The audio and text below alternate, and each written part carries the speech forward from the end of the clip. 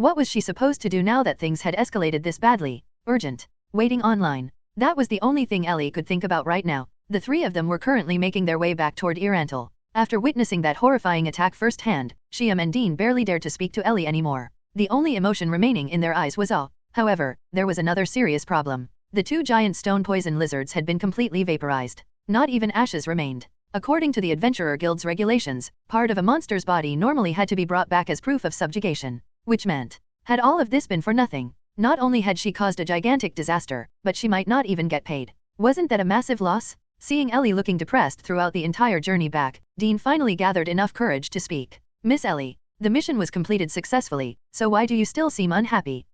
Ellie lowered her head. I think I overdid it a little. The lizards completely disappeared. Now we don't have any proof at all. We probably won't receive the reward money anymore. And I won't even be able to pay the guide fee I promised you to. Ellie looked completely dejected. This was terrible. Not only had she failed financially, but the massive commotion would definitely alert Papa Ainz as well.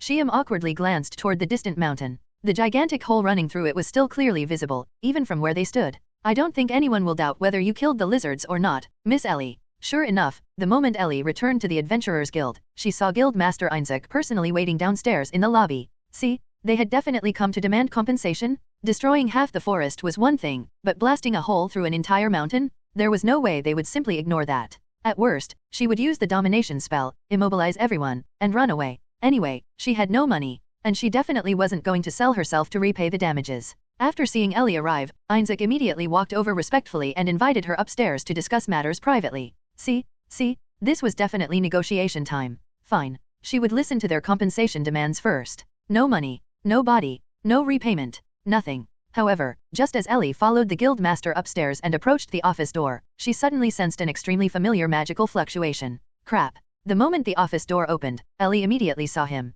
Papa Ainz. No. More precisely, the dark warrior Momon was sitting inside the office with Nabe and several unfamiliar old men. But Ellie knew immediately. This was not Pandora's actor. That cold red glow beneath the black helmet. This was the real Ainz Ooal Gown himself. I should have used domination downstairs and escaped when I had the chance. Now that Papa Ainz is here, there's no way I can forcefully run away anymore. What do I do? At that moment, Ellie's brain entered maximum overdrive. Calm down. Think quickly. Find a solution. Right now, Papa Ainz was acting as Momon. Narbarrel was sitting beside him. Which meant, perfect. Ellie instantly came up with an idea. Big brother Momon. Without hesitation, Ellie rushed directly toward Ainz. Ignoring everyone's shocked expressions, she threw herself into his arms and hugged him tightly. Big brother Momon. What are you doing here? Didn't you say you had urgent work earlier? Ellie smiled brightly while tugging on Ainz's arm like a clingy kitten. You know each other. Guild Master Ainz looked stunned. Yes. Momon is my big brother. What's wrong with that? Ellie immediately answered before Ainz could say a word. Good.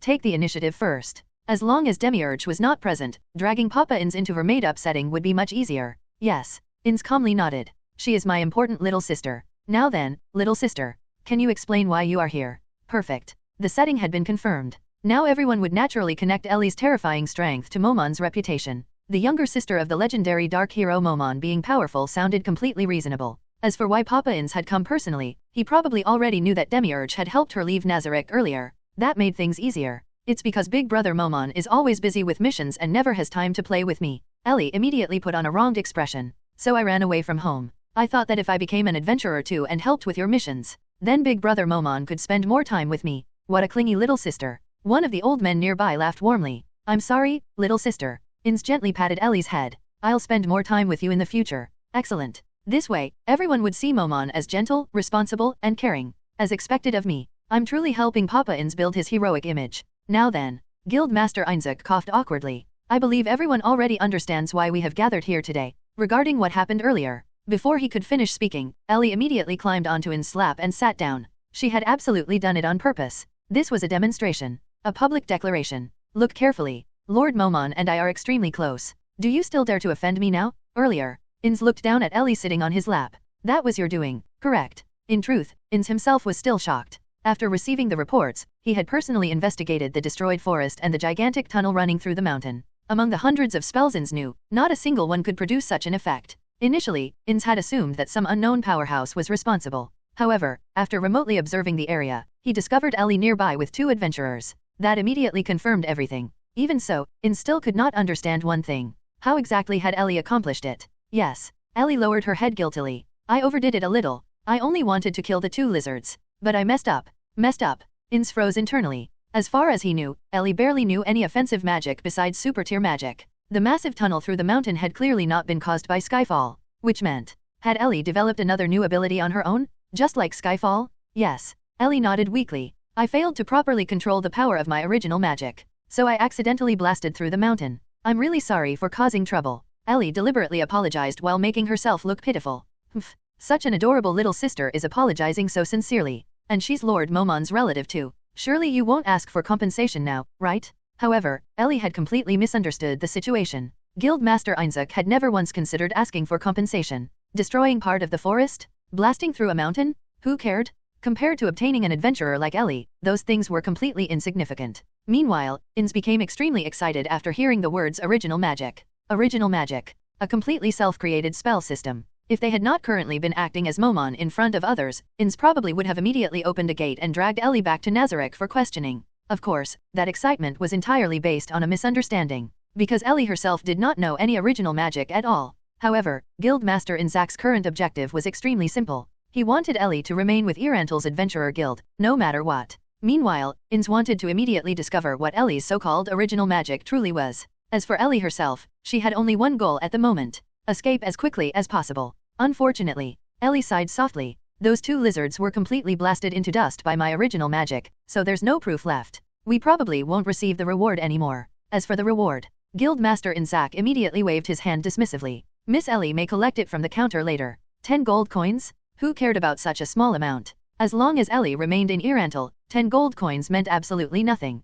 Little sister, don't worry. One of the older mithril-ranked adventurers smiled warmly at her. With magic on that scale, no one would dare question whether you completed the mission. Before Ellie and Ainz arrived, Ainz had already privately informed the mithril-ranked adventurers about Ellie's abilities. She was a magic caster capable of using 6th tier healing magic. She might even possess 5th tier resurrection magic. Everyone present clearly understood what the existence of such a person meant for the Adventurer Guild. As long as Ellie remained in Irantel, the survival rate of the city's adventurers would rise dramatically. Naturally, everyone had unanimously agreed to help keep her there. Oh, that's great. Ellie visibly relaxed after hearing that the reward would still be paid. However, she had completely misunderstood their reason for being so generous. She assumed they were only treating her kindly because of Momon's reputation. At that moment, Guildmaster Ainz subtly exchanged glances with another mithril-ranked adventurer. The old fox had already begun setting his trap. Little Ellie. The older adventurer continued smiling kindly. You must be an extremely powerful magic caster to use such incredible magic, correct? Of course. Ellie answered instinctively. Normally, being praised as a powerful magic caster would have made her extremely happy, but now, the compliment felt strangely ironic. After all, what she had used earlier wasn't magic at all. So, the adventurer calmly continued. What tier was your original magic? Ellie instantly froze. How was she supposed to know? She had literally invented the entire explanation on the spot. What if she exaggerated too much? That mountain blasting attack had definitely exceeded the standards of ordinary 6th tier magic. Completely cornered, Ellie silently looked up at Ainz with pleading eyes. Ellie's original magic. Ainz slowly began. It should be 6th tier. It is called Divine Thunder. Ellie interrupted him at lightning speed. It's called Divine Thunder. My original magic. The moment Ainz began trying to name the spell, Ellie instinctively sensed danger. Fortunately, she reacted fast enough. Otherwise, who knew what horrifying Chuyunibyu name Papa Ainz might have invented? 6th tier. The older adventurer exchanged another meaningful glance with Ainz. Just as they expected, Ellie truly was a magic caster capable of 6th tier spells. It was completely outrageous. In that case, Guildmaster Ainz slowly stood from his seat. I believe awarding Miss Ellie only a bronze-ranked plate would be inappropriate. She is clearly worthy of mithril rank. Does anyone object? At that moment, both Ellie and Ainz sensed that something was wrong. Back then, Ainz had worked incredibly hard to rise through the adventurer ranks. He had exposed conspiracies, subjugated Hamsuk, defeated Shaltir. Only after accomplishing all of that had he finally reached adamantite rank. Meanwhile, Ellie had killed 2 lizards once and was immediately being promoted to mithril rank? Wasn't that far too suspicious? There was another issue as well. To the natives of this world, 6th tier magic should have practically qualified as a divine miracle. Yet no one in the room appeared shocked anymore. Instead, they all reacted calmly, almost as though they had already accepted Ellie's abilities beforehand. Something was definitely wrong. I agree. No objections here. Miss Ellie deserves mithril rank. The surrounding adventurers nodded one after another. Ellie's suspicion immediately deepened. There was definitely a conspiracy taking place. Fine. She would first wait and see what these people were planning. Maintaining her cheerful smile, Ellie quietly observed them. Then, Guildmaster Ainz proudly produced a mithril-ranked adventurer plate from beneath the table. From today onward, Miss Ellie shall officially become a mithril-ranked adventurer. Oh, mithril rank. Ellie smiled brightly. That means the gap between me and big brother Momon's adamantite rank has become even smaller. Of course, that was only her outward reaction. Internally, Ellie's suspicion had already reached its maximum level. Hey everyone, welcome to our channel, and thank you for your support. If there's a favorite novel on the channel and you want the next part, you're just one step away. Become a Patreon member and I can make it depending on your tier. Thank you for your attention.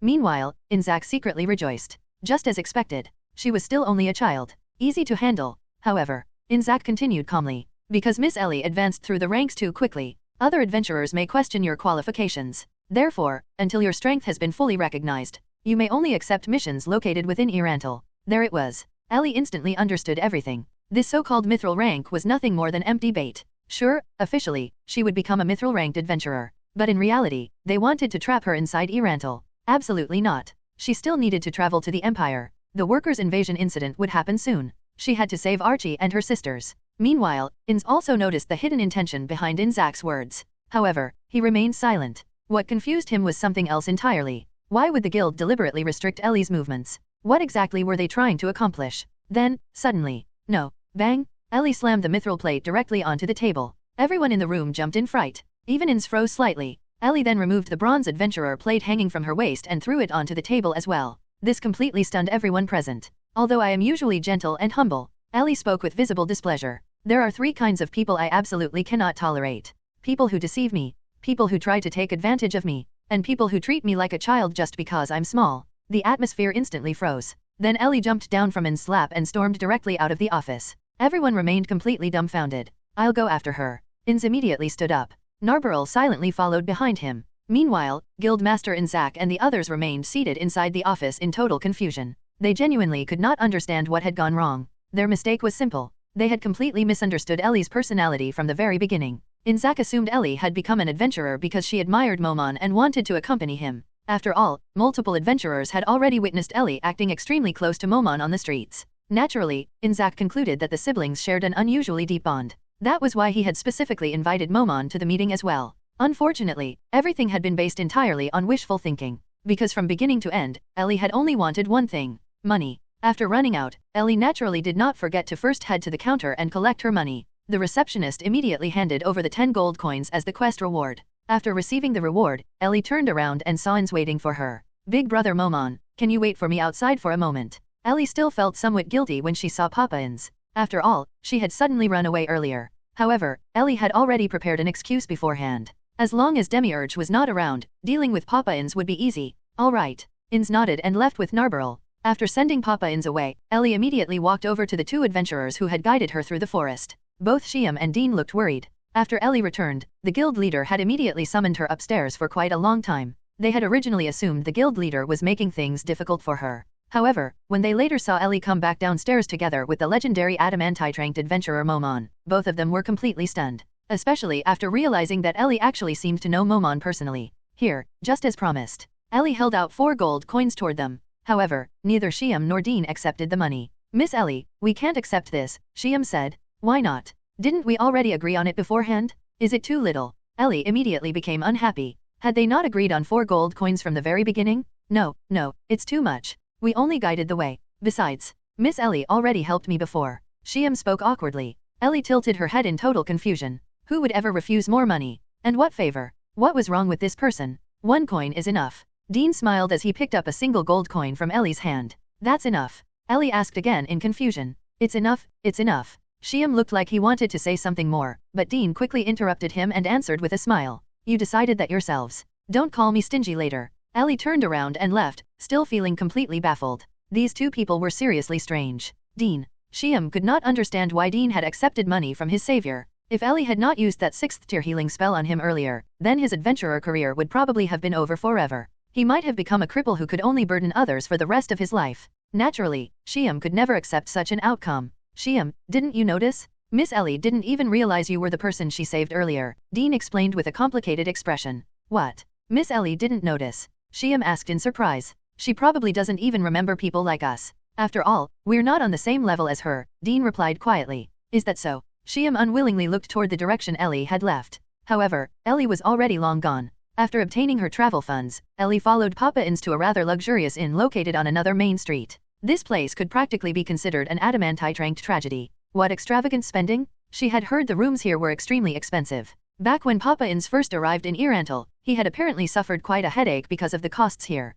But now Nazarick had already secretly taken over most of the kingdom's capital, and a large portion of Eight Fingers' underground businesses were under Nazarick's control as well. Things should not be difficult anymore, right? However, Ellie suddenly remembered the miserable 20 copper coins Papa Ainz had given her earlier when she first went outside. Was she really their biological daughter? After returning to the inn, Momon's helmet disappeared, and Ainz immediately gave Narbarrel an order. Narbarrel, stand guard. Yes. Narbarrel nodded respectfully. Then, 2 rabbit ears suddenly appeared on top of her head. It's here? Named the entomologist's rabbit ear mode? Although Ellie knew this was simply an anti-eavesdropping measure, she still felt incredibly happy seeing it in person. So, my daughter Ellie, explain everything. Ainz looked at Ellie seriously. Oh, it seemed that after spending so much time around Demiurge, Papa Ainz had become much more skilled at acting. Clearly, he wanted to ask what exactly had happened. However, instead of directly asking, he deliberately pretended to already understand everything and wanted Ellie to report to him instead. Oh my god, even cunning Papa Ainz was way too adorable? Ellie genuinely wanted to jump on him immediately. But now was not the time. Papa Ainz, everything is progressing exactly according to your predictions. Things are going very smoothly. As you wished, I have successfully attracted the attention of both the Adventurer Guild and the kingdom. Ellie smiled brightly. Is that so? Well done, my daughter. Ainz nodded calmly while pretending to look satisfied. Ellie almost burst out laughing. What according to your predictions? What attracting attention? That entire explanation was completely fabricated by Ellie herself. Although technically, it was not entirely false. After all, blowing a massive hole through a mountain would definitely attract attention no matter what. So Ellie simply decided to use the situation in reverse. Since she would inevitably attract attention anyway, she might as well claim everything had been part of Papa Ainz's plan from the beginning. Then the omnipotent Demiurge would naturally create a giant explanation for everything on his own. I merely carried out Papa Ainz's will.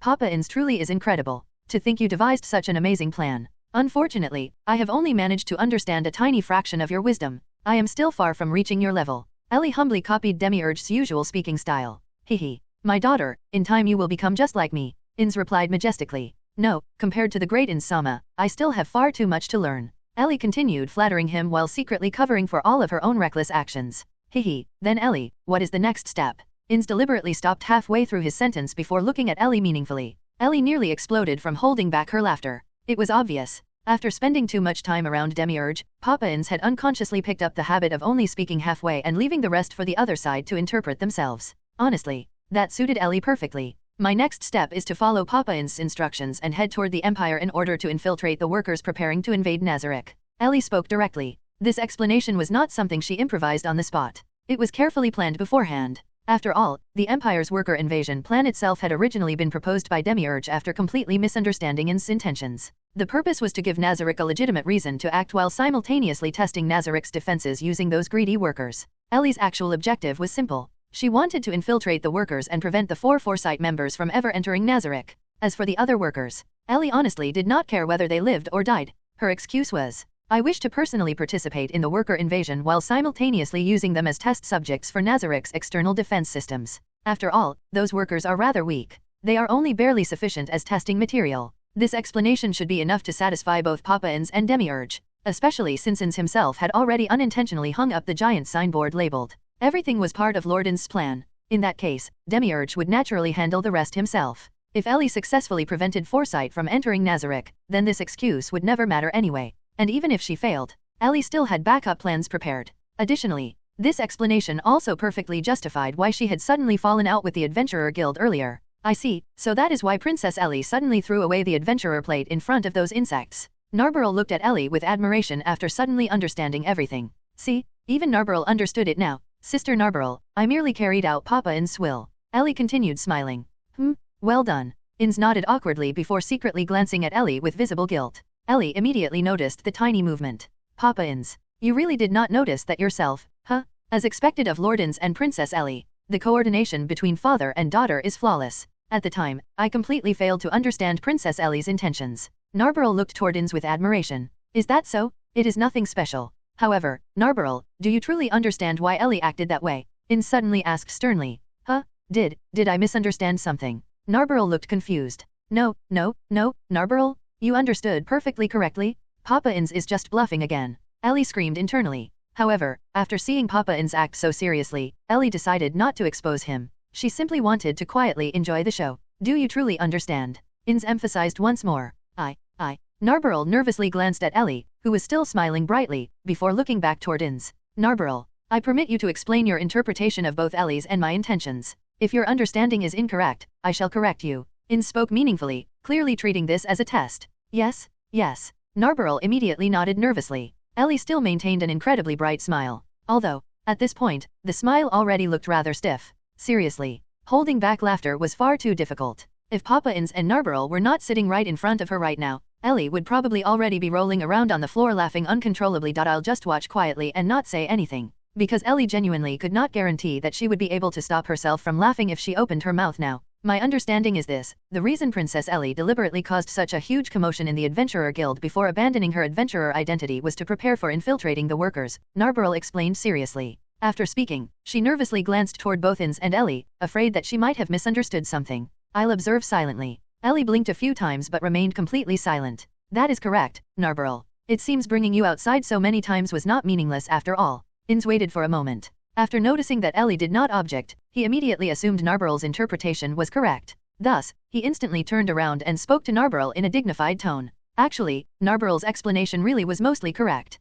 Even though the excuse had only been improvised by Ellie moments ago, Narberl still managed to interpret it into something surprisingly reasonable. Meanwhile, Papa Ainz himself clearly did not understand anything and still needed Narberl to explain it to him. Seriously, Ellie was reaching her limit. If this continued any longer, she really would burst out laughing. Lord Ainz. Narberl looked up toward Ainz with admiration and gratitude filling her eyes. Actually, this entire situation had happened almost by accident. Ellie suddenly remembered that many workers used to be adventurers originally. The reason they later became workers was because they disliked the restrictions imposed by the Adventurer Guild. For example, the priest from Foresight. His reason for becoming a worker had actually been rather noble. Because adventurers were forbidden from accepting requests unrelated to monsters, he became a worker so he could freely help people instead.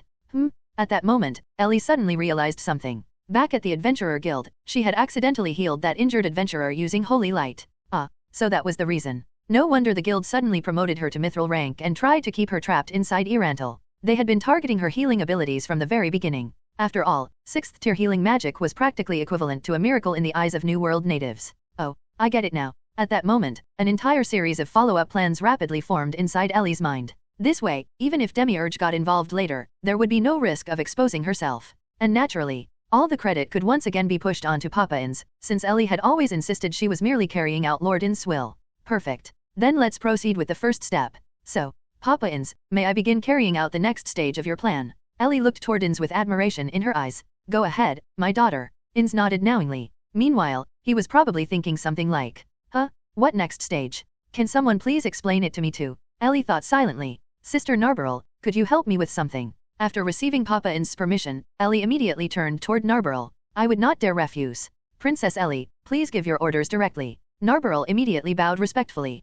It's like this. Although Ellie claimed she was asking Narberl for help, in reality, she was mainly explaining everything to Papa Ainz. What did you say? Guildmaster Ainz was stunned after hearing the news. This development was completely beneficial to him. Not only had his original goal unexpectedly succeeded, the result was actually even better than he had hoped. As expected of Lord Momon's little sister. Even though she looked somewhat arrogant at first, she's actually so kind-hearted, one mithril-ranked adventurer sighed emotionally. Although we failed to recruit her into the guild, this outcome is even better than making her an adventurer. At least ordinary people can benefit from her powers now. The only troublesome side will probably be the temples, but since little Ellie is not an adventurer, the guild itself cannot be blamed. Another adventurer nodded in agreement. In that case, let us spread the news immediately, Ainz declared decisively. Thus, over the following days, Ellie became unbelievably busy. Honestly, she regretted coming up with this crazy idea a little. Only a tiny little bit. Because every single day, Ellie continuously healed enormous numbers of people. Ever since that day when she successfully bluffed Papa Ainz, Ellie had rented a room inside the same luxury inn where Ainz and Narberl were staying. Then she had Narberl, or more accurately, Papa Ainz secretly working through Narberl, help spread the news. Lord Momon's little sister, Ellie-chan, possessed 6th tier healing magic. And under Lord Momon's persuasion, she had voluntarily stepped forward to use her powers to help the people. Because Momon already possessed overwhelming fame and prestige inside Irantal, huge numbers of people immediately rushed over for treatment. At first, only adventurers came. However, later, rumors began spreading among the population. Lady Ellie had discovered that becoming an adventurer would prevent her from freely helping the people due to guild regulations. Thus, she had resolutely abandoned her mithril-ranked adventurer status. Once that rumor spread, not only adventurers, but ordinary civilians also began pouring in endlessly. Ellie's goal in doing all this was to establish enormous prestige inside Irantel in preparation for her next move. In a sense, it resembled what Papa Ainz had done before. However, Papa Ainz conquered people through overwhelming strength. Meanwhile, Ellie chose to conquer people through virtue. Of course, this plan came with significant costs. First of all, aside from nighttime, when she could secretly return to Nazarick, Ellie practically spent all her time inside the inn. Every single day repeated endlessly, "Holy light, holy light, holy light" again. Because this directly affected the next stage of her plans, Ellie could only endure it. Secondly, she completely offended the temples. Although Ellie technically charged money, her pricing policy was, "Pay whatever you want." Her goal had never been making money anyway. Additionally, the 6th tier holy light completely surpassed the temple's expensive 1st and 2nd tier healing spells, which could only heal simple injuries and ordinary illnesses. Only 2 days after Ellie officially started treating people publicly, the temples already sent people to warn her. However, before Ellie even needed to react personally, the adventurers and civilians who had benefited from her healing immediately united together and directly chased the temple representatives away themselves. Ellie considered the first stage of her plan extremely successful. After all, the people and adventurers of Irantel had actually begun openly resisting the temples for her sake. Now, all that remained was preparing for the worker invasion incident. That damned Renner and that fat pig. Prince Barbro angrily smashed his fist against the table. "Your Highness Barbro, regardless of everything else, they are still your younger siblings. Besides, as long as you restore your reputation through this war against the Empire, there is no need to worry excessively about them." Although Marquis Revan also disliked both the Golden Princess Renner and Second Prince Sanak, he still knew the royal family's internal conflicts could not be spoken of too openly. "I still cannot understand what that Empire is planning. There has been absolutely no movement so far. Even the intelligence reports coming back are completely useless. Could it be the Empire truly does not plan to attack this year?" Barbro's expression looked extremely ugly. After all, during the previous demon invasion incident, everyone already knew he had hidden inside the palace. If he failed to accomplish something major this time, then his claim to the throne would become extremely unstable. No, the Empire's silence is merely the Blood Emperor's smokescreen. Recently, he seems to have been gathering large numbers of mercenaries and workers. "He is probably planning something in secret," Revan replied calmly. "No matter what tricks he plays, the Empire can never match the kingdom." "No, they can never match me. Come with me immediately. We're going to see father." Barbro directly shoved Revan aside before storming out of the room. Revan did not take offense and quietly followed behind him. "Your Highness Barbro, have you heard the recent rumors coming from Irantel?" Revan suddenly asked. "What rumors?" Barbro clearly had no interest in gossip at all right now. "The rumors regarding the Saintess of Irantel. It is said that..." Before Revan could finish, "What nonsense about Saintesses? It's obviously just another scam created by those greedy temples to deceive the people. Forget about it. Preparing for the war against the Empire is far more important." Barbro interrupted impatiently without even listening. Revan could only silently sigh inwardly. At that exact moment, inside Irantel, Ellie had just finished healing an elderly woman who had been bedridden for many years. Suddenly, achoo, Ellie sneezed loudly.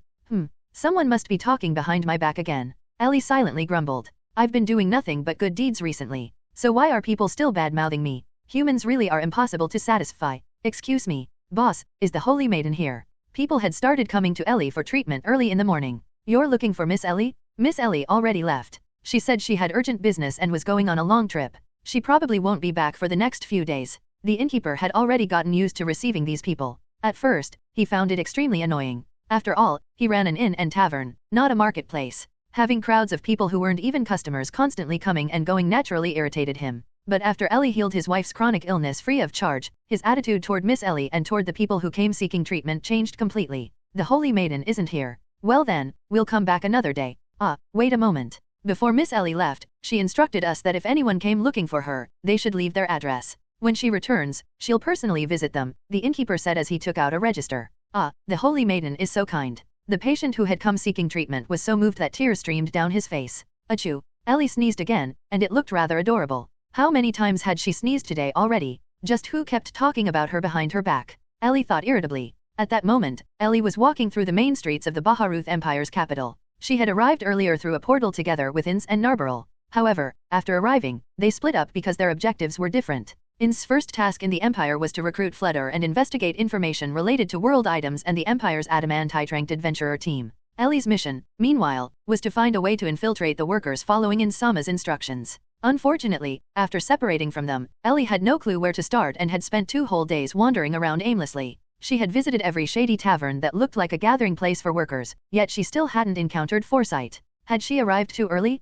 Or perhaps... Well, there was another problem. Ellie lowered her head and glanced helplessly at her current outfit. It was still designed by Albedo. Even though Ellie had specifically explained that she was carrying out a mission assigned by Ainz and needed something as low profile and practical as possible, she had been left speechless when she saw the finished product. Where exactly was the low profile part? She was still dressed in white, except this time it wasn't a long skirt but a short combat skirt designed for mobility, paired with over-knee stockings decorated with golden wing patterns. Although Ellie genuinely liked the outfit itself, shouldn't the situation have been considered too? What part of this looked low profile? No matter how she looked at it, this was not adventurer attire. And Ellie still couldn't understand why Albedo was so obsessed with those wing motifs modeled after the wings on her waist. Practically every outfit she made for Ellie included them somewhere, as if she were proudly declaring to the world that Ellie was her daughter. Perhaps because of Ellie's appearance and beauty, she was constantly harassed by ignorant thugs every time she entered one of those taverns alone. And with Ellie's personality, the end result was usually those thugs getting beaten half to death by her. By the time they recovered, everyone else in the tavern had already fled, so her search for Foresight had made zero progress. If she truly couldn't find them, then her worst-case backup plan would be to follow Ainz while he was disguised as Momon all the way to Nazarick's entrance and sneak in from there. But if it came to that, it would basically mean her mission had failed. After making such elaborate preparations, failing to infiltrate them would be far too embarrassing. Ellie sighed. After searching countless taverns without results, Ellie was just about to grab food at a random shop and head home to cling to Ainz's leg, when she suddenly noticed an open-air tavern stall. Found them? Those three drinking at the outdoor table, the warrior, the elf archer, and the priest, weren't they members of Foresight? What were their names again? Forget it. They'd introduce themselves eventually anyway. Ellie's spirits instantly lifted. She quietly sneaked closer while pretending to be an innocent passerby, entered the tavern, casually ordered something, and sat at the neighboring table while secretly listening in. Oh, so they were discussing what to do after Miss Archie left the team. But honestly, that priest saying things like "after this job, I'll retire and return to the countryside to farm" was basically raising a death flag himself. No wonder all of you got wiped out. You practically cursed yourselves. Now's the perfect chance to infiltrate the enemy camp. Thinking that, Ellie suddenly stood up, turned around, and walked over. Little sister, do you need something? Before Ellie could speak, the blonde warrior greeted her first. I didn't mean to eavesdrop, but did I hear you say you were recruiting a magic caster? Ellie asked. The blonde warrior and the priest looked Ellie up and down, making her feel a little awkward. Little miss, are you a magic caster? The priest asked after glancing at the staff-like object wrapped in white cloth on Ellie's back, which was actually a hammer. Yes, I'm actually a pretty strong magic caster. It's just, I had a disagreement with my family and ran away from home, so, Ellie said while deliberately putting on a troubled, pitiful expression. Yo, runaway girl. Hecarin, heek. Don't get any weird ideas, heek. The elf girl, who seemed drunk, spoke with flushed cheeks and hiccuped repeatedly. No, Imina, what kind of person do you think I am? No matter what, I'd never lay hands on such a little sister. The blonde warrior's eyes unconsciously drifted toward Ellie's chest before he awkwardly corrected himself. Little miss, we aren't regular adventurers. We're workers who take on illegal jobs. Is that okay with you? The priest asked seriously. That's fine. The Adventurers Guild's philosophy completely clashes with mine anyway. Needing permission just to save people is way too annoying, Ellie replied. Of course, Ellie already knew the priest's background beforehand, so she intentionally used the exact kind of reasoning that would resonate with him. As expected, the priest fell silent. Looks like she'd successfully gained his approval. Ellie secretly celebrated inwardly. So then, little sister, what tier of magic can you use? The blonde warrior asked. 6th tier, Ellie answered instantly. There was no need to hide her strength here. She needed to advertise herself, and Archie was still with the team. In other words, as fellow magic casters, unless Ellie demonstrated overwhelming superiority, Archie would definitely reject her with excuses like "we'll consider it after our team's current caster leaves." And Ellie believed that if a powerful magic caster joined them, she'd have a much easier time persuading them not to enter Nazarick. 6th tier. The priest was immediately stunned. Little sister, lying isn't good, you know. To be honest, the magic caster on our team has a talent that lets her determine what tier of magic another caster can use. The blonde warrior laughed. Ellie naturally knew that. And she also knew that if Miss Archie looked at her, she would definitely conclude that Ellie was an utterly unqualified magic caster. After all, Ellie was only level 1. Her MP pool was so tiny that she couldn't even cast the most basic attack spell. Meanwhile, even Archie, already considered one of the strongest magic casters among the natives, could only use 3rd tier magic. As for 6th tier magic, among the humans of this world, probably only Fludder, who was currently kneeling before Ainz, could use it. Want to test me? Ellie dropped her pitiful act and looked seriously at the blonde warrior. One comment. Hello. At that moment, the blonde warrior Hecarin noticed that the little girl standing before him, whose clothes and appearance looked nothing like those of a magic caster, was emitting an indescribable pressure. Just moments ago, she had seemed like an innocent and adorable little sister. But now, with her serious expression and those cold heterochromatic eyes, it felt as though she could take his life at any moment. Hecarim, this feels dangerous. Imina instantly sobered up after seeing Ellie's expression. Even the kind-hearted priest, Roberdijk, lowered his hand and tightened his grip on his weapon. Naturally, Ellie had already activated level 1 Despair Aura. In order to weaken the fear effect, she expanded its range as much as possible, causing everyone nearby to feel an inexplicable chill and fear rising from deep within their hearts. The fastest way to prove your strength is through actual combat, right? So, why not give it a try? Ellie said coldly as she looked at the visibly tense trio under the influence of her Despair Aura. Let me make this clear first, little sister, this isn't a joke. Are you serious about this? Hecarim had practically already accepted it. All three of them had clearly felt the invisible pressure and chill radiating from this strange little girl inside the tavern. That alone was enough proof that she wasn't joking. She might truly be capable of using 6th tier magic. But Ellie refused to let them brush it aside and insisted on proving her strength. So after settling the bill, they brought Ellie outside the city. Originally, they had planned to simply borrow a training ground at the arena, but Ellie insisted on leaving the city instead, claiming that confined spaces made her uncomfortable and that she was worried she might accidentally destroy something. This is the quickest way to prove myself. Don't worry, I'll hold back, Ellie said with a smile. At that moment, the terrifying pressure she had emitted earlier had completely vanished. Hecarim, be careful. If you make her cry, I won't forgive you, Imina said from the side. Clearly, she had great confidence in her boyfriend and believed Hecarim wouldn't lose to this strange little sister. Aren't all of you coming at me together? Ellie asked curiously as she untied the object wrapped in white cloth from her back. Although she had taken it down, it was only for appearance's sake. Ellie had no intention of revealing the hammer's true form, so it remained fully wrapped. Together? Hey, little sister, there's a limit to how much you can look down on people. Hecarim sounded slightly annoyed. After all, being underestimated in front of his girlfriend naturally hurt his pride. Oh, sorry, I didn't notice. Ellie glanced at the elf girl standing behind him. Having read the original story, Ellie naturally knew about their relationship. If she made Hecarim lose too badly in front of Imina, it would definitely embarrass him. Maybe I should go easy on him a bit. Otherwise it might get awkward. Martial arts physical boost. The blonde warrior raised his twin swords and shouted toward Ellie, who was still lost in thought. At that moment, Ellie was seriously considering how to preserve this blonde guy's dignity while still proving that she could cast 6th tier magic. Quite the difficult problem. How about this? Anytime, Ellie replied. The instant she finished speaking, Hecarim lowered his stance and dashed forward in a single step. Closing the distance against a magic caster was indeed the correct strategy, but only if the opponent was an actual magic caster. Twin blade slash. Hecarim immediately swung both swords and activated a martial art against Ellie, clearly intending to end the fight in one strike. Seeing Ellie stand motionless without any sign of casting, Hecarim already believed he had won. Holy protection. Ellie shouted dramatically, though what she actually activated in her mind was, unholy shock shield. It was as if Hecarim's twin swords had struck an invisible wall before the little girl. The instant the blades made contact, a force far stronger than Hecarim's original attack exploded outward and blasted him away. However, since Ellie was merely disguising the technique and deliberately holding back, the impact wasn't especially powerful. Even so, Hecarim was thoroughly startled. After being sent flying, he barely managed a neat backflip before landing safely. Since Ellie had already settled on her plan, she naturally wasn't about to waste the opportunity. Holding the staff wrapped in white cloth, she slammed its tip lightly into the ground. Original magic frozen earth. Ellie shouted loudly, afraid they might not hear her properly. Meanwhile, what she actually cast in her mind was, Ice Aura Level 2 Area Freeze.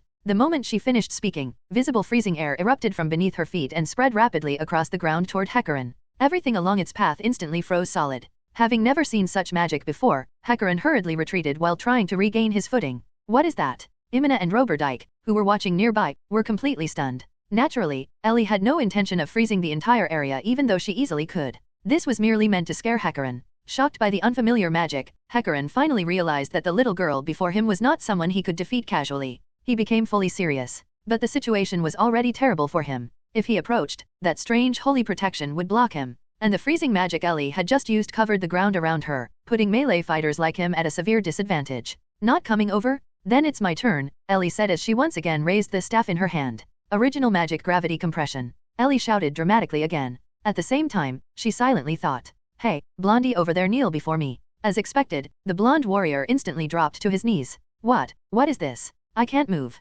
Hecarim knelt helplessly on the ground, his body completely out of his control. It felt as though some invisible force was crushing him down the moment the little girl cast her magic. Not only that, but he couldn't move any part of his body at all. In his current state, he was completely defenseless. Finally, let me show you my 6th tier original magic. Ellie raised her right hand, and a beam-like mass of light gathered within it. Little sister, stop. Roberdyke shouted desperately. But it was too late. The instant Ellie flicked her hand, the beam of light shot toward the completely immobilized Hecarim. Hecarim. Imina shut her eyes in terror. However, the beam merely brushed past Hecarim instead of hitting him. Ellie naturally knew exactly what she was doing. She intended to save them, not kill their leader. Seeing that Hecarim remained unharmed, both Imina and Roberdyke immediately sighed in relief. Now do you believe me? Ellie asked as she released the domination effect.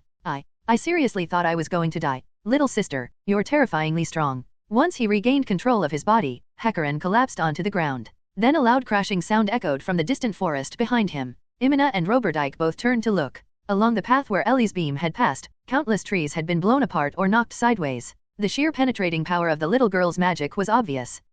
I failed to control the range again. Ellie scratched her head awkwardly. Little sister, what if? Cold sweat poured down Hecarim's face. That attack had been aimed at him. What if it had gone out of control? He asked carefully. If it got out of control? Then another giant hole would probably appear in the mountain behind us, Ellie answered awkwardly. Another. Hecarim, Imina, and Roberdyke instantly recalled the rumor they had heard a few days earlier. An unknown and absurdly powerful magic caster had supposedly blown away an enormous section of forest while fighting giant stone lizards and even blasted a massive hole straight through a mountain. At the time, Archie had dismissed it as nonsense, saying that even 6th-tier magic couldn't possibly possess such ridiculous destructive power. Naturally, they had all laughed the rumor off. But now, the person responsible for that rumor was probably standing right in front of them. So, can I join your team now? Ellie asked, feeling the timing was right. Welcome to Foresight, little sister. Hecarim immediately leapt up from the ground and greeted Ellie enthusiastically with a flattering smile. The next day, Archie arrived at the tavern where Foresight had agreed to meet, looking exhausted after dealing with the chaos at home. However, the moment she entered the tavern, she noticed not only her teammates already waiting there, but also one extra person. A little girl dressed in a gorgeous white outfit sat beside them, carrying what looked like a long staff. Normally, this tavern was almost empty at this hour except for members of Foresight, so the presence of this little girl felt especially out of place. Yo, Archie, you finally made it, Captain Hecarim greeted her. Archie responded somewhat stiffly, her gaze lingering on the white-clothed little girl sitting among her companions. Let me introduce her. This is Ellie, who joined us yesterday and will be. Just as Hecarim was about to continue, quick-witted Ellie immediately interrupted him. I'm the striker. Just call me Ellie, Ellie said, glaring at Hecarim afterward. Seriously, how did this guy even manage to get a girlfriend? Archie was still sitting right there, and he nearly blurted out that they had already found her replacement. Wasn't that way too awkward?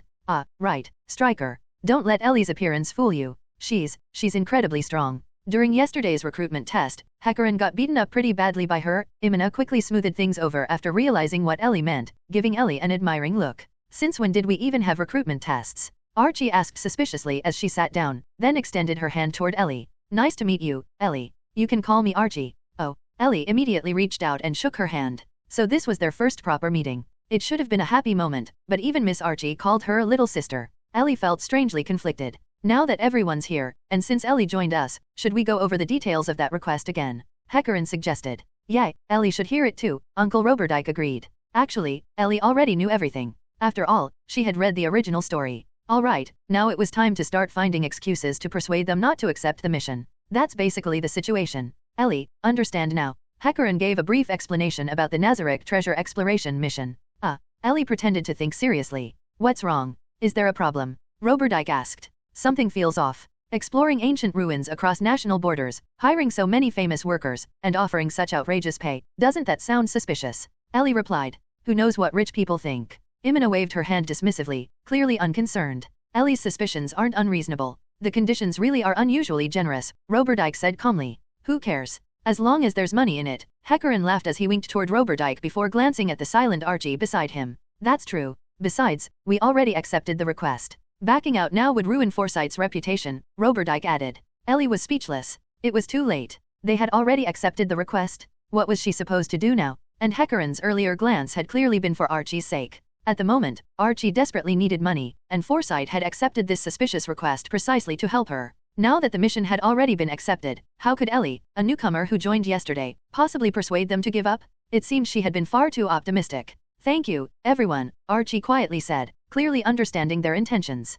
So they had already carefully considered everything before accepting the mission. What excuse could Ellie possibly use now? She couldn't exactly tell them. The ruins you're planning to raid are actually my home, and if you go there, you'll never come back alive. Maybe this would work? Ellie, sorry, but we all have our own circumstances too. If you really think this request is dangerous, you can back out now. Imina gently tried to reassure her. I'll stay with everyone. Even though I only joined yesterday, I can't abandon my teammates, Ellie declared seriously. If I don't go with them, they're definitely going to die. At least if I go, I can lower the chances of them getting killed, or maybe find another way to save them. Oh, that's our Ellie. Well then, let's leave it at that for today. Everyone prepare yourselves. By the way, Imina, Ellie, could you stop by the alchemy shop later? We're running low on potions, Hecarim said while winking toward Imina. Right, I almost forgot. Ellie, are you free later? Imina immediately understood. If you are, let's go together, Ellie answered absent-mindedly, still worrying about what to do next and completely missing the subtle exchange between Hecarim and Imina. Then let's go now.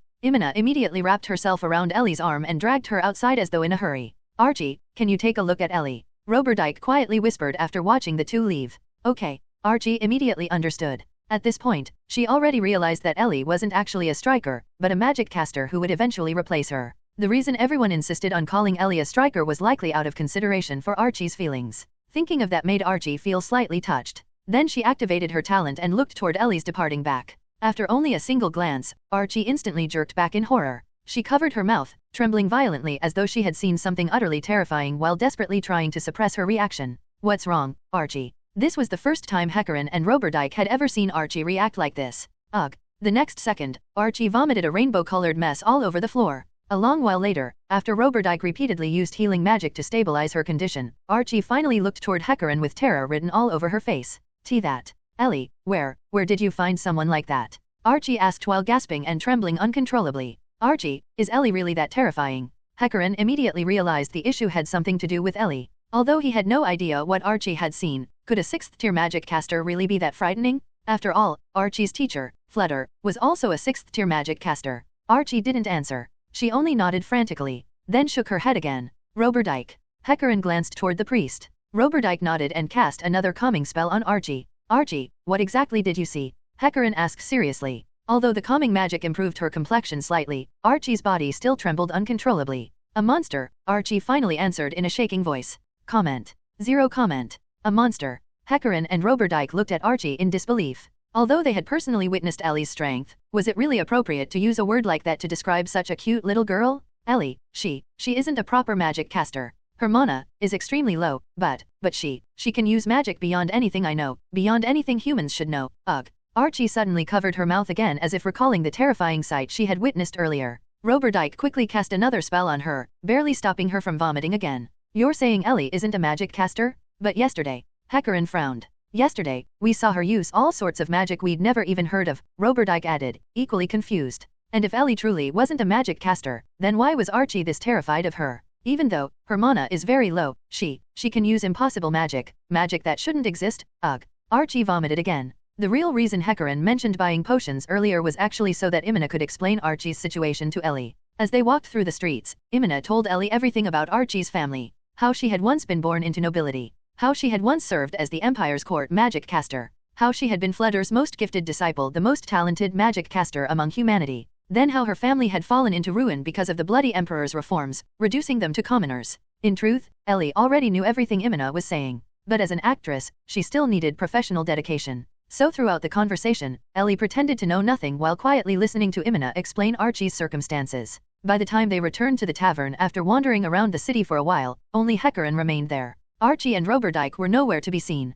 Hecarim explained that Roberdike had escorted Archie home. What Ellie found strange was that after hearing Archie's story during their outing, Hecarim's attitude toward her had subtly changed. He seemed wary of her now. That strange feeling hadn't existed before. Still, Ellie didn't particularly care about that right now. The only thing that mattered was figuring out how to save them. Afterward, everyone dispersed to make preparations for tomorrow's departure. Ellie herself didn't have much to prepare. And honestly, she disliked staying in the Empire anyway. So after finding a secluded location, she directly used a high-tier teleportation scroll to return to Nazarick. At the moment, Nazarick was already making preparations for the invasion. Ellie's current idea was simple. Go back and ask solution for the exact locations of Nazarick's teleportation traps. Since she couldn't stop Foresight from entering Nazarick anymore, then she would start making arrangements from inside Nazarick itself. After all, she would personally be accompanying them. As long as she knew where the teleport traps were, she could simply guide them toward Hamsook's area instead. At the very least, with her there, dealing with Hamsook would be easy. Then she could pretend someone had been injured, force Hamsook to retreat, and use that as an excuse to make everyone withdraw. Given how much Foresight valued their companions, they would definitely prioritize retreating with an injured teammate. After Ellie left, Forsyte regrouped. Archie and Roberdike had not actually gone home earlier, they had merely rested on the tavern's second floor because Archie had been so badly frightened by Ellie. Now that she had finally calmed down somewhat, the four members gathered once more. This time, however, the topic of discussion was no longer the mysterious commission. It was Ellie herself. Is Ellie really that dangerous? Imina asked in surprise after hearing Hecarin's explanation. To her, Ellie just seemed like an innocent and adorable little sister. After all, Imina knew nothing about magic and couldn't truly understand what Archie had witnessed. It's not that she's dangerous. At the very least, she hasn't shown hostility toward us, Hecarin said. But I do think her motives are strange. Why would someone as powerful as her specifically seek us out and insist on joining our team? Didn't she say she ran away after fighting with her family? Judging from her clothes and appearance, she's probably some rich young lady like Archie, Imina replied casually. I'm not some noble young lady anymore, Archie muttered quietly. Sorry, Archie, Imina apologized immediately. So the real question is whether we should let Ellie accompany us on this mission. She clearly suspects something about this request, Roberdike said. But she still insisted on coming with us, didn't she? Besides, with her strength around, our chances of success should rise dramatically, Hecarin replied. That's assuming she's truly our ally, Archie said uneasily. Silence filled the room. After all, they had only met this strange girl yesterday. No one truly knew what kind of person hid beneath Ellie's innocent appearance. I think, since we already accepted Ellie into Forsyte, we should trust her, Roberdike finally said. If she truly had ulterior motives, she wouldn't have questioned this request at all. Besides, someone at her level probably can't gain anything from people like us anyway. As expected of kind-hearted Roberdike, Hecarin laughed. He's right. If Ellie actually wanted us dead, we probably wouldn't have survived yesterday. And honestly, there's nothing valuable she could possibly gain from us. So I agree with Roberdike. Since Hecarin says so, I have no objections, Imina nodded. Fine, Archie finally agreed as well. At dawn, Forsyte gathered once more at the tavern. Naturally, Ellie also arrived on time. After spending the entire night discussing Nazarick's defenses with Solution, Ellie now had a rough understanding of all the preparations for this invasion. Now that she knew the locations of the teleport traps, things became much easier. Although she felt somewhat guilty toward Hamsook and the Lizardman, Ellie had no other choice. This was all for the sake of erasing the only stain on Ainz's reputation. Afterward, Ellie followed Forsyte toward the estate of that unfortunate noble. Just like in the original story, Forsyte arrived last. By the time they reached the courtyard, several other worker teams were already gathered there. Ellie casually glanced around. Just as described in the original story, the heavy warrior group from the slain theocracy that abused elves, the old man's team, and finally, that team led by the fat rhinoceros beetle guy. It seemed the storyline hadn't changed because of Ellie's interference. But that was fine. After all, Ellie already knew the script. Now the only question was how she intended to rewrite it. Comment. Zero comment. So this basically means, all of the Empire's infamous worker teams have gathered here, right? Just how rich is this employer? TCH, why is that guy here too? Imina exclaimed after seeing the worker teams that had already arrived, but her expression immediately darkened the moment she spotted the Tenmu team. Ellie thought for a moment about the guy who looked like cannon fodder. Tenmu. Oh, he was the pervert whose arms got chopped off by Hamsook? Because the slain theocracy was an extreme human supremacist nation, he was openly hostile toward non-human races. There was naturally a reason why Imina hated him. Though this time, Ellie planned on stealing his role entirely. And she definitely wouldn't feel guilty about it toward trash like him. Imina, no matter what, they're technically our allies this time. Hecarin quietly tried to stop her. I know, I just can't stand him. Imina replied irritably. To be honest, I dislike him too, Roberdike said with a stern face. All right. Leave it to me. I'll go greet them first, Hecarin laughed as he walked toward the other team leaders. At this point, Ellie ignored them entirely. Instead, she quietly searched the surroundings for Momon Sama himself because she needed his cooperation for a later performance. Right then, during Hecarin's casual conversation with the other leaders, an unexpected topic reached Ellie's ears. That rumor has to be fake, right? Wiping out giant stone lizards that easily without even bringing back proof. Hecarin said skeptically. Huh? Giant stone lizards? Weren't those the ones I completely vaporized with the pure throwing spear? Were they talking about me? Had news of her actions already spread this far? Well, that made sense after she blasted a hole through an entire mountain. You think so too? The more information we hear, the stranger it sounds. I also heard that during the demon invasion in the kingdom, that same person single-handedly drove away a great demon that even Blue Rose struggled against. Honestly, I think the kingdom's adventurer guild exaggerated the story to save face, said the old man dressed in green. Oh, so they weren't talking about her. They were talking about Ainz Sama. That was during the kingdom disturbance arc. Unfortunately, Ellie had missed that part of the story because she had still been soaking inside that glass container back then. Nothing she could do about that. Maybe. After all, there are never too many adamantite adventurers around. But would the Kingdom's Guild really exaggerate achievements like that? Hecarin continued. The Kingdom's Guild master is an honest old man, so he probably wouldn't do something like that. But still, defeating a great demon alone?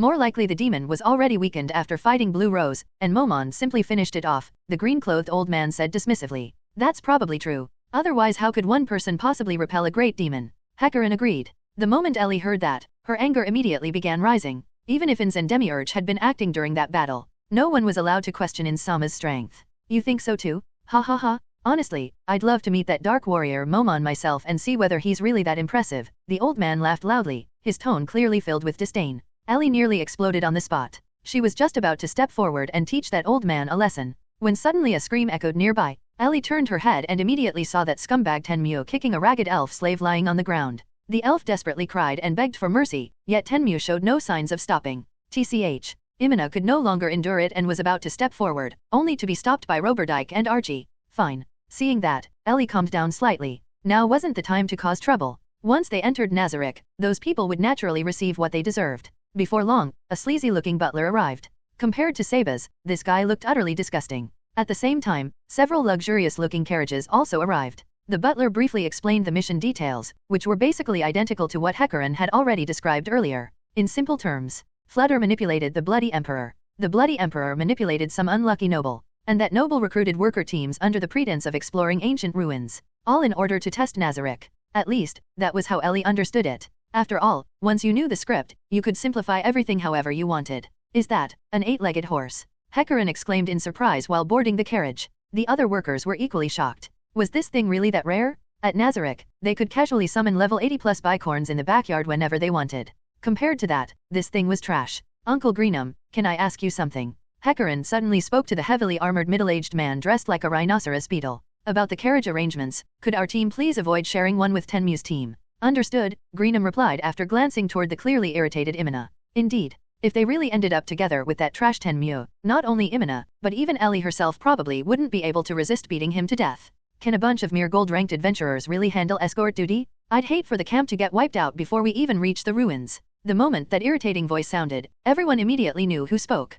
Hecarim and Greenham both looked troubled. Hey, saying something like that now, are you trying to offend the adventurers protecting us? Hecarim snapped. That idiot Tenmu. Greenham sighed. The other workers also glared at Tenmu angrily. They hadn't even departed yet, and this fool had already offended the escorts. What if something actually happened later? Please rest assured. We have invited an adventurer whose strength surpasses all of you to handle escort duty, the butler proudly declared. Oh, stronger than us? Tenmu sneered. Yes. Lord Momon, would you please reveal yourself? Allow me to introduce adamantite-ranked adventurer, the Dark Warrior Momon, along with his companion, Miss Nabe. Surely everyone is satisfied with such escorts. As the butler finished speaking, a black figure Ellie knew all too well stepped out from one of the carriages. That aura only Ellie could recognize. It was unmistakably Ainz Sama himself. The moment the other workers saw Momon appear, they were stunned. Adamantite adventurers represented the absolute peak. Even Tenmu immediately shut his mouth. Momon's adamantite plate was real. Nobody dared object now. At that moment, just as planned, Ellie immediately hid behind Roberdike while pretending to avoid Momon. Roberdike looked at her curiously. Before that, I have something to ask all of you, Ainz said. Why are you going to these ruins? As far as I know, none of you are bound by guild obligations. So why risk your lives for this mission? The workers exchanged looks. Then someone from behind casually answered. For money, obviously. Good. With just that sentence alone, you're all doomed. Ellie quietly laughed to herself while hiding behind Roberdike. So, money alone is enough reason to risk your lives. Ainz continued. Yes. The employer offered enough money to justify risking our lives. Plus, we're allowed to keep additional treasures found inside the ruins. That alone makes it worthwhile, Greenham answered calmly. Perfect. The horror show is about to begin. Enjoy yourselves while you still can. Ellie quietly giggled behind Roberdike. Is that so? Then my question truly was pointless. Forgive me. Ainz paused. Then suddenly. That voice. Ellie? Ellie, is that you? Ainz directly called out Ellie's name. Roberdike looked shocked. He clearly hadn't expected this adamantite adventurer to know Ellie personally. Why you've mistaken me for someone else? There's no one here named Ellie. Ellie weakly protested while pretending to panic. At once, all 4 members of Foresight turned toward her. Roberdike instinctively stepped aside. Ellie was immediately exposed. So it really is you. You actually came here. Ainz walked directly toward her while ignoring everyone's shocked gazes. Come back with me. This is not a place for you, Ainz sternly declared. No, I refuse. Those church people are awful. All I did was help poor people, yet they targeted me for it. Ellie complained unhappily. Church people. Ainz hesitated awkwardly. Then he immediately corrected himself. No matter what, this is not a place for you. Come back with me. Ellie was completely speechless internally. Without Demiurge nearby, Insama's intelligence really dropped dramatically. Didn't he understand why she deliberately mentioned the church? At this point, Demiurge seriously needed to give Insama another round of education later. I'm not going back. Ellie stubbornly refused. Just as planned beforehand, Ainz reached out as if intending to forcibly drag Ellie away. Please wait a moment, Lord Momon. What exactly are you trying to do to my teammate? Hecarim and Roberdijk immediately stepped forward to shield Ellie. Looks like Ellie really did have good taste in choosing people. Whoa. Ainz stopped what he was doing and glanced at Hecarim and Roberdijk, who had stepped in front of Ellie. So, the two of you intend to interfere with me reuniting with my little sister? Ainz asked in a slightly displeased tone. Huh. Hecarim and Roberdijk were both stunned. From the way Ellie and Momon interacted, they had originally assumed the two merely knew each other, or perhaps Momon had accepted a request to bring Ellie back. They never expected this relationship. Ellie, is Lord Momon really your brother? Hecarim awkwardly turned back toward her. Ellie didn't answer verbally. She simply nodded while pretending to look troubled. Hecarim and Roberdijk were completely speechless. No wonder this strange little sister had been so secretive about her background. And if she was truly Momon's younger sister, then Archie being terrified of her suddenly made much more sense. Then, would you two kindly step aside now? Ainz said with emphasis. That's not possible. Ellie is an important companion to us now, Hecarim answered. Even while saying that, however, his body trembled slightly. From the very moment they met, Hecarim had already felt an indescribable pressure from Momon. Previously, during casual conversation with Palpatra from the Greenleaf team, Hecarim had jokingly questioned Momon's reputation. But after seeing him in person, he immediately abandoned that thought entirely. Even so, Hecarim still chose to gamble. After all, if Momon took Ellie away now, Foresight would lose their greatest combat asset for the upcoming mission. Ellie alone might be worth more than the entire team combined. At the very least, Hecarim wanted her to remain until the mission was completed. Companion. Ainz quietly repeated that word. Ellie immediately understood what he was thinking. Ainz had come alone into this unfamiliar world and spent all his time struggling for Nazarick's sake. Back then, all of his decisions revolved around searching for non-existent companions, which eventually led Demiurge to misunderstand his intentions and accidentally turn things into a world conquest plan. Thinking about it carefully, Ainz's dad had probably been very lonely. May I say something? Just as Ainz was struggling to continue cooperating with Ellie's earlier plan of acting out the older brother retrieving his runaway sister scenario, the old man who had mocked Ainz earlier suddenly stepped forward. Please speak, Ainz replied politely. I apologize for interrupting your family reunion. I simply wish to confirm whether the rumors surrounding you are true. I've heard you're incredibly strong. Would you mind demonstrating your abilities a little? The green-clothed old man asked. I see. And how should I prove it? Ainz asked calmly. Ellie immediately became irritated again. She had already let this old man off once before Ainz arrived. Yet now he dared provoke Insama again. The simplest method would naturally be a duel, the old man answered. Indeed. That would certainly be the quickest and simplest method. Before Ainz could finish, the old man interrupted him. Since I'm the one proposing it, naturally I'll be your opponent, the old man declared confidently. Perfect. This is my chance. I'll beat you half to death before we even enter Nazarick. Ellie's irritation reached its peak. Sir, if you intend to fight me, then I must apologize in advance. I'm not very good at holding back, and I cannot guarantee your safety, Ainz replied honestly. After all, he genuinely didn't want to accidentally injure the man before using the workers to test Nazarick's defenses. Ha ha ha. As expected of an adamantite adventurer. You're quite confident, the old man laughed loudly. To Ellie, that laugh sounded unbelievably annoying. Yes, because I am very strong. Stronger than everyone here. I have confidence in that fact, Ainz answered with a smile. And inside Ellie's mind, Ainz's perfectly ordinary statement was automatically translated as, I, Momon, am not targeting anyone specifically. I'm simply saying everyone here is trash. Ainz's dad is so cool. Normally, words like that would instantly provoke anger from everyone present. But because of Ainz's overwhelming presence, not a single worker dared object. Ha ha ha. Well then, just as the old man prepared to continue, Ellie suddenly stepped forward first. Then let me fight instead. Ellie walked directly in front of Ainz and faced the rude old man herself. Since big brother Momon is worried about accidentally hurting grandpa, then as his younger sister, I'll take his place. Although I'm not as strong as adamantite-ranked brother Momon, I was still once a mithril-ranked adventurer before leaving the Adventurers Guild. Grandpa, am I qualified to be your opponent? Mithril. Someone below muttered the word mockingly, immediately triggering a wave of laughter. Perhaps mithril truly sounded weak here. Ellie understood that perfectly. Then she slowly pulled the hammer wrapped in white cloth from behind her back. In what she personally considered an extremely imposing manner, she slammed the end of the weapon into the ground. At the same moment, a burst of freezing air instantly spread outward from the point of impact. By the time the surrounding laughter finally stopped, everyone realized the ground around them had completely frozen solid. Only the spots beneath Ainz and Narberl remained untouched. Even the 8-legged horses in the distance became startled by the sudden freezing aura and began neighing restlessly. Without exception, every worker present found their boots frozen to the ground. Hey, what is this? Look over there. The flowers and grass are all frozen. Everything around us froze instantly. Shocked by the sudden phenomenon, the workers hurriedly ripped their feet free from the ice. At that moment, nobody dared mock Ellie's former mithril rank anymore.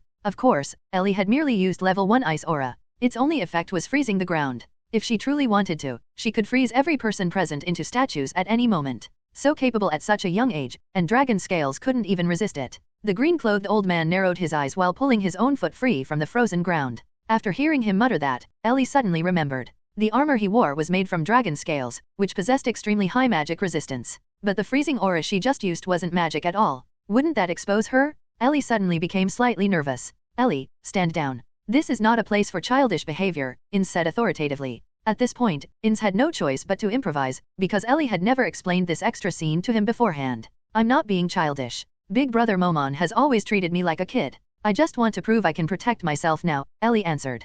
Mr. Momon, Miss Ellie isn't a child anymore. Could you allow her this one act of selfishness? Narbarrel unexpectedly helped Ellie at that moment. Clearly, Narbarrel had already understood Ellie's intentions. Very well, Ainz immediately adapted. Sir, although this request may be somewhat abrupt, would you kindly indulge my little sister this once? Ha ha ha, of course. Guiding younger generations is also a senior's responsibility. I have no reason to refuse, the green-clothed old man answered proudly. That only irritated Ellie even more. Guidance? He. At this point, everyone moved aside, though the ground still retained a thin layer of frost from Ellie's icy aura. Ha, Hecarin, where exactly did you pick up this little girl? Gringham, standing behind Hecarin, walked over and asked. I found her by chance at a roadside tavern. I never expected to discover such a treasure. Gringham, with your experience, who do you think will win?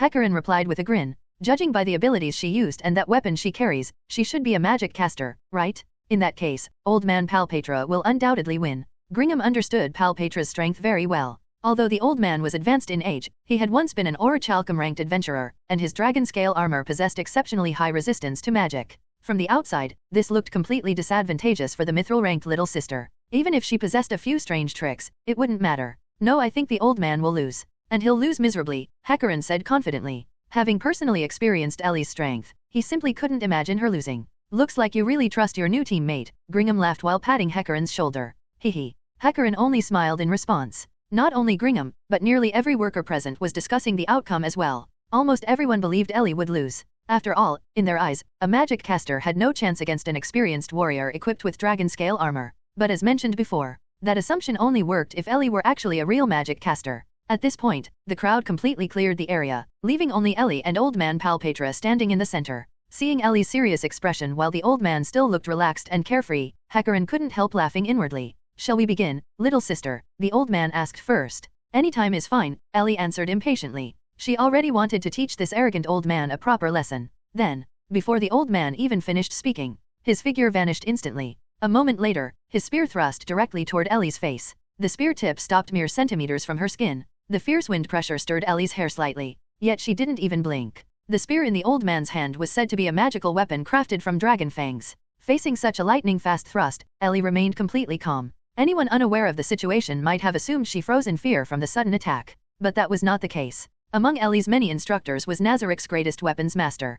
Compared to him, this old man's spear thrust was child's play. Ho, impressive composure. Old man Palpatra withdrew his spear stance. Originally, he had only intended to scare the little girl and end things there. But after seeing Ellie remain utterly unmoved by the sudden attack, his gaze gradually sharpened. The playful atmosphere vanished entirely. In its place appeared unmistakable killing intent. The old man had realized that this little girl was not someone he could casually deal with.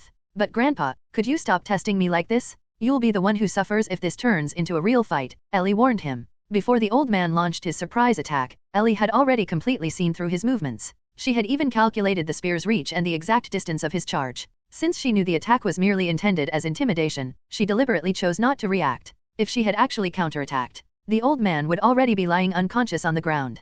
Hehe, how embarrassing. Being lectured by someone younger than me. The old man's expression slowly changed. So then, next. Although he didn't finish speaking, everyone could tell. He was finally getting serious. Hecarin, the old man is serious now. Is this really okay? Gringham asked nervously. No problem. Ellie is very strong, Hecarin answered confidently. Even though he firmly believed Ellie would not lose, he was extremely curious about how exactly she would defeat Palpatra. Well then, here I come. Old man Palpatra declared. Please hurry. We still have important matters afterward, Ellie replied calmly. The moment her words fell, the old man vanished once more. His speed and agility were so incredible that nobody could believe he was an elderly man. Yet Ellie still stood motionless, exactly as before. Martial art Dragon Fang Thrust. This time, Palpatra used the same strategy Hecarim once used against Ellie, a close-range martial arts assault. Everyone present knew Dragon Fang Thrust well. It was Palpatra's personal martial art technique, capable of unleashing 2 ultra-fast consecutive thrusts combined with elemental enhancement. Because of its effectiveness, many warriors had learned it.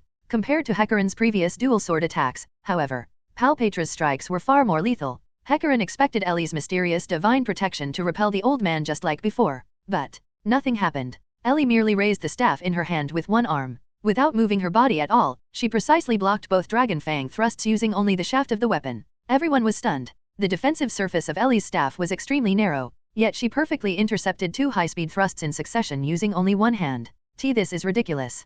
Hecarim muttered in shock. In truth, everyone present except Ainz was stunned. Just how absurd were her reaction speed and dynamic vision. And she accomplished all this one-handed while holding a staff nearly as tall as herself. Was this really the physical capability of a magic caster? Even old man Palpatra himself was startled. However, instead of retreating after his martial art failed, he immediately stepped backward and swept his spear horizontally to regain distance and prevent pursuit. Yet Ellie still didn't move. The sweeping attack generated enough wind pressure to blow her hair upward slightly again. Martial art scale acceleration? Physical enhancement? Ability boost? Greater ability boost. At this moment, the old man finally recognized the seriousness of the situation and activated every enhancement martial art available to him. Even then, Ellie remained completely calm. Isn't this old man going too far? Is he trying to kill that little girl? Gringham shouted nervously. Dragon Fang Thrust Quadruple Strike. This time, after stacking multiple enhancement martial arts, the old man's attack became several times more terrifying than before. As previously mentioned, Dragon Fang Thrust could also carry elemental attributes. This time, it was infused with fire. The blazing spear tip stabbed toward Ellie 4 consecutive times, and Ellie responded exactly the same way as before, calmly, using only one hand, blocking every single strike effortlessly with the long shaft of her weapon. However, this time there was finally a small difference. The flames burned through the thin rope securing the wrapping around Ellie's weapon. The white cloth loosened and fell away, and at that moment, everyone finally saw the true form of the object they had mistaken for a staff. A hammer. The entire Foresight team froze in shock. Hecarim stared blankly at the enormous and exquisitely decorated warhammer in Ellie's hands. Hecarim, is Ellie really a magic caster? Imina asked in disbelief. You're asking me? I don't know either. Hecarim replied helplessly. Then everyone turned toward Archie. After all, Archie had personally confirmed Ellie's magical capabilities earlier and had even been terrified by them. Now, however, the magic caster beyond human understanding Archie described was wielding an overwhelmingly gigantic warhammer. I don't know either. Archie herself looked confused. My turn now. The moment her weapon was exposed, Ellie's previously calm expression vanished. She looked slightly unhappy. Then, she gripped the massive warhammer with both hands. Although she didn't assume any particular stance, that alone generated overwhelming killing intent. This young lady is truly formidable. I concede, Palpatra suddenly declared solemnly as he stepped backward. He had completely abandoned any intention of continuing the duel. Now it was Ellie's turn to be dumbfounded. What the heck? I haven't even attacked yet and you're already surrendering. Seriously, he actually surrendered. I should have just stopped pretending from the start. Ellie muttered unhappily. Inside the carriage, the members of Foresight all looked at Ellie with complicated expressions. Over the past few days, they had all noticed that Ellie often became strangely depressed and frustrated. Let's rewind time a little. Whoa, the old man actually admitted defeat. That little girl really is a magic caster. As expected of an adamantite adventurer's sister, she's unbelievably strong too. Unlike before, all the workers who had believed Ellie would lose were now completely stunned after witnessing the battle. Grandpa? I hadn't even attacked yet. How could you just surrender? Ellie shouted indignantly. However, old man Palpatra had already returned to his own team. He only turned back once to speak to the sulking Ellie. Little sister, you're very capable. Besides, don't we still have important business ahead of us? Let's stop here. Lord Momon, your sister is fully capable of protecting herself. Indeed. It seems I've spoiled her too much, Ainz said as he walked over and gently patted Ellie's head. Fine. For the sake of Ainz-sama's head pat, I'll forgive you for now. Ellie silently accepted it. Mr. Momon, as you can see, Miss Ellie is now. Narbarrel smoothly assisted once again. Yes. It's time for Ellie to go out and experience the world herself. Please forgive me, little sister, Ainz continued naturally. No, I know brother Momon means well, but I'm not a child anymore. I can protect myself, Ellie replied. Very well. From now on, I won't interfere with whatever you want to do anymore, Ainz declared. Perfect. Mission accomplished? Ellie cheered inwardly. And now, they were sitting in a carriage heading toward Nazarick. Foresight shared the carriage with Gringham's team. Not long after departure, Ellie remembered how that old man had looked down on Ainz earlier, and the frustration immediately resurfaced. By the way, Ellie, Gringham spoke up, are you really a magic caster? The very first question immediately made Ellie feel awkward. Why yes, if you don't believe me, I can cast a 6th tier spell right now, Ellie replied in panic. She genuinely looked ready to unleash the pure throwing gun inside the carriage. No, I believe you, Gringham hurriedly stopped her. Gringham, don't forget we have Archie here. She can determine another magic caster's ability. Ellie really is a magic caster, Hecarin quickly added, sweating nervously. He was terrified Ellie might actually fire off a 6th tier spell and obliterate everyone inside the carriage. Archie could only nod repeatedly in agreement. After all, she had personally witnessed Ellie's bizarre magical power. Still, during the fight earlier, Ellie's combat style had been nothing like that of a magic caster, and that enormous warhammer completely contradicted the image of one too. Well, you see, my brother is a warrior, and I spend a lot of time around him, so I secretly learned a few warrior techniques, Ellie awkwardly improvised an excuse. Well, having an adamantite-ranked warrior as your brother, I suppose that's understandable, Gringham said while wiping sweat from his forehead. Even so, to perfectly block Palpetra's martial arts so calmly and precisely, that wasn't something someone could achieve merely by secretly learning. Or perhaps Momon himself was simply so overwhelmingly powerful that even learning a fraction of his skills resulted in such terrifying ability. Nobody knew.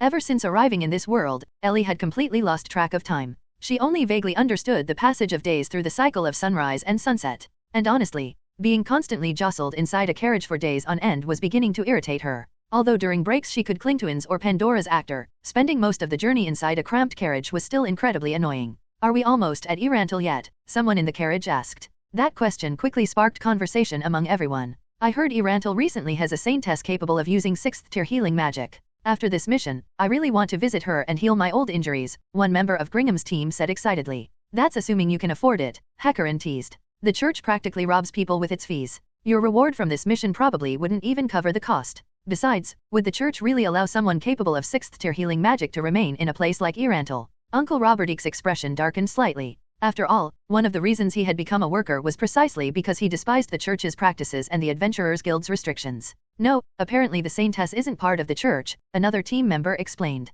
I heard she originally wanted to become an adventurer, but after learning adventurers couldn't freely help people, she decisively left the guild and stayed at an inn instead, treating injured commoners who couldn't afford church healing. And apparently she charges almost nothing. The title Saintess was given to her by the common people. The church definitely wouldn't just ignore that, Roberdike said seriously. Of course not. I heard they sent people to either recruit or eliminate her, but the adventurers and civilians she helped drove them away. I really want to meet her, the man continued excitedly. For adventurers and commoners alike to support her that much, she must truly be incredible. Achoo. At that exact moment, Ellie sneezed adorably while covering her nose. And instantly, everyone in the carriage turned to stare at her.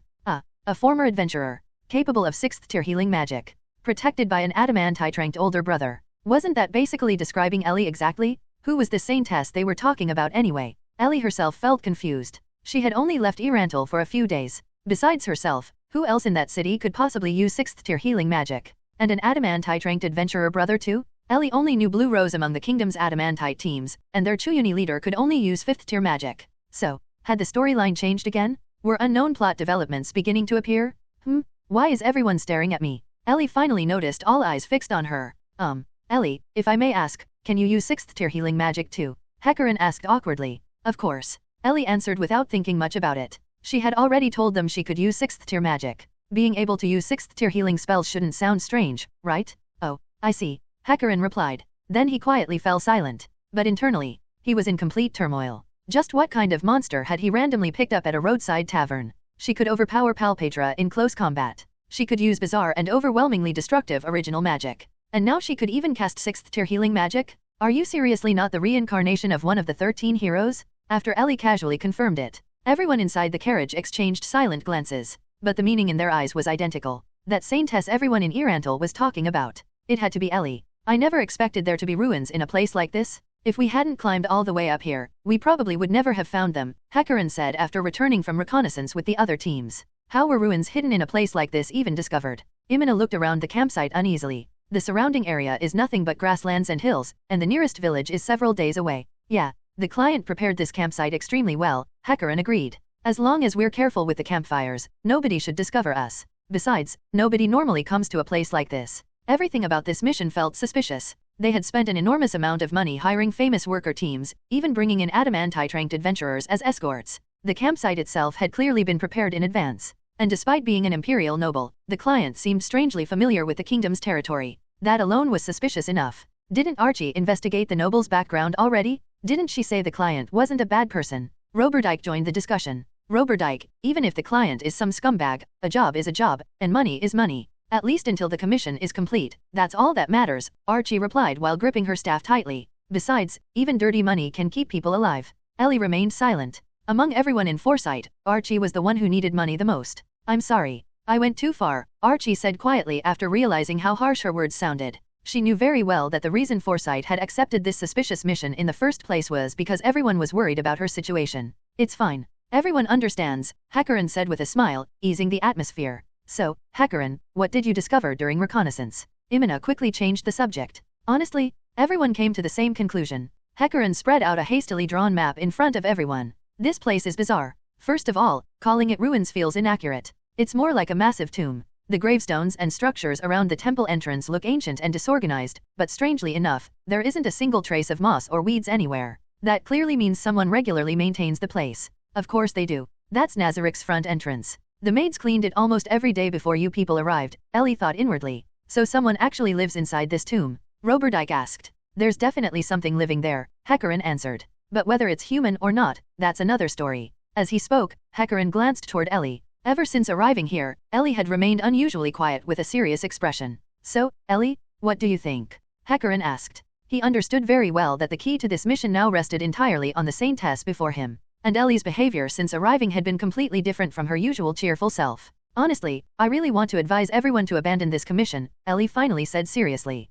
Of course, she genuinely meant it. If they gave up now, they could still survive. Imina and Hakaran exchanged helpless looks before shrugging. Clearly, that was impossible. Ellie sighed softly and stood up, staring toward Nazarick in the distance. I can sense something extremely ominous there, she said quietly. There's definitely something terrifying inside. She wasn't exaggerating. She was literally telling the truth. If even Ellie says so, then our strategy changes, Hakaran declared immediately. Survival becomes our top priority. Exploration comes second. Everyone, get some rest. Tonight we begin the real operation. The others nodded. Ellie didn't know what else to say anymore. She desperately wanted to tell them. If you truly want to survive, then don't go in at all. But given her position and identity, she couldn't say that directly. This is really strange. Almost all the worker teams had gathered at Nazarick's entrance. Gringham, who had effectively become the leader of the expedition, frowned deeply. How's the situation on your side? He asked the scouts. Throughout the infiltration process, Gringham had continuously issued careful orders. Checking for traps. Searching for hidden mechanisms. Preparing anti-divination countermeasures. Their caution made perfect sense. But Ellie, who already knew the script, couldn't feel any tension whatsoever. There weren't any traps outside at all. Watching everyone nervously preparing themselves, Ellie could only think. You'll all start crying soon enough. No traps found. No locks either. Nothing suspicious. The scouts reported one after another. Understood. Gringham exchanged signals with his teammates. The thieves approached Nazarick's massive doors first. They even applied oil to the hinges beforehand. How careful are you people? It's just a door? Ellie nearly lost the energy to complain anymore. Soon after, the heavily armored vanguard including Gringham himself carefully pushed open Nazarick's gates. The entrance hall revealed itself. And just like in the original story, they discovered piles of gold and jewels inside the temple coffins. Ellie instantly recognized them. Those treasures had all been taken directly from Nazarick's treasury. Even the gold coins were Yggdrasil currency. Honestly, Ellie felt this was practically Nazarick giving them one final chance. Anyone wise enough to quit while ahead could still survive. But seeing the greed shining in everyone's eyes, Ellie gave up trying to say anything. Fine. Let the cannon fodder die. There's an undead smell here, Hakaran muttered while standing near the hidden passage discovered behind the coffin. Yeah, smells exactly like Katsa Plains, Gringham agreed grimly. My house doesn't smell bad at all? Ellie immediately became annoyed. How could those adorable little skeletons possibly smell bad? It's not too late to back out now, Hakaran joked lightly. In that case, I have a proposal, Palpatra suddenly spoke up. We'll remain here and guard the entrance while searching the surrounding area. The members of his team immediately looked confused. To them, it sounded like giving up treasure already within reach. But nobody objected. Too late to leave now anyway. Someone will come deal with you all soon enough. Ellie silently sneered inwardly. Then, her expression darkened. She noticed the members of Tenmu's team tearing down Nazarick's banners from the temple walls and forcing one of the enslaved elf girls to carry them. How greedy can you people get? Putting aside the fact that you're probably not making it back alive, shouldn't normal explorers at least wait until after the expedition before looting decorations? At that moment, Ellie made her decision. Fine. I'll just steal your role instead. I'll step onto Hamsook's teleportation trap first. Let that scumbag go meet Ainz personally. Ellie felt absolutely no guilt about stealing the scene originally meant for him. Having passed in Sama's first test, or rather, the first floor's test, the weak skeletons near Nazarick's entrance were completely overwhelmed by the workers. After all, those skeletons were merely low-level undead that Nazarick automatically spawned from time to time. Any reasonably capable adventurer could easily handle them, which only led these greedy fools to misunderstand things. They assumed Nazarick itself was nothing special. You'll understand soon enough. The defensive system Albedo and the others modified for Nazarick isn't nearly as simple as you think. Ellie silently followed at the very back of the group. Soon, they arrived at the so-called crossroads of fate, the branching point where the three routes originally led the three remaining worker teams toward their respective destinies. And because Ellie had already learned everything from Shiza beforehand, this time, she intended to truly change the storyline. Hecarim, let's go left, Ellie whispered softly while tugging on his sleeve from behind. Understood. Without asking further questions, Hecarim immediately pointed toward the left passage. Gringham-san, we'll take this route. You chose it yourselves, so don't blame us if your side ends up empty-handed, Gringham joked casually. Lord Ainz, regarding what you mentioned earlier, who exactly do you plan to choose as your sword? Albedo asked carefully. Isn't it obvious? Ainz replied confidently. Why do you think our daughter Ellie insisted so strongly on participating in this mission? Albedo, haven't you realized it yet? Ainz inwardly felt extremely satisfied. Usually, it was always Demiurge or Albedo saying incomprehensible things while he struggled desperately to figure out what they meant. But now, even Ellie had started following that same style. As her father, he felt strangely proud. I understand now, Albedo answered excitedly. Meanwhile, the route Ellie selected was anything but easy. Wave after wave of skeletons and flesh golems attacked them endlessly, accompanied by numerous traps scattered throughout the corridors. Originally, Ellie had intended to help. After all, these enemies were completely insignificant to her. But according to Hecarim's strategy, Ellie as the team's trump card needed to conserve her strength and avoid unnecessary action unless absolutely necessary. So Ellie obediently remained behind Roberdike. And because of that, she could only watch as her companions desperately fought their way forward. To be honest, the experience felt strangely uncomfortable. These weak undead that meant absolutely nothing to Ellie were enough to push Foresight to their limits. She watched them survive through endless effort, using potions, disarming traps, supporting each other. Watching their exhausted expressions and nervous caution, Ellie couldn't help thinking. I already told you not to come. Roberdike, how many times can you still use turn undead? Hecarim asked during a brief pause. Almost none. But I've still preserved most of my mana, Roberdike replied. Turn undead was indeed highly effective against undead creatures, but its usage count was limited. Seriously unfair. Even Shaltir can use divine magic despite being undead herself. That's outright cheating. Ellie silently complained inwardly. Still, shouldn't they have reached the teleportation trap area already? Shiza definitely said it was somewhere around here. So why hasn't anything happened yet? Footsteps behind us. Imina suddenly warned while drawing her bow. The undead are coming. Ellie, be careful. Roberdike shouted. So annoying? When is this ever going to end? Ellie snapped irritably. Without hesitation, she casually fired a pure-throwing lance directly down the passage behind them. The undead reaction disappeared. As expected of Ellie, Roberdike said in relief. Holding Ellie at the rear really was the right decision, Hecarim sighed. In narrow corridors, getting surrounded was the greatest danger. That was exactly why he had kept Ellie in reserve. At the very least, she guaranteed an escape route. Honestly, why are you still worrying about escape routes at a time like this? Ellie was still obsessing over the teleportation trap issue, and now even more trouble had appeared. Let's rest for a while, Hecarim suggested. Everyone except Ellie looked exhausted. Good idea. Imina and Archie immediately sat against the wall. Roberdike remained standing guard. Meanwhile, Ellie herself felt completely fine. After all, she had barely participated in combat the entire time. What a weird tomb. Imina muttered tiredly. Why are there this many undead? This place is extremely ancient, Archie explained while hugging her staff. Judging from the unknown inscriptions and the mummies we found earlier, this tomb must be at least 600 years old. Archie looked strangely excited while discussing it. Clearly, she was more interested in researching these mysteries than fighting undead. No. Those inscriptions are literally just text from our world. And the mummies are basically decorations. It's not nearly that dramatic. 600 years? Seriously? Ellie silently complained inwardly again. So, do we continue? Roberdike asked. Although they had fought many battles, they had also discovered considerable treasure along the way. Even the loot gathered so far would already make the trip worthwhile. Ellie naturally understood Nazarick's intention perfectly. You can't lure rats into a trap without bait. That should be enough, Hecarim decided. The deeper we go, the stronger and more numerous the undead become. We're nearly out of potions. After resting, we'll withdraw. Great. The storyline changed? Even Hamzook can avoid fighting anyone now? Ellie secretly celebrated inwardly. Finally relaxing, she leaned back casually against the wall behind her. And instantly, a pale blue magic circle appeared beneath her body.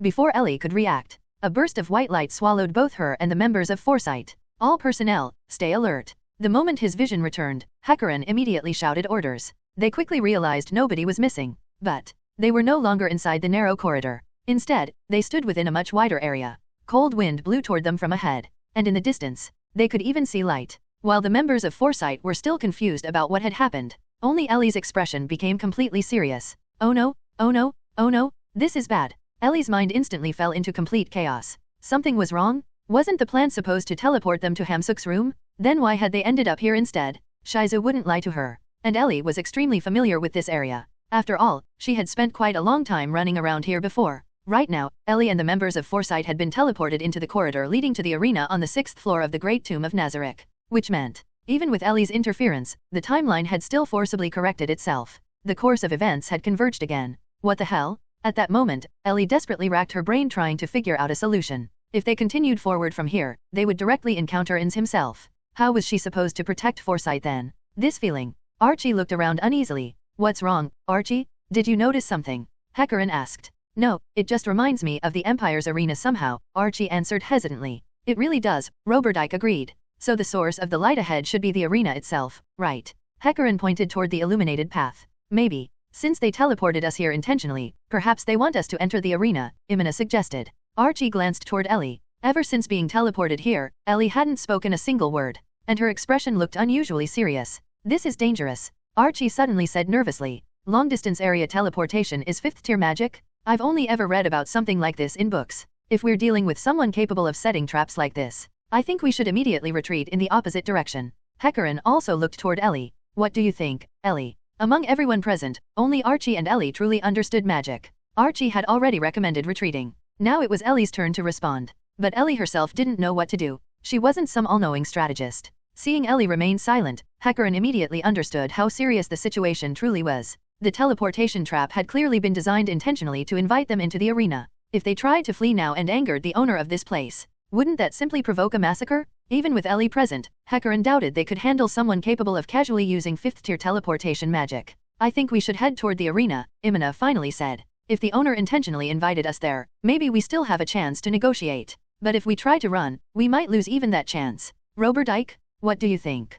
Hecarin asked. I agree, Roberdike nodded. If they deliberately teleported us here, they probably won't let us leave so easily. So, we proceed toward the arena. Hecarin carefully asked Ellie again. Ellie silently nodded. No matter how much they struggled, it was useless now. They had already arrived here. There was no escaping anymore. So, the group walked toward the light. The moment they stepped out into the arena, everyone except Ellie froze in shock. The arena before them was several times grander than the Imperial Arena Foresight knew. Magic lights illuminated every corner brilliantly. But what truly stunned them were the countless golems filling the spectator stands. Ellie naturally recognized them. After all, she had dismantled huge numbers of those golems during her combat training. Most of them had simply been left there afterward because she found cleaning them up troublesome. But seriously, were there always this many? Or was Ainz intentionally showing off? To Ellie, they were nothing special. But to Foresight, golems were incredibly expensive creations. They required no food, no rest. They were ideal laborers and guards. And even the weakest golem was something Foresight could never hope to afford.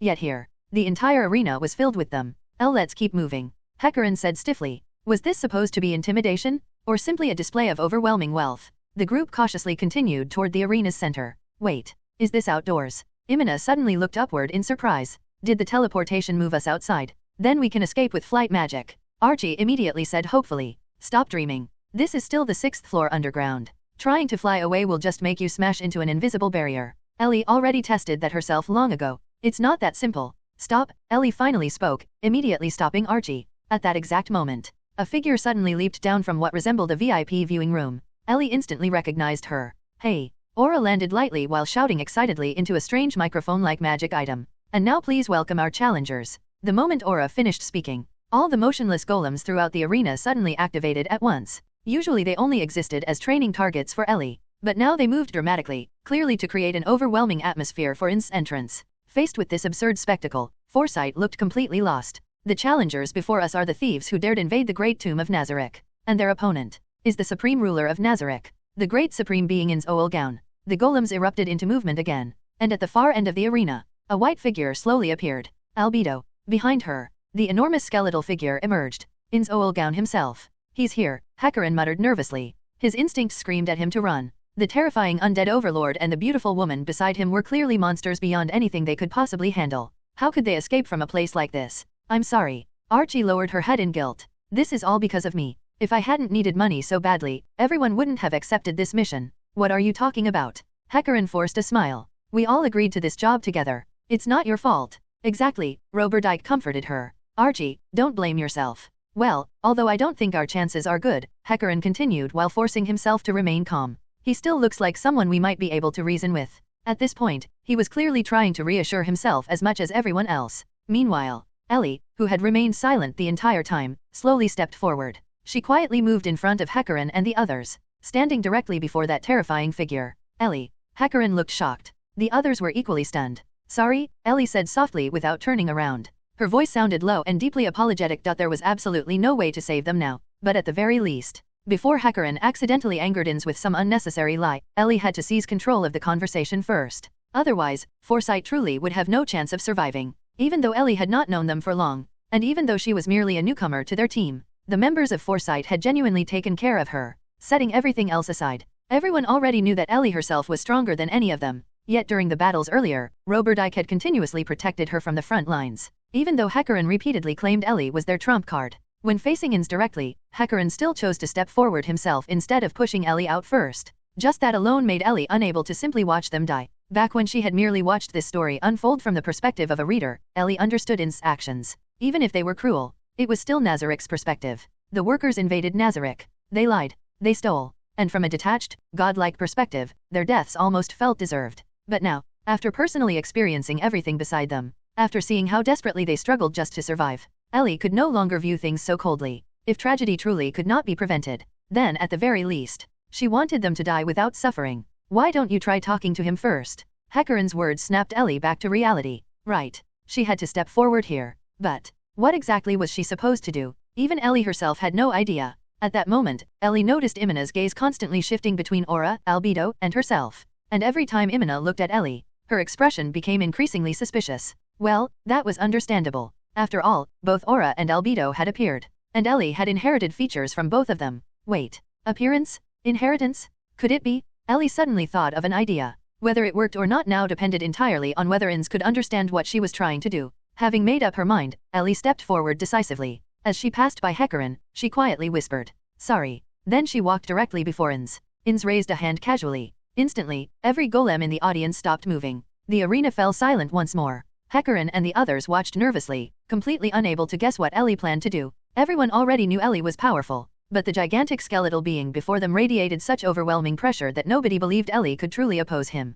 Humph. Ainz pretended to observe Ellie calmly. Hecarin, does Ellie stand a chance? Archie whispered nervously. I don't know, Hecarin answered honestly. Archie used her talent to examine Ainz again. I can't see any magic at all from that skeleton. At that moment, Hecarin saw Ellie slowly remove the warhammer from her back. Then she carefully unwrapped the white cloth around it. Seeing Ellie reveal her weapon, Hecarin immediately tensed. Is she seriously planning to fight immediately? This girl is even more reckless than I thought. Prepare to support Ellie at any moment, Hecarin ordered quietly. Everyone gripped their weapons nervously. But Ellie showed no intention of attacking. Instead, after fully uncovering the hammer, she respectfully held it with both hands and presented it toward Ainz. The members of Foresight froze in confusion. What was she doing? Of course, Ainz himself was equally dumbfounded. What exactly was Ellie trying to do now? Naturally, he recognized the hammer immediately. After all, he himself had given it to Ellie. Could this also somehow be part of the plan Ellie previously claimed was his? Wait, when did I ever come up with something like this? Someone please explain it to me? Not a bad weapon, Ainz answered cautiously. It does seem somewhat familiar. Since he had absolutely no clue what was happening, Ainz chose the safest possible response. He neither admitted nor denied recognizing it. Yes, Ellie lowered her head sadly. Because this weapon is a family heirloom inherited from you. Inherited? Family heirloom? Ainz nearly froze. Wasn't this just the hammer he gave Ellie for training purposes? How did it suddenly become some inherited treasure? While Ainz was still trying desperately to process the situation, Imina suddenly muttered quietly from behind. No wonder. They really do resemble each other. Ever since Aura appeared, then albedo afterward, Imina had already felt something was strange. Their appearances, their hair, even their rare heterochromatic eyes, even Ellie's clothing style closely resembled albedo's. There was simply no way they weren't connected somehow. Your name? Ainz finally asked authoritatively. The moment he said that, Ellie immediately understood. Ainz had successfully caught on to her intention this time. Meanwhile, Ainz himself secretly felt relieved. Thankfully, I guessed correctly this time. At the same time, however, he couldn't help thinking.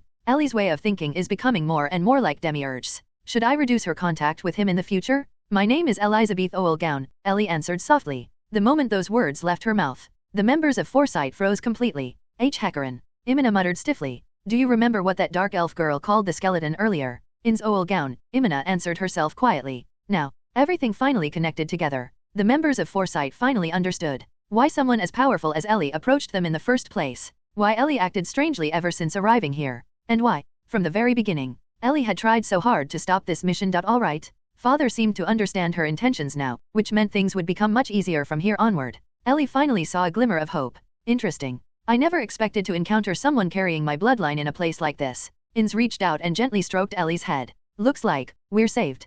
Hecarin let out a relieved sigh, although the method by which they were saved felt incredibly bizarre. I never imagined Ellie had such an identity. Roberdike also wore a complicated expression. The sight before him was simply too surreal. The gigantic undead Overlord gently patting Ellie's head, while the dark elf twins and the beautiful black-winged woman watched the scene with warm gazes. Roberdike honestly did not know what expression he should make anymore. Then, Ainz's crimson gaze slowly shifted toward Foresight. The terrifying red lights burning within his empty sockets flickered ominously. In that case, it is time to continue exterminating the rats. The instant Ainz spoke, the hope Foresight had just regained shattered once more. Ellie's heart skipped a beat. What exactly was Father planning? Did he genuinely intend to kill them all? Or was this still part of some larger plan? Theory, my companions. Ellie immediately stepped forward. Why yes, we escorted Ellie here. Hecarin hurriedly added. You idiot! I tried so hard to stop you from saying reckless things and provoking Father, and now you still walked straight into it anyway? Ellie almost wanted to hold her head in frustration.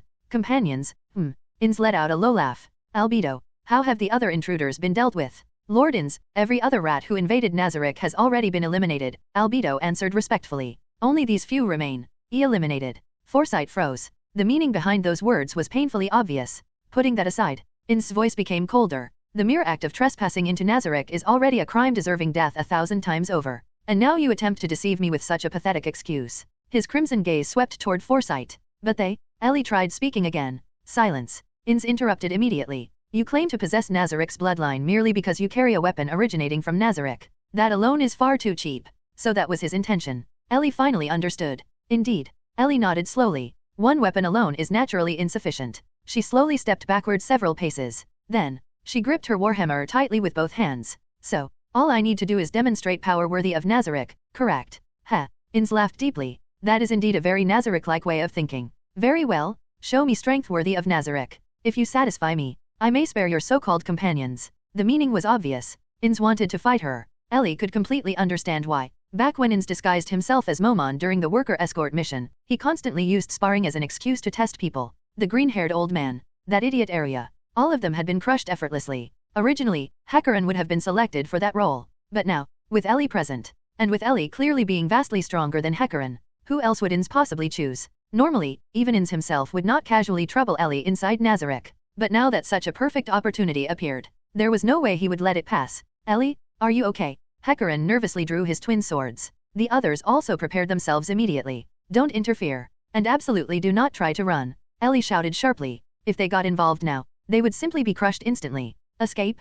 Impossible. This was the 6th floor. Cocytus and Mare were almost certainly waiting nearby. Albedo and Aura were also present. Running would only lead to an even faster death. So the only option now was to satisfy Father enough that he would willingly let them go. Ellie tightened her grip on the hammer. But honestly, facing Ainz directly, even she had no confidence about what exactly counted as satisfying him. Come. Ainz casually flicked away the upper robe covering his body. His skeletal form was fully revealed. At the center of his ribs, the glowing red orb radiated ominous light. Ellie's expression immediately became serious. That thing absolutely could not be touched. It was a world item. Mominga's red orb. Ainz deliberately exposed it openly so enemies would mistake it for a weakness. Attacking it would lead to disastrous consequences. What an unbelievably evil trap. Ellie also noticed the collar around Ainz's neck. That item suppressed attributes to increase experience gain. She herself had once used it during training with Cocytus. Then there was the equipment in Ainz's hands. A black one-handed sword. And a small round shield. So he had activated Perfect Warrior. Which meant, Ainz currently could not use magic. This was Ellie's only real chance. Kaya, Lord Ainz MMGH. Shaltair's excited scream suddenly echoed from the VIP seats. Ellie immediately broke into cold sweat. Thankfully, someone probably Cocytus covered Shaltair's mouth instantly. What is that idiot doing? Aura muttered while glancing toward the VIP section. Then, Ellie moved. I'm coming. She charged forward instantly while gripping the warhammer. Ellie understood very clearly. Once Ainz activated Perfect Warrior, this became a pure melee battle. And in close combat, Ellie actually possessed confidence. After all, several of Nazarick's greatest close combat specialists had personally trained her. Ellie swung the hammer downward violently. Of course, this first attack was merely a probe, although Ellie's technique surpassed Ainz's. Ainz still possessed overwhelming advantages in raw size and strength. As expected, Ainz calmly raised the small shield and deflected the hammer effortlessly. Just as planned, the instant the hammer rebounded from the shield, Ellie immediately used the recoil force itself. Twisting the handle sharply, she drove the weighted end of the hammer directly toward Ainz's face. Ordinary warhammers could never perform movements like this, but Ellie's weapon was different. Takemikizuchi's final masterpiece possessed a unique structure. Unlike ordinary warhammers whose weight concentrated in the hammerhead, this weapon's true weight rested near the handle's end because of the embedded gem there. Most people considered that terrible design, but under Cocytus's guidance, Ellie had transformed that flaw into an advantage. Still, Ainz's combat experience was terrifyingly vast. He instantly reacted. Tilting his body slightly, he raised the black sword and blocked the follow-up strike precisely. As expected of Lord Ainz, even in melee combat, his PvP instincts remained monstrous. The instant her attack failed, Ellie immediately used the rebound force once more. Pushing herself backward, she escaped Ainz's attack range before he could counterattack. Her lightweight body gave her far greater mobility advantages here. Meanwhile, Hecarim stood completely frozen. Was this really the combat style of a magic caster? Earlier, when Ellie blocked Palpetra's attacks, Hecarim merely thought she was unusually skilled in close combat. But now, watching her exchange blows directly against that terrifying undead overlord, he finally realized Ellie's melee combat ability was just as monstrous as her magic. I want Lord Ainz to win, but I also don't want little Ellie-chan to lose. Shaltir, who was secretly watching the battle from the VIP seats, said with a love-struck expression. Princess Ellie cannot win, Cocytus calmly concluded. Cocytus, what do you mean? Do you really want little Ellie-chan to lose? Ugh, but if little Ellie-chan wins, then Lord Ainz loses, right? This is too difficult. Shaltir became completely conflicted. Although it may be disrespectful to say this, in terms of pure combat skill, Princess Elizabeth, who was personally trained by me, completely surpasses Lord Ainz. However, Cocytus turned his gaze back toward the fierce battle still unfolding in the arena. What do you mean, Cocytus? Explain properly? Little Ellie-chan is clearly dominating right now. Shaltir secretly peeked toward the arena again. At this point, Ellie herself had already lost count of how many exchanges they had gone through. Basically, Ellie attacked first, Ainz blocked, then Ainz attempted a counterattack, and Ellie would evade skillfully before widening the distance again and launching another assault. Ellie understood very clearly that she was completely inferior to Ainz in raw strength. That was why she relied on hit-and-run tactics. Although normally such a fighting style would gradually wear down the user faster, that assumption only applied to ordinary people. Ellie's abnormal body had not felt even the slightest fatigue so far. Although she appeared to be breathing heavily, that was simply because she was excited. After all, this was her first time truly fighting Ainz. Now Ellie was waiting for Ainz to make a mistake. Even though Ainz possessed overwhelming PvP experience, Perfect Warrior still limited him to melee combat. And eventually, even he would expose an opening. And finally, Ellie found it. After blocking another horizontal swing from Ellie's hammer, Ainz slightly misjudged Ellie's speed and mobility. Immediately afterward, he swung his one-handed sword downward toward Ellie before she appeared fully out of range. Success? That opening had been deliberately baited out by Ellie. She had already prepared her counterattack in advance. Before the sword even descended, Ellie had already shifted her grip. Martial art, Dragon Fang Thrust. Instead of using the hammerhead, Ellie thrust the weighted end of the handle forward like a spear, and she aimed directly at the hilt of Ainz's sword. The first strike carried a level 5 frost aura. Of course, Ellie knew elemental attacks barely affected Ainz himself. But what if the target was his weapon instead? Instantly, the sword froze solid from the point of impact. And then came the second strike. Dragon Fang Thrust was a 2-hit martial art. The second strike carried fire attribute enhancement. Crack! The frozen sword shattered instantly in midair. Fragments dispersed before even touching the ground. Ellie's gamble had succeeded. After all, the weapon created by Perfect Warrior was nowhere near divine class equipment. Meanwhile, Ellie's hammer, Takemikizuchi's final masterpiece, was practically cheating. Whoa, even Ainz himself looked surprised. And that slight hesitation became an even larger opening. Ellie naturally would not miss it. Instead of retreating after Dragon Fang Thrust, Ellie suddenly lowered her body. She pressed the hammerhead against the ground while gripping the handle tightly with both hands. Then, a move from internet memes during her previous life suddenly surfaced in her mind. Take this. Rising Dragon Hammer? All martial arts under heaven originate from the Rising Dragon. Ellie swung upward with all her strength. The hammer scraped violently against the arena floor as it rose upward, sending debris and dust exploding everywhere. The upward strike slammed directly into Ainz's chin. At the same time, Ellie herself was launched airborne by the force. Then, while still midair, She reversed the hammer again and smashed downward toward Ainz's skull. It landed. It hit directly. Hecarim became overjoyed. Skeleton-type enemies were weak against blunt damage. And Ellie's weapon was obviously extraordinary. 2 direct hits to the head. Surely even that terrifying undead monster would be injured. However, negative impact shield. Ainz calmly spoke the name of an ability Ellie had never heard before. Then, through the dust cloud created by Ellie's rising dragon hammer, Ainz extended his hand toward Ellie, who was still suspended in midair. A black shockwave exploded outward instantly. Before Ellie could react, the impact blasted her away violently. Boom! Her body smashed heavily into the arena wall, creating a massive crater. Ellie, Foresight immediately rushed toward her. They saw Ellie lying motionless inside the crater. Roberdike? Healing magic. Hecarim shouted anxiously. Roberdike immediately cast healing magic. But Ellie still did not move. What was that? Shaltir looked utterly confused. Didn't little Ellie Chan clearly hit Lord Ainz directly just now? Isn't Lord Ainz weak to blunt attacks? High-tier physical immunity, Cocytus calmly explained. As long as that passive ability exists, Princess Ellie can never defeat Lord Ainz through physical attacks alone. At that moment, Ellie felt something extremely strange. Very strange. She could not feel pain at all, even after being blown away so violently. Even after smashing into the wall hard enough to create a crater. She felt absolutely nothing. No, it wasn't merely pain. She felt nothing whatsoever. Ellie slowly forced her eyes open. The entire world appeared blurry, upside down, and distorted. Although she could hear Hecarim, Roberdike, Imina, and Archie shouting,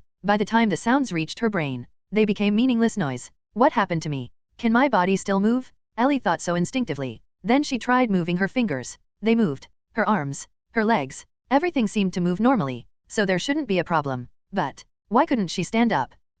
Did I actually move just now? Ellie looked blankly at her limp body. I didn't move at all. I only imagined that I moved. So this is what confusion status feels like. Well done. But not enough. Ainz spoke calmly as he slowly walked toward Ellie with empty hands. Foresight immediately prepared for battle again. But after witnessing the previous fight, they understood perfectly. Charging recklessly now would simply be suicide. So, the bloodline of Nazarick still falls slightly short. Are you unwilling to accept it? Ainz stopped walking and asked calmly. Unwilling? What are you talking about? I already knew I couldn't beat you from the start. You could have crushed me instantly with magic if you wanted. I'm not unwilling at all. That was what Ellie thought internally. But her body answered honestly instead. And no, I'm not satisfied. Is that so? Then remember it. The blood of Nazarick, the feeling and instinct you experienced when you first obtained power. Ainz spoke while looking down at Ellie lying against the shattered wall. Meanwhile, the members of Foresight stood nervously between Ainz and Ellie, but none of them dared move. After witnessing that battle, they all understood clearly, if Ainz truly wished it, none of them would survive even a second. The first time? A feeling? An instinct? Ellie struggled to understand. The first time she obtained power.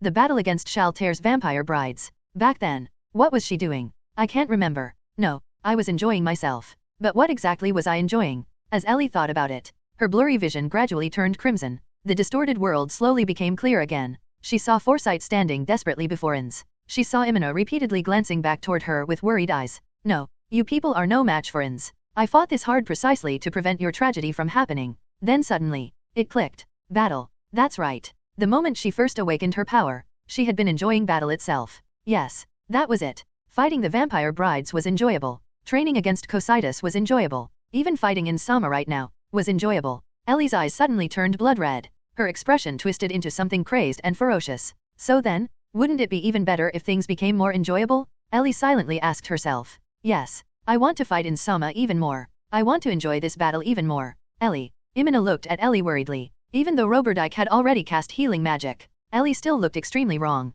Her eyes were open, but she gave no response no matter how much they called her name. Arun. Suddenly, Ellie finally spoke weakly. What? Imina cautiously approached her. She still carried several recovery potions. If healing magic failed, then perhaps potions would work. Run. Don't, come closer. Run. Don't come near me. Only after approaching did Imina finally hear what Ellie had been muttering. However, she completely failed to notice the crimson aura slowly leaking from Ellie's body. Imina.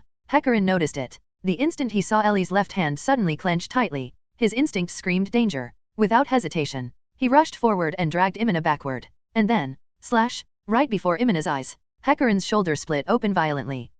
Blood sprayed through the air. But strangely, not a single drop scattered randomly. Instead, the blood flowing from Hecarim's wound gathered unnaturally around Ellie, forming a floating crimson sphere. Hecarim. Only then did Imina finally realize what had happened. Imina. Roberdike immediately grabbed her before she could rush toward Ellie. Although he did not fully understand what was happening, one thing was obvious. Approaching Ellie now would lead to the same fate as Hecarim. Then, Ellie vanished. 1 second she was still collapsed against the wall, and the next, she appeared directly before Ainz. Boom! Her hammer smashed directly into Ainz's face. Yet, just like before, it had absolutely no effect. However, this time Ellie did not retreat. Instead, she attacked even more frantically, again, and again, and again. Even knowing her attacks were ineffective, she continued swinging wildly while laughing madly. Ha ha ha ha ha ha ha ha. Excellent. Very good. That is correct. That is the power the bloodline of Nazarick should possess. Ainz did not counterattack at all. Instead, he simply allowed Ellie to attack to her heart's content. Ellie, what is happening to her?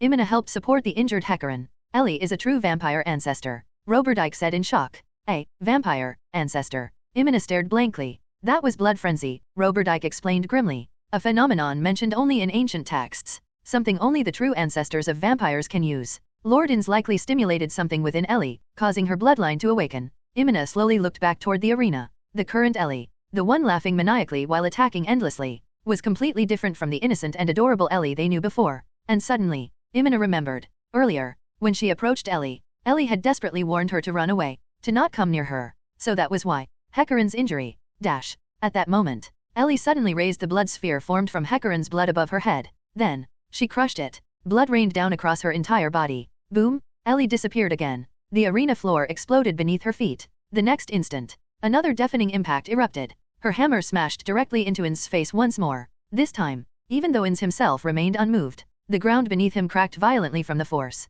After the strike, Ellie finally retreated several meters away. Then, her body collapsed weakly. If she had not supported herself with the hammer, she would have fallen face first onto the arena floor. What did I just do? Ellie panted heavily while staring blankly at her blood-covered body. Her once pure white bodysuit had become completely crimson, and her body trembled uncontrollably. What happened just now? After being struck by Ainz's negative impact shield, something inside her had clearly become abnormal. Then, Ellie noticed the ring on her finger, the protective ring Ainz had personally given her. A ring capable of resisting abnormal status effects 3 times per day. And now, all 3 blue gems embedded within it had lost their light completely. When did he consume all 3 charges? At the beginning of the battle? Or sometime during it? As expected of Ainz, even while using Perfect Warrior, even while unable to cast magic, he still manipulated the entire battle perfectly. He deliberately exhausted all 3 status resistance charges first, then used negative impact shield to trigger her condition afterward. By the time Ellie realized it, it was already too late. If only she had noticed earlier, then Hecarim wouldn't have been injured. Ellie still clearly remembered the sensation of striking him. Now, all she could do was hope he survived. Slowly, Ellie looked toward Imina. Imina was supporting the wounded Hecarim while staring back at her. That gaze, was it sadness? Fear? Anger? Ellie could not tell anymore. In the end, there was only one thing she could say. Sorry. Did things go a little too far? Ainz was currently in a dilemma. Originally, he had only intended to pressure Ellie slightly and remind her of the feeling she experienced when she first learned Shaltair's skill, Purifying Javelin. Unexpectedly, she had actually activated Blood Frenzy and Blood Pool. If not for this incident, even Ainz himself would have nearly forgotten that the very first skill Ellie learned had been Blood Frenzy. This was bad. From an outside perspective, it looked exactly like a father forcing his daughter to become a bloodthirsty monster. What was he supposed to do now? On one hand, Ainz wanted to prevent Ellie from becoming like the Guardians, who viewed human lives as worthless insects. Yet on the other hand, he himself was pushing her in the exact opposite direction. Ellie deeply hated harming her companions. Back in Nazarick, she had even tried teaching Shaltair a lesson over similar behavior. And now, even though Blood Frenzy had influenced her, the fact remained that Ellie had personally injured Hecarim. That clearly disturbed her deeply. How should this situation be resolved? Still, Ainz had already achieved his original goal. Fighting Ellie had been far more rewarding than fighting those workers. If not for his high-tier physical immunity, and if he had not secretly exhausted the charges on Ellie's guardian ring beforehand, then purely in close combat, Ainz himself would have been in genuine danger. And most importantly, Ellie had shown him a possibility. The martial art she used at the end, Dragon Fang Thrust. Now that things had escalated this far, Ellie likely would not recover emotionally anytime soon. So, for now, Ainz could only proceed according to the original plan and capture the invading workers. Ainz looked toward Ellie. She was barely supporting her trembling body using her own weapon. Reaching this level does prove you possess Nazarick's bloodline. But only this much. Ainz slowly raised his hand toward the trembling members of Foresight. He could easily knock them unconscious instantly. Negative energy impact. The moment Ainz activated the skill, Ellie vanished. Like a crimson phantom, she instantly appeared before Foresight and took the attack head-on for them. This time, she was not blown away. Instead, she remained standing firmly in place. Ainz froze internally. Why could she even use that? Wasn't Ellie's learning ability becoming a little too absurd? Little Ellie, foo-foo. Albedo failed to suppress her excitement this time and directly revealed her infatuated expression. Ainz did not even bother reminding her to behave. Because honestly, even he himself was shocked. The reason Ellie could block the spell completely unharmed was because she had used Albedo's special skill, Substitute Guard. It was Albedo's signature defensive skill as Nazarick's strongest shield. Its effect was simple. Completely nullify one instance of damage directed at a protected target while transferring the attack onto the user instead. It could even block devastating super-tier magic. An extremely powerful ability. Of course, it also possessed limitations. It could only be used twice per day, and while it nullified damage completely, it could not block abnormal status effects attached to attacks. Which meant, after Ellie forcibly blocked another negative energy impact head-on, the dizziness and mental disruption still affected her directly. Her body swayed violently. Then, she finally collapsed to one knee while gripping her hammer tightly for support. That should have been enough already, right? But then, Silent Ainz raised his hand once more toward Foresight. Another negative energy impact erupted. And once again, without even a moment of hesitation, Ellie stood in front of them and blocked it. That's enough already, Ellie. Roberdyke shouted with grief and frustration. Even Ainz himself started feeling uneasy watching this. Although it was technically all just an act. Did Ellie truly need to go this far for them? Wait. Something felt wrong. Why was Ellie risking herself so desperately to protect them? Earlier, during Blood Frenzy, she had already injured one of them. Shouldn't that alone have fulfilled her original objective? Then why continue protecting them? There had to be a reason. And suddenly, Ainz remembered Ellie's innocent smile while saying, "This is all part of Ainz-sama's plan." Could Ellie actually have some deeper intention here? After all, Ellie and Demiurge thought in strangely similar ways sometimes. Maybe she truly was planning something. What should he do now? If he insisted on killing the workers anyway, wouldn't that basically become a slap to his own face? Fine. Compromise again, then. Ainz silently made his decision. Sabarashii, you have gone this far for your companions. Excellent, very excellent. Ainz spread his arms dramatically and laughed loudly. Then, with a majestic wave of his hand, he turned around. Albedo, properly take care of the bloodline of Nazarick. As for her companions, Ainz glanced toward the nervous members of Foresight. For now, treat them as guests of Nazarick. Remember, only for now, and I do not wish to see them wandering elsewhere within Nazarick. Gate. A portal opened before Ainz. He stepped through it immediately. The portal led directly back to his room. The instant he returned, Ainz completely relaxed and flopped onto his bed like an exhausted child. Was that the right choice? For now, imprisoning those workers while observing Ellie's reaction should be acceptable. It wasn't as though they could escape anyway. Honestly, Ainz had never been particularly enthusiastic about this plan from the start. But Demiurge had insisted everything was proceeding according to Ainz's expectations. So how was he supposed to refuse? Sigh. I'm exhausted. I wonder if Ellie hates me now. After all, I treated her like that. Ainz felt strangely depressed thinking about it. Hecarim, are you alright? After Roberdyke healed him, Hecarim finally regained consciousness. Imina immediately hugged him tightly without hesitation. Ow, ow, ow, Imina, be gentle. Then Hecarim suddenly noticed something. Wait, where are you taking Ellie? After being nearly crushed by Imina's embrace, he saw two maids in black uniforms supporting Ellie as though preparing to take her elsewhere. Instantly, his entire body tensed again. Seeing this, Roberdyke and Archie immediately prepared for battle once more despite fully understanding how hopeless that would be. Please calm yourselves. The beautiful woman dressed in white slowly approached them. Miss Ellie, possesses the bloodline of Nazarick. So naturally, we will not harm her. Then she turned around. Lupus Regina. Oh, the red-haired maid behind her cheerfully raised her hand in response. Treat these temporary guests and escort them to their rooms. After giving the order, the white-clad beauty turned her cold gaze back toward Hecarim and the others. Lord Ainz has already shown you mercy by allowing you to remain as guests. So please know your place. And do not do anything that would disappoint Lord Ainz. Her gaze toward them resembled someone looking at trash. Then, without another word, Albedo turned and departed slowly. Are we actually alive? Hecarim let out a long exhausted breath. So, let's sort out the current situation first. At the very least, we should be considered safe for now, right?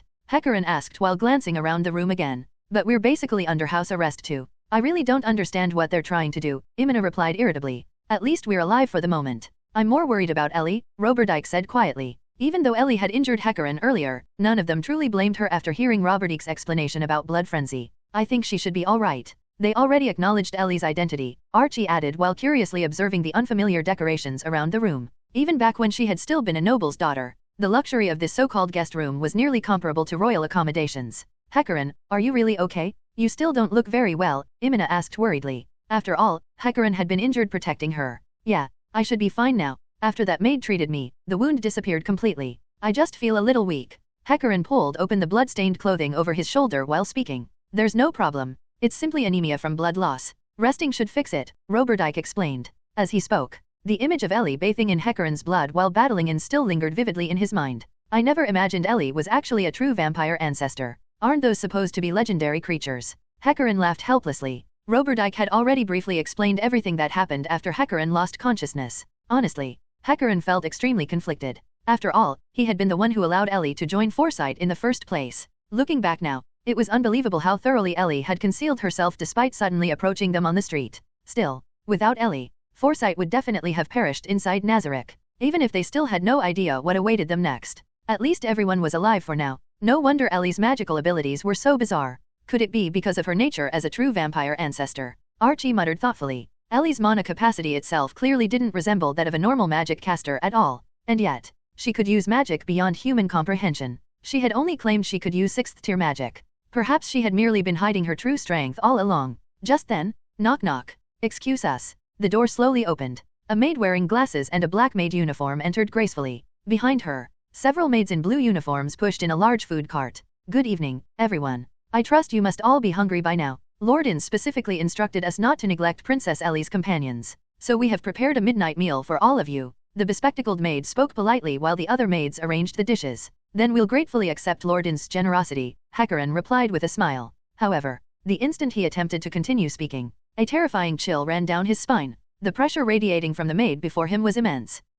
Is there something you wish to ask? The maid said while adjusting her glasses. And no, nothing important. I merely wanted to ask, when we might be allowed to leave. Hecarin forced out with a stiff smile despite sweating heavily. That depends entirely on Lord Ainz's will. Now then, please allow me to introduce tonight's dishes. The maid clearly changed the subject immediately. Hecarin understood. This maid had no intention of answering that question. Still, at the very least, he could confirm one thing. Ellie was safe. After introducing countless dishes none of them had ever even heard of, the bespectacled maid finally finished with, "Please enjoy your meal." Then she departed alongside the other maids. What even is all this? Did she really say this is grilled dragon rib? Imina pointed at the enormous plate of roasted meat before her with widened eyes. Then she turned toward Archie instinctively. After all, among them, Archie was the most knowledgeable. I don't know either. Almost nobody has ever even seen a living dragon, let alone eaten dragon meat. Archie shook her head vigorously. Is this our final meal or something? Roberdyke muttered while staring at the absurdly luxurious feast. Is this really safe to eat?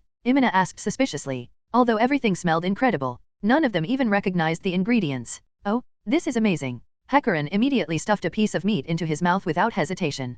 Hecarin, aren't you worried it could be poisoned? Imina panicked instantly. There's no need for that, Hecarin replied casually while continuing to eat. With Lord Ainz's strength, killing us would be easier than crushing ants. He has absolutely no need to poison us. Everyone, eat. That's true, Imina admitted reluctantly. After personally witnessing Ainz's power, using poison truly would be pointless. So everyone finally sat down and began eating. And then, the moment they tasted the food, all conversation disappeared. The flavor was so overwhelming that nobody could even find words. The room became eerily quiet aside from eating. Ellie really does live an unbelievable life here, Hecarin muttered while eating. What do you mean by that? Roberdyke asked. Didn't you notice what that maid called Ellie? She said Princess Ellie. Princess. Archie blinked. That title is only used for royalty. So Ellie is basically a princess here. That's the only explanation, Hecarin replied. Since Ellie is effectively royalty inside Nazarick, she should be safe at least. You still have the time to worry about her. Imina snapped unhappily. It's not even clear whether she's truly friend or foe. The scene of Ellie's crimson eyes, and Hecarin's shoulder being torn open, still lingered vividly in her mind. Ellie is not our enemy, Roberdyke immediately said firmly. Yes, she injured Hecarin, but afterward, she risked her life repeatedly to protect us. The attacks Lord Ainz directed at us were blocked by Ellie instead. If not for Ellie, we would already be dead. I think Ellie approached us from the beginning because she wanted to enter Nazarick using us, Archie said quietly. And she repeatedly warned us not to come here, Hecarin added with a sigh. It's just unfortunate we didn't listen. I'm sorry. Archie lowered her head again. It's all because of me.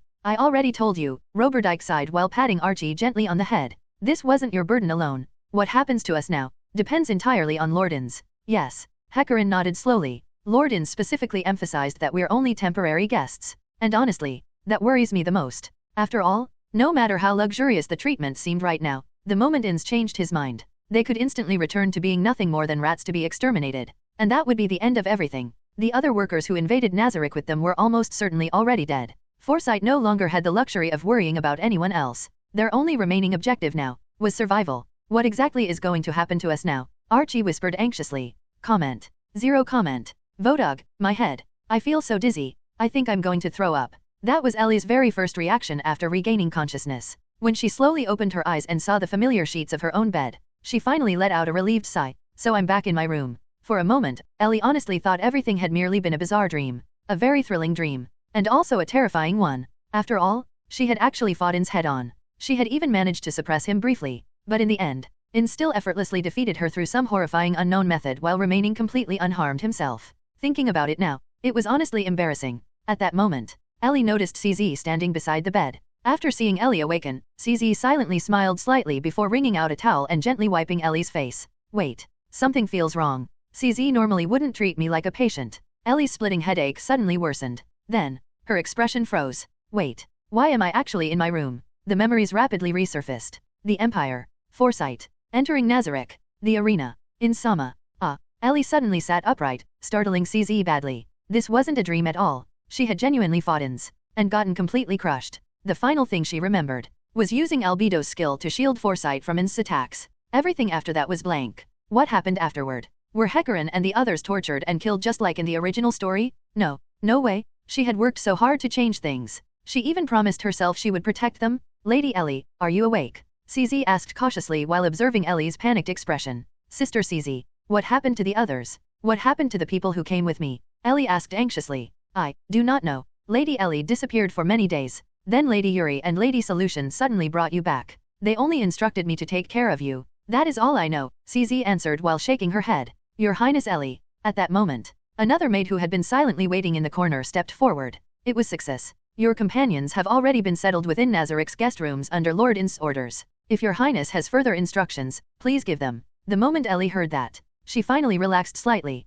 At least, they're alive. But even so, she still could not fully calm down without seeing them personally. What if they had already been turned into experimental subjects or transformed into some horrifying creature? Take me to them immediately. Ellie jumped straight out of bed. Your Highness Ellie, please allow us to help you change clothes first, Success said carefully. Oh, fine, hurry up then. Ellie agreed immediately without caring about anything else. After being fussed over by Success and the maids for quite some time, Ellie finally changed clothes and headed toward the guest rooms alongside Success. Technically, Ellie could have teleported directly there using the ring of Ainz Ooal Gown, but she deliberately chose to walk. Because while she desperately wanted to confirm Foresight's safety, she also needed time to organize her explanation. Although the scene in the arena already explained much of the situation, she still needed to be careful with the details. Soon, they arrived before the guest room. Strangely, there were no guards outside. Given Ainz's personality, that felt almost suspicious. But after thinking about it, Ellie quickly understood. This was Nazarick's 8th floor. There were traps, surveillance systems, and monsters everywhere.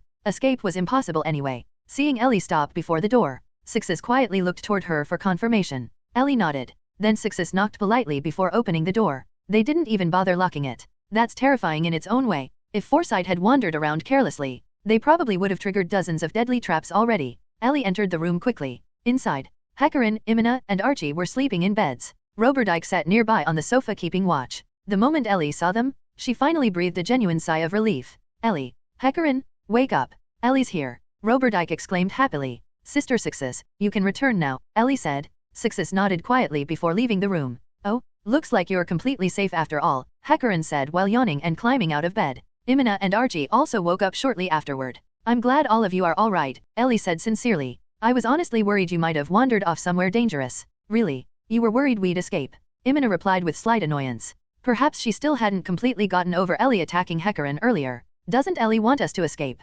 Hecarim asked jokingly. No, this is Nazarick's 8th floor. It's filled with lethal magical traps everywhere. I was worried you'd accidentally get yourselves killed, Ellie hurriedly explained. Before she could finish, Hecarim suddenly burst into laughter. Even Roberdike smiled warmly. I told you, Imina. Ellie is still our companion, Hecarim said. Imina awkwardly looked away. Humph, but she still attacked us, Imina muttered stubbornly. I already explained that Ellie was under blood frenzy at the time. Roberdike immediately defended her. She was practically unconscious. You can't blame her for that. And afterward, she literally risked her life protecting us. Wait. Ellie suddenly noticed something important. How did Roberdike know about blood frenzy? Did he actually know about true vampire ancestors? That was worth remembering. Fine.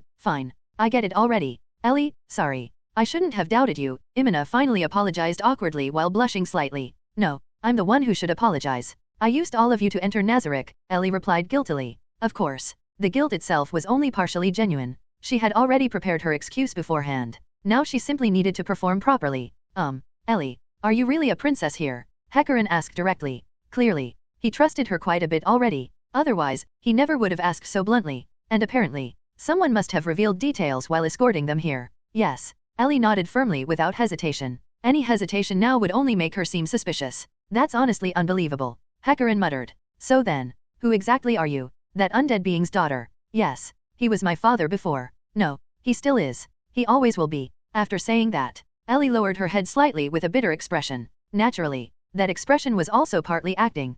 Father, that skeleton. Everyone stared at Ellie in shock. Yes, it's a very long story. And honestly, I don't even know where to begin, Ellie said quietly, mostly because she was still figuring out how much nonsense she planned to invent. But, this tomb is over 600 years old. If that undead being is your father, then Ellie, your age? Archie asked carefully. I'm probably a monster now too, aren't I? Ellie stared down at her own hand sorrowfully. Again, pure acting. What exactly happened? Roberdyke asked gently. It all started at least 500 years ago, Ellie answered seriously. Perfect. Just tie everything into the eras of the 6 great gods and 8 great kings. Nobody alive could verify anything anyway, and if necessary, she could even drag entire national myths into the explanation. I really am a genius sometimes. Long ago, in an era when all races coexisted peacefully, there existed a nation at the center of the continent known as Nazarick. It was a country that upheld absolute equality among all races. There was no distinction between noble and commoner, superior and inferior. As long as one obeyed the laws of Nazarick, anyone could live peacefully there. The lives of its citizens were protected and prosperous. However, that peace did not last forever. 8 godlike beings suddenly descended upon the continent. They swept across the world with overwhelming power, conquering nation after nation. Only Nazarick remained standing, protected through the united resistance of its king, its warriors, and its people. But even then, facing beings comparable to gods, their resistance merely delayed the inevitable. Then one day, those gods used an especially vicious world item to curse all of Nazarick. The king, his retainers, his army, his people, everyone, was transformed into horrifying inhuman monsters. And that still was not enough. The gods spread false rumors and slander throughout the continent, causing even Nazarick's own people to doubt their rulers. Without the support of the masses, Nazarick eventually fell. The king, his guardians, his warriors, alongside the final surviving city, were sealed underground forever. However, before Nazarick's destruction, the prince escaped alongside his younger sister. Originally, the two of them should have become Nazarick's final hope. Instead, they only fell deeper into despair, because before escaping, they had already been infected by the curse. It simply had not manifested yet. Afterward, the elder brother lost the ability to walk beneath sunlight, and the younger sister became a monster that survived only through blood. But even then, the 8 greed kings still refused to spare Nazarick's bloodline. Then, much later, when the siblings awakened once more, they found themselves in a completely unfamiliar era. Nazarick no longer existed. No trace of it remained anywhere in the world. Only the legends of the 8 greed kings, who once dominated the continent, survived. Because they had remained sealed for too long, both siblings had lost large portions of their memories. To survive in this unfamiliar age while searching for their forgotten past, the two relied on each other. The elder brother became an adventurer and took up arms. Meanwhile, the younger sister traveled the world searching for traces of Nazarick. Gradually, their memories slowly returned. Eventually, while investigating within the empire, the younger sister finally discovered Nazarick's location, and so, she decided to return home alone. However, during her investigation, she also discovered that an imperial noble had set his sights upon Nazarick.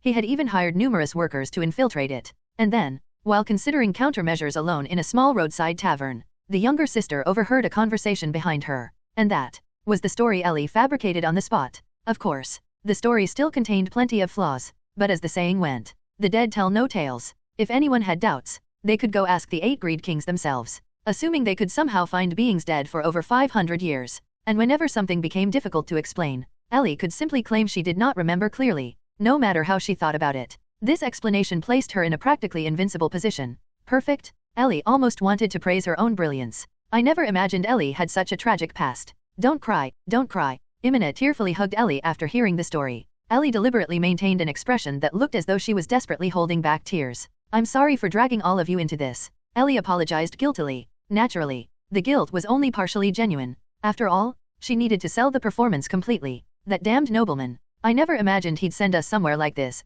Hecarim said bitterly. Ellie, you don't need to blame yourself. If it weren't for you, we'd already be dead. Ellie kept trying to stop us from entering Nazarick in the first place, Roberdyke sighed. We were the ones who ignored her warnings. Even if Ellie explained everything beforehand, I doubt we would have believed her, Archie finally said quietly. After all, if someone suddenly claimed, this is actually my home, and it's dangerous inside, Nobody would believe them. Please don't worry, Ellie said seriously. I'll definitely find a way to persuade Ainz Sama to release all of you. Until then, please stay patient. It's fine, really, Hecarin laughed helplessly. This place is honestly amazing. We don't need to work. The food is incredible. I practically want to stay here forever. But Ellie, don't push yourself too hard for us. When we became workers, we were already prepared to die someday. So no matter what happens, we won't blame you. After Ellie left the room, Roberdijk immediately glared at Hecarin. Hecarin, wasn't that too much? I know it was, Hecarin replied while scratching his head helplessly. But what choice do we have? Our lives completely depend on Ellie now. If we don't put at least some pressure on her. Hecarin glanced toward Imina and Archie. He had been the one who accepted this commission originally. At the very least, he wanted to ensure the others survived and escaped. Roberdijk fell silent. Everyone understood the truth. Right now, their only hope was Ellie. Archie lowered her head guiltily. After all, she still believed everyone accepted this dangerous commission primarily because of her financial situation. Could we, maybe search for our own opportunity somehow? Archie asked quietly while gritting her teeth. Thoughts of her younger sisters filled her mind. Forget it, Archie, Hecarin sighed. Ellie already warned us. This is Nazarick's 8th floor. The entire place is filled with magical traps. If Ellie hadn't stopped us earlier, Imina probably would have already rushed out and triggered one. At this point, all we can do is pray Ellie successfully persuades Ainz Sama. I still feel bad about relying on Ellie this way. Roberdijk sighed. But right now, this is our only option. Meanwhile, outside the room, yawn. Ellie yawned loudly, then immediately used the ring of Ainz Ooal Gown to teleport back to her room. I'm exhausted. I didn't expect acting to be this tiring. My face feels stiff. Remembering Hecarin's earlier words, Ellie simply chuckled. Of course she understood what he meant. He was intentionally reminding her that their lives depended entirely on her. He was deliberately adding pressure and guilt to force her to work harder. But honestly, even without him saying it, she still would have tried saving them anyway. Plopping onto her bed without even changing clothes, Ellie buried herself in the blankets. It was already incredibly late. Although Ainz Sama technically did not need sleep, running over to him immediately after their battle still felt awkward. Better to sleep first, then think about everything afterward. As for foresight, Ainz Sama already declared them guests, didn't he? At least for now, they would not die. Relax. I've stayed awake all night already. Time to sleep.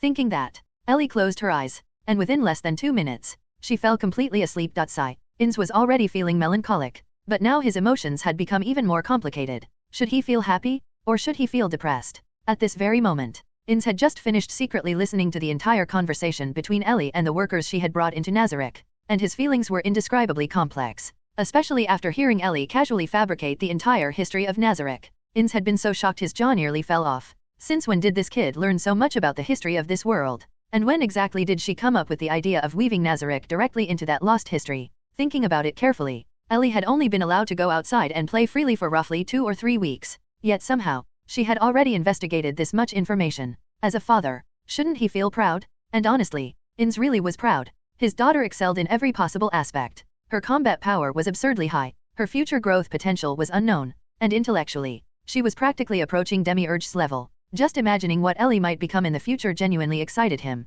But naturally, joy was quickly followed by sorrow. Look at his daughter. She merely wandered outside briefly and already uncovered enormous amounts of information while constructing such an elaborate plan. Now compare that to himself. The father. He spent forever disguised as the Dark Warrior Momon just to slowly climb toward Adamantite rank. And even then, most of his achievements only succeeded because of pure luck involving Shalter's incident. Originally, he only wanted Momon's fame so gathering information would become easier. Yet after all that exhausting effort, the amount of intelligence he gathered still could not compare to what Ellie achieved after casually wandering around outside. And if Demiurge had not proactively proposed conquering the kingdom's underworld through 8 fingers, Ainz would probably still be worrying about money right now. Compared to his own daughter, it was honestly painful. Still, there remained one thing Ainz could not understand. Why was Ellie so insistent on protecting those workers? There had to be some deeper purpose behind it. With Ellie's intelligence, there was no way she acted without reason. At moments like this, Ainz truly wished Demiurge were beside him to explain everything. Actually, would it be better to summon both Demiurge and Ellie tomorrow and simply let them explain the situation to him naturally?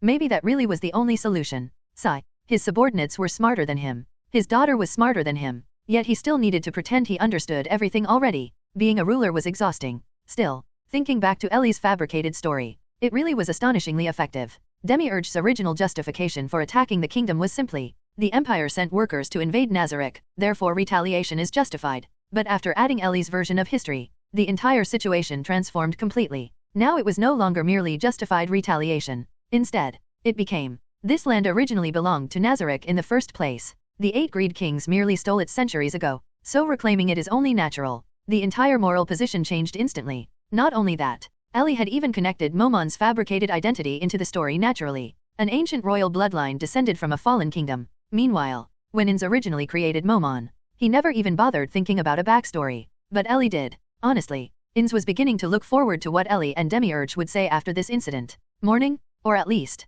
what Ellie personally considered morning. Since Nazarick had no sunlight anyway, Ellie simply woke whenever she felt she had slept enough. Stretching lazily, she sat upright in bed. The instant Ellie woke up, the maids waiting nearby immediately approached to dress her. Ellie herself barely needed to move at all. Under Success's lead, the maids treated her almost like a giant dress-up doll. Of course, Ellie was already completely used to it. After finishing preparations, Ellie began mentally organizing her schedule for the day. Yesterday, Ainz had given her a rather harsh lesson, especially regarding the way he secretly tricked her into exhausting all 3 uses of her guardian ring. Honestly, she still had no idea exactly when it happened. In that case, maybe she should visit Cocytus today. After all, if Cocytus had observed the battle, he might be able to explain where she made mistakes. Alright, today I'm going to ask Cocytus for guidance, Ellie declared confidently. She was just about to ask Yuri to contact Cocytus through message magic, when she suddenly froze. Wait, didn't I forget something incredibly important? Yesterday, she fought Ainz, and the reason she fought Ainz in the first place was because, the Foresight team. Ellie almost forgot about them entirely. No, priorities first. Cocytus can wait. Foresight comes first. After deciding that, Ellie immediately turned towards Success. I'm going to see Ainz, so help me dress properly, okay? Ellie smiled sweetly. Then, she was once again fussed over endlessly by Success and the maids. After finally finishing, Ellie directly used the ring of Ainz Ooal Gown to teleport toward Ainz office. He should already be there by now, right? Thinking that, Ellie knocked on the office door. Who is it? Ainz's authoritative voice immediately responded. It's me, Ellie, she answered. After receiving permission, Ellie pushed open the door. Inside, Ainz sat imposingly behind his desk. Aura and Mare were also present nearby organizing documents. Then, Lord Ainz, will depart now, Aura said respectfully. Then, Aura walked toward the exit while Mare bowed politely before following after her. Sorry, Ellie. Lord Ainz assigned us something important, so we can't stay. And yesterday's battle was amazing. Aura grinned excitedly while passing by. It's fine. Go focus on your mission, Ellie replied casually. It seemed Aura and Mare were heading toward the Empire, which probably meant the storyline involving intimidating Jerk Niv was beginning. Nope. Absolutely not touching that plot line. Although Ellie honestly wanted to go, she rejected the idea within half a second. Mama?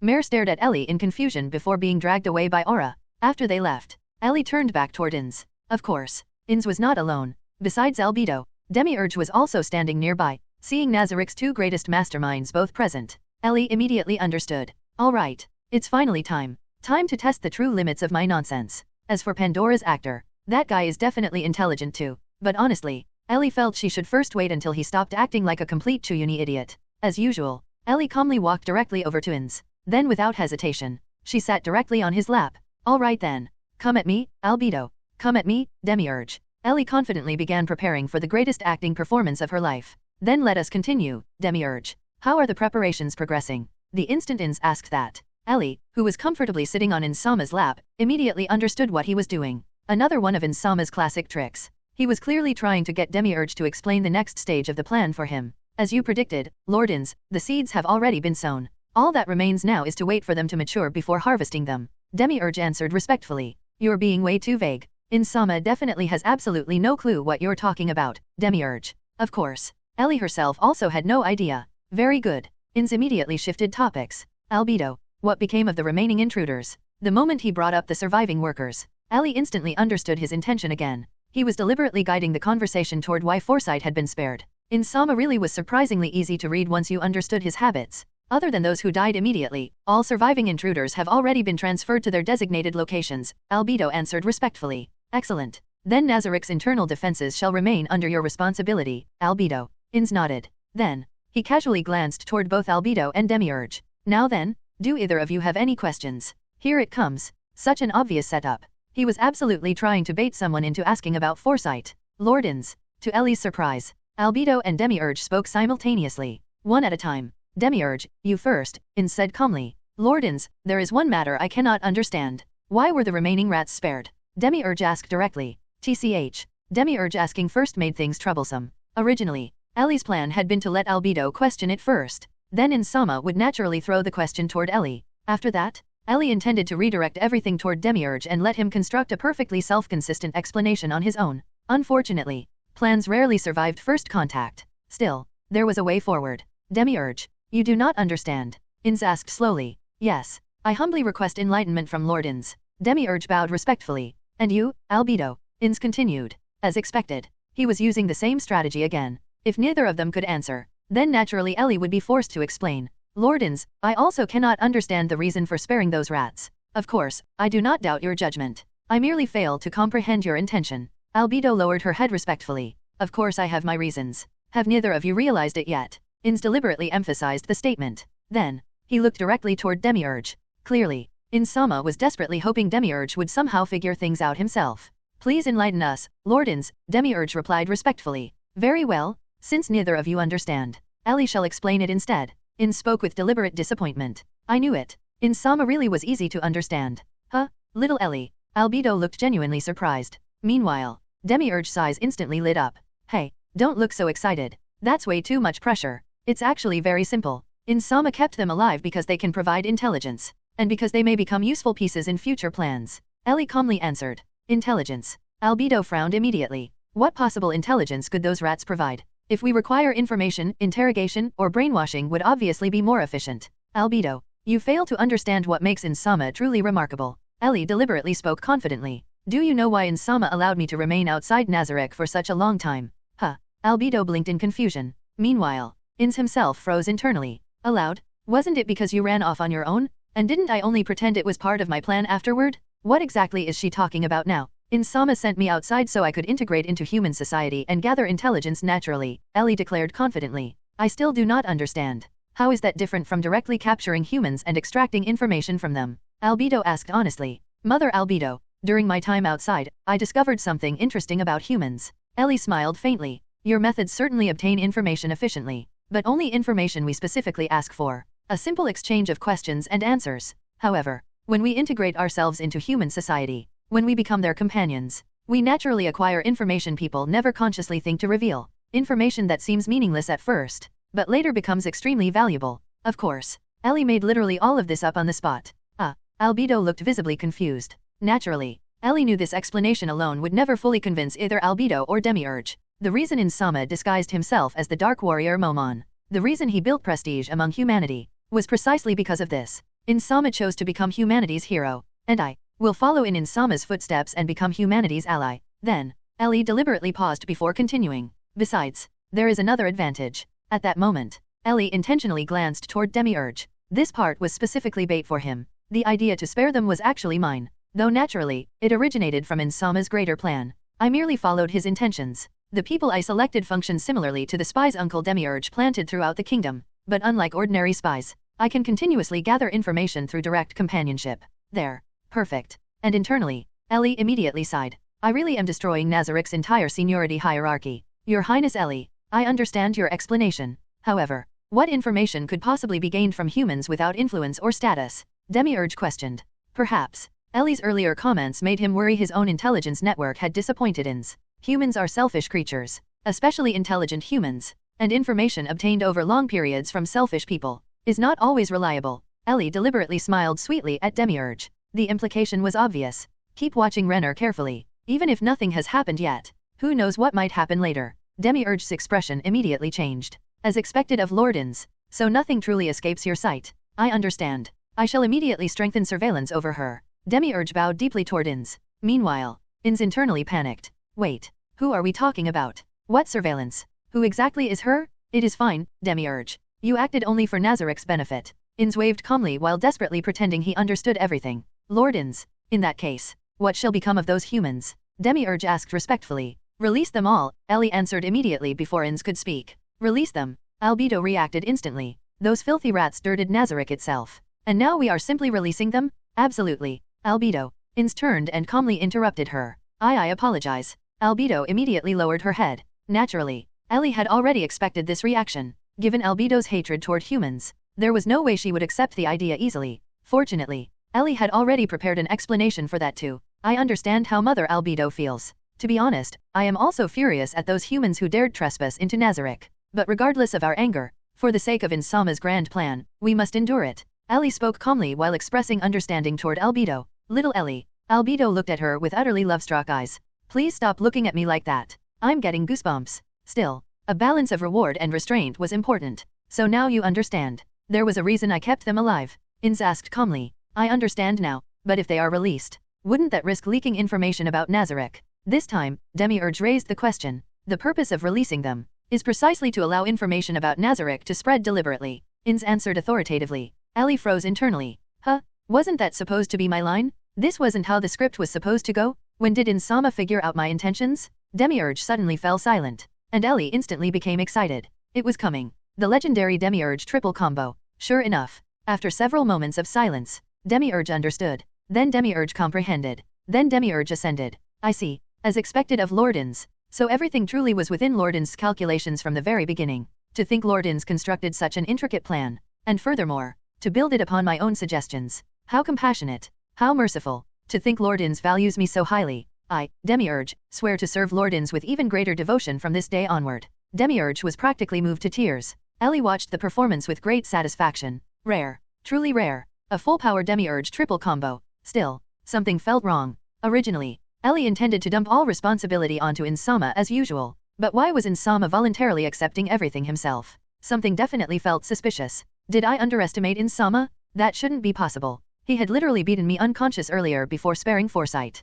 How did he suddenly become this sharp? Something's definitely strange here. Ellie narrowed her eyes suspiciously. Ahem. Very well, Demiurge. Continue serving Nazarick faithfully. Ainz replied awkwardly. Demiurge? Little Ellie? Lord Ainz. Now Albedo looked completely lost. Her expression practically screamed. What exactly are all of you talking about? Lord Ainz's intention was to use those humans to deliberately spread false information regarding Nazarick. And the source of that false information is Princess Ellie herself, acting under Lord Ainz's orders. Demiurge explained immediately. The fight between Insama and me earlier was merely an act performed specifically for them. Ellie continued naturally. They now trust me completely because I saved their lives. So they will believe almost anything I tell them. As Princess Ellie stated, I believe those foolish humans will unquestioningly spread whatever false information she provides. And once released, that misinformation will naturally spread outward. Demiurge nodded in admiration. That is correct. In this way, no one will discover Nazarick's true nature. Instead, they will believe the testimony of humans who entered Nazarick and survived. Ainz smoothly continued the explanation while internally panicking. However, there remains one matter I still do not understand. What false information does Lord Ainz intend for them to spread? Please enlighten me, Lord Ainz. Demiurge asked respectfully. Right. That part absolutely needed clarification. Otherwise Demiurge's imagination would probably spiral into another disaster later. And honestly, given Insama's personality, there was no way he actually knew the absurd backstory Ellie fabricated together with foresight. So in the end, Ellie could only explain it herself again. She just hoped Demiurge wouldn't notice the countless holes in the story. After all, the Platinum Dragon Lord and the Deep Darkness Dragon Lord were still alive. If the story somehow reached them later, things could become problematic. Still, that was future Ellie's problem. Right now, survival came first. Nazarick's history. Ainz answered instantly without hesitation. Ellie blinked in surprise again. I genuinely thought Insama would push the explanation onto me again, but instead, he answered himself. And honestly, he wasn't wrong. The fabricated story Ellie created really was centered entirely around Nazarick's history. Back when Ellie still lived in her previous world, she had always found one thing strange while reading Overlord. Nobody seriously investigated Nazarick's origins. But then again, after Ainz casually massacred over 70,000 people with a single spell, maybe nobody dared investigate anymore. That was precisely why Ellie constructed this narrative. Nazarick's history. Demiurge fell into deep thought once again. Yes, although our current plan already possesses legitimacy, that alone is insufficient. We require a more natural justification. For example, a justification based on reclaiming what originally belonged to us. Ainz spoke calmly. Ellie stared at him in disbelief. Huh? Wait. What is happening? This is not the Insama I know. This is completely off script. I see. As expected of Lord Ainz, Demiurge immediately nodded in admiration again. Unfortunately, this time he did not perform another full triple combo. Then Ellie shall explain the details. Ainz smoothly pushed the rest toward Ellie. Oh, alright. Ellie answered suspiciously. Then, she once again explained the fabricated history she had told Foresight earlier. At the same time, she carefully observed Ainz. How exactly did he understand her intentions so perfectly? Could Insama actually be smarter than she thought? No, that still feels impossible. But clearly, I need to re-evaluate him a little. As Ellie continued, she also incorporated actual legends and myths she learned while traveling through human nations. Then, by blending Nazarick into existing historical myths, she created a believable narrative portraying Nazarick as an ancient kingdom erased from history, which conveniently provided a perfect justification for Nazarick's future annexation of Irantal. Naturally, everything was still ultimately framed as part of Ainz master plan. And naturally, Ellie made sure to continue dumping all responsibility onto Ainz. After Ellie finished explaining, Demiurge once again unleashed an absolutely glorious Demiurge triple combo. In the end, Foresight's survival had finally been secured completely, which honestly made Ellie extremely happy. At the same time, it also forced Ellie to realize something. Ainz might not actually be as hopelessly clueless as she originally believed. Of course, this matter was still not completely over. Ellie had additional goals too. One important reason she allowed Ainz, Demiurge, and Albedo to understand her motives for preserving Foresight was simple. From now onward, she no longer needed to sneak out secretly. She could openly leave Nazarick under the excuse of intelligence gathering,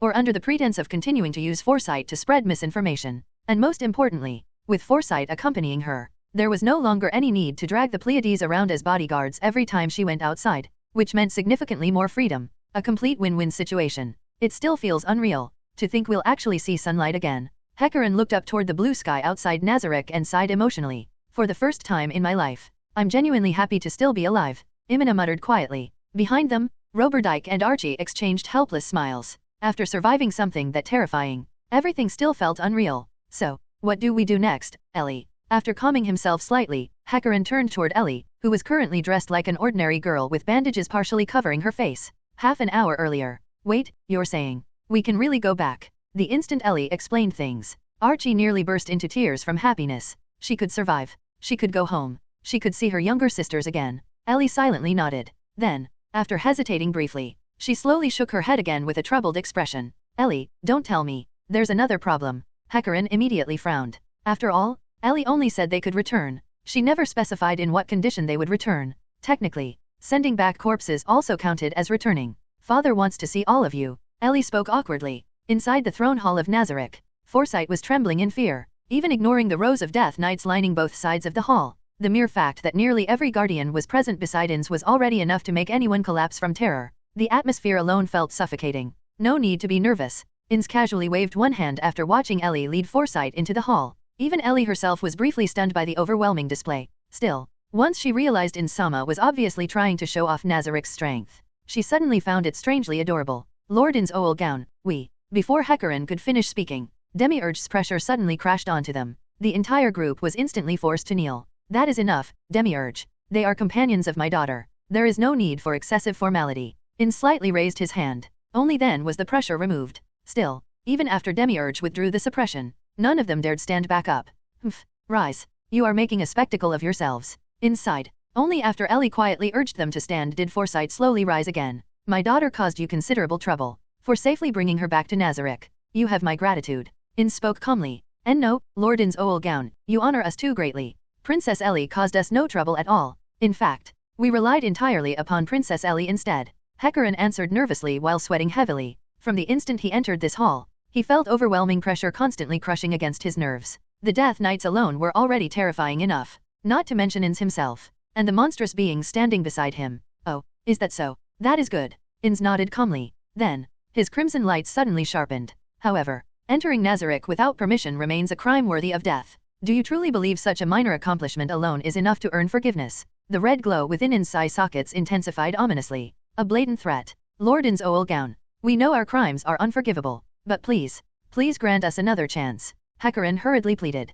Before entering the hall, Ellie repeatedly warned them. Do not speak recklessly. Especially do not lie. Ainz hated lies more than anything. Ellie would handle the negotiations herself. But now, the instant Ainz casually mentioned execution, Hecarim panicked immediately. A chance? Heh. And what possible benefit would there be in granting mercy to mere rats? Ainz asked coldly. Then, his gaze shifted toward Hecarim. Lord Ainz Ooal Gown, we are willing to offer our loyalty in exchange for the chance to live. Hecarim immediately knelt again. The others followed him without hesitation. Hecarim was not stupid. Ainz's words clearly carried hidden meaning. First came overwhelming intimidation, then deliberate mention of benefit. The implication was obvious. A price was required, and after witnessing Nazarick's terrifying military might and wealth, the only thing Foresight still possessed was themselves. Loyalty. And what guarantee accompanies that loyalty? I am not naive enough to trust the loyalty of rats. Ainz replied coldly. Father, I can guarantee their loyalty. I spent time with them, so. Ellie finally stepped forward. Enough. Ainz interrupted immediately.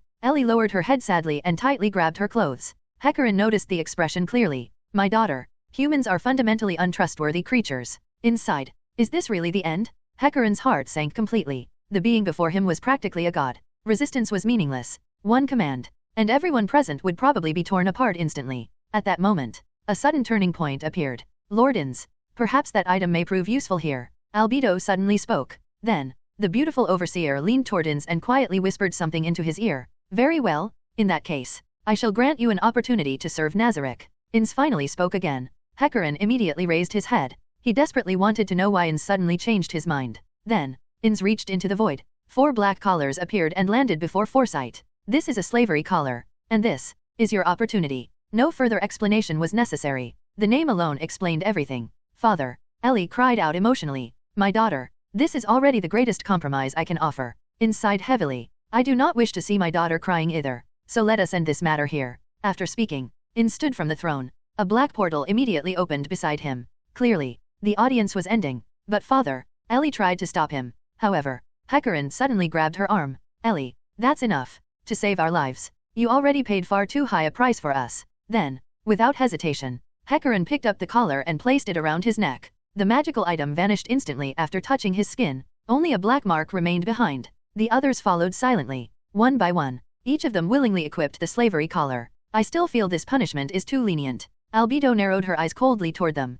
Mother, if that still isn't enough, then let me watch over them personally, and if they ever betray Nazarick, I will execute them myself with my own hands. Ellie shouted emotionally. Heh, little Ellie, cough. Yes, that is actually an excellent idea. Albedo smiled darkly. Very well, I shall transfer partial control authority over the slavery collars to you, and if such a situation truly occurs. Albedo's smile became terrifyingly cold. I look forward to seeing how you perform. Watching those insects die by the hands of my precious daughter sounds rather enjoyable. After saying that, Albedo turned and walked toward the portal. The other guardians followed behind her. Soon, only the rows of undead soldiers and the kneeling members of Foresight remained inside the massive hall. I feel like I'm turning into a full-time actress lately. After acting through so many ridiculous scenes one after another, Ellie honestly felt exhausted. Still, at least there was no longer any need to continue pretending so carefully. She had already established her identity properly. From this point onward, she could officially move together with Foresight as their 5th member. So, what do we do next, Ellie? Hecarin's voice interrupted Ellie's thoughts. Let me think. Ellie answered casually. Although Foresight technically became Ellie's subordinates now, she had no intention of treating them harshly. Before leaving Nazarick earlier, Ellie already made things very clear. Once outside, they would be free, and under absolutely no circumstances should they accept another commission involving Nazarick again. Unfortunately, every single member of Foresight immediately rejected that idea. According to them, Ellie was now officially their master. If they abandoned her and fled, that would make them disloyal. And in this world, disloyal retainers rarely met good endings. Naturally, Ellie couldn't exactly explain the truth directly. After all, that so-called slavery collar was literally just a useless cash shop item Ainz once obtained randomly. Its only real function was delivering tiny electric shocks when activated. It wasn't remotely lethal. So in the end, Ellie had no choice but to keep them around. Still, honestly speaking, traveling together with Foresight wasn't bad at all. Now then, what next? The original Foresight storyline had officially concluded, which meant the next major event would naturally be the war leading toward the Sorcerer Kingdom's establishment. And since Ellie already decided to interfere, she might as well interfere completely. The next step is debt collection. Ellie smiled sweetly. Her goal was simple. Since she already intended to get involved, she would go all the way. First, Archie's debt problem needed resolving. Of course, it wasn't only about the money. Ellie also wanted an excuse to meet the Blood Emperor. And while she was at it, scaring him a little sounded fun too. Judging from the timeline, Aura and Mare should already be close to the Empire by now. Debt collection. Hecarin looked utterly confused. For this Nazarick exploration commission, don't worker groups usually receive the remaining payment afterward? Ellie asked. Ellie, didn't you say earlier we shouldn't get involved in anything related to Nazarick anymore? Imina wiped sweat from her forehead awkwardly. Since you insisted on following me, I have no choice but to drag you into this now. Ellie shrugged helplessly. Dangerous. Ellie, do you mean collecting the commission itself is dangerous? Roberdijk immediately noticed the implication. Yes, it'll probably become dangerous. Ellie nodded seriously. I already felt suspicious before we even entered Nazarick. That commission was far too strange. I believe there's a powerful force manipulating everything behind the scenes. Possibly even the Imperial family itself. Only the Empire could pressure nobles into arranging something like this. So, there's a good chance we'll directly confront the Empire itself. Ellie declared confidently. After all, she literally read the script beforehand. Of course she could speak confidently. I see. Hecarin slowly fell into thought. Honestly, Ellie's reasoning made perfect sense. Even before accepting the mission, He already felt the commission was suspicious. That was precisely why he asked Archie to investigate the noble who issued it. At the time, he simply never considered the possibility that the imperial family itself stood behind everything. But Ellie saw through it immediately. If you don't want additional risks, I won't force you. I already told you before leaving Nazarick that you're free now. I can handle this myself. Ellie shrugged casually. Regardless of whether Foresight joined her or not, she absolutely intended to meet the Blood Emperor personally. Then may I ask something? Why are you insisting on going personally? Hecarin asked seriously. The reason is simple. Ellie smiled. Don't let appearances fool you. I'm actually very petty. The fact they dared send people to my home, caused trouble there, got so many people killed, and then still expected to profit from it afterward. There's no such thing as a free lunch. The atmosphere instantly changed. A terrifying pressure spread outward from Ellie. For just a brief moment, the feeling resembled Ainz Ooal Gown himself. Ellie, calm down. Imina immediately panicked. Previously, she honestly wondered whether someone as terrifying as Ainz could truly have a daughter as gentle and approachable as Ellie. But now, after personally experiencing that pressure, Imina completely believed it. Yep, definitely father and daughter.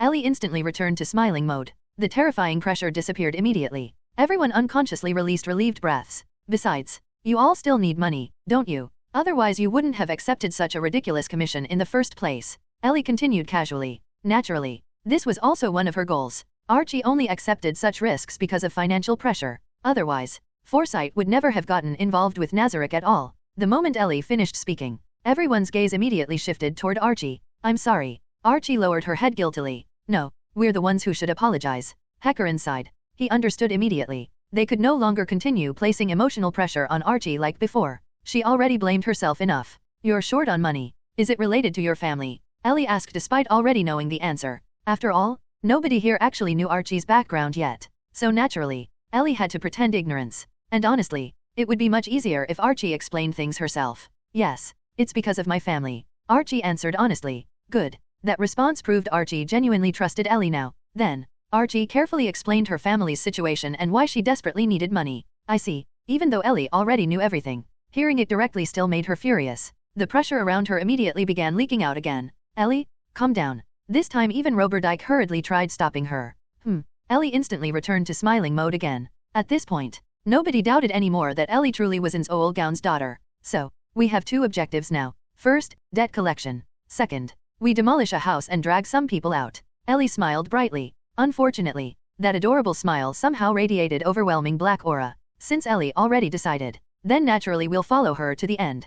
Hecarin grinned. After all, he casually pointed toward the black mark around his neck. We're practically Ellie's retainers now, and retainers causing trouble together with their master sounds perfectly normal. Exactly. And honestly, I really want to teach Archie's trash parents a lesson too. Imina nodded firmly. I also suspect they're connected to the people who sent us into Nazarick in the first place. Roberdijk agreed. Everyone. Archie looked deeply moved. At this moment, words were unnecessary. Her expression alone already revealed everything. All right then. In that case, let's get moving. Ellie energetically led the group forward. Although they were supposedly setting off, Ellie and Foresight were currently still near Irantil. Naturally, it was already too late to immediately collect the debt right after the Blood Emperor made contact with Aura. Still, that wasn't really a problem for Ellie. After hearing Ellie announce the next objective, the members of Foresight immediately became motivated again. Originally, their plan was to travel normally from Irantil back toward the Baharuth Empire. However, Tada! Ellie suddenly struck a pose resembling a certain blue robotic cat while pulling out a scroll from her small shoulder bag.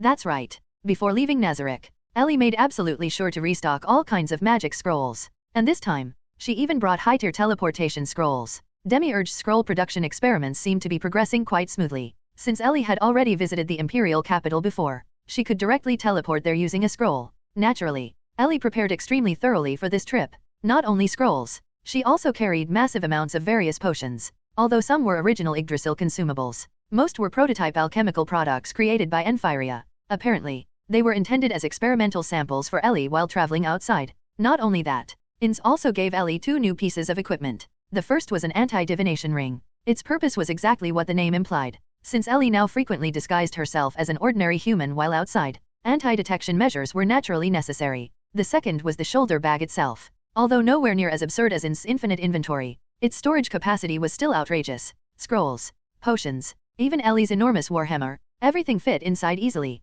meaning Ellie no longer needed to carry that terrifying weapon openly anymore. Naturally, when Ellie casually revealed she intended to use a high-tier teleportation scroll, Foresight became stunned again. Especially Archie. The moment she heard the words high-tier teleportation scroll, her eyes practically lit up. She immediately begged Ellie to let her examine it before use. Honestly, Ellie hesitated slightly. After all, she knew perfectly well what scrolls in Nazarick were made from, and Archie possessed magical perception abilities. Ellie worried Archie might somehow notice something strange. Fortunately, Ellie completely overthought things. Archie carefully studied the scroll for an extremely long time, yet still failed to understand anything. In the end, she reluctantly returned it. Honestly, even Ellie herself couldn't understand most of the strange symbols written across Nazarick's scrolls. The only recognizable parts were the Japanese characters written at the top. Naturally, Archie couldn't understand any of that either. Thus, after activating the scroll, the group instantly teleported directly into the small tavern where Foresight usually gathered. Fortunately, it was still early morning. Only the tavern owner was present.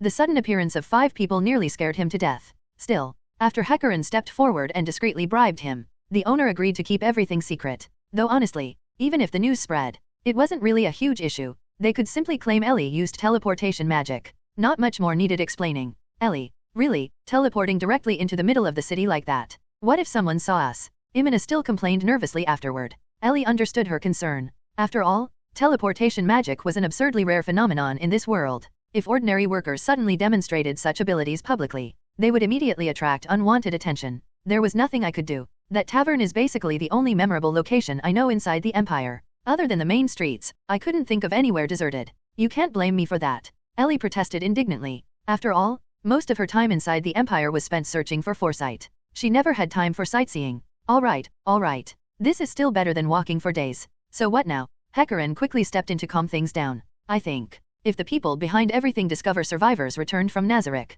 they'll definitely contact us immediately. So our next objective is simple. We make sure they know we returned. Ellie answered confidently. Don't move. The instant Ellie and Foresight stepped into the noble estate where the original commission gathering took place, a massive group of Imperial Knights immediately surrounded them. Do not resist. Leave this to me. Ellie quietly warned the others. Foresight immediately surrendered their weapons. Who are you people? How dare you trespass upon a noble's residence? The apparent captain shouted loudly. What trespassing? You people literally let us inside. Imina muttered irritably. Indeed. The moment they arrived at the estate entrance and explained their purpose, the guards immediately allowed them entry without hesitation. At that moment, Ellie already realized something was wrong. Based on the timeline, Aura and Mare should have already finished terrifying the Blood Emperor, meaning, the noble acting as scapegoat should already be dead. So why were guards still stationed here? Simple. The Blood Emperor was being cautious. He intentionally left forces behind to silence any surviving workers returning from Nazarick. Naturally, Ellie expected all of this beforehand. Knowing it was a trap,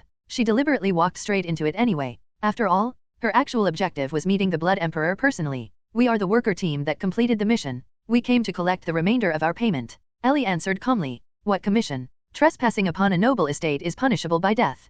Kill them. The captain immediately shouted. Huh? Ellie blinked. Wait a second. She understood the silencing operation. But judging from this reaction, the Imperial Palace apparently still hadn't informed these guards about the current situation yet. Had Aura's attack already thrown the palace into complete chaos? Or did the Blood Emperor simply not even consider the possibility of survivors escaping Nazarick alive?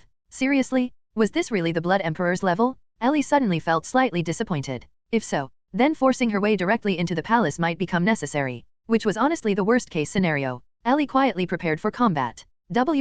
Wait a moment. Suddenly, another knight hurried over nervously and whispered something into the captain's ear. You are the workers who completed the commission. The captain finally changed tone. Hearing that, Ellie secretly relaxed slightly. So the orders finally arrived. They were simply late. Yes, we're the team that successfully explored the ruins. We came to collect our reward. Ellie answered naturally. What about the others? You weren't the only team hired. The captain questioned further. They all died. We were the only survivors who escaped. Ellie answered. And technically, that wasn't even a lie. They really did escape. Very well, the reward will be delivered. Please come with us first. The captain waved his hand. The surrounding guards immediately closed in while confiscating the others' weapons. Ellie, are you sure about this? Hecarin quietly asked. It's fine. Everything is proceeding exactly according to plan. Ellie replied softly, then revealed an extremely confident smile. Inside the carriage, Archie nervously glanced toward Ellie sitting beside her. Noticing the uneasy look, Ellie immediately gave her a confident smile, trying to reassure her. This carriage only carried Ellie, Imina, and Archie.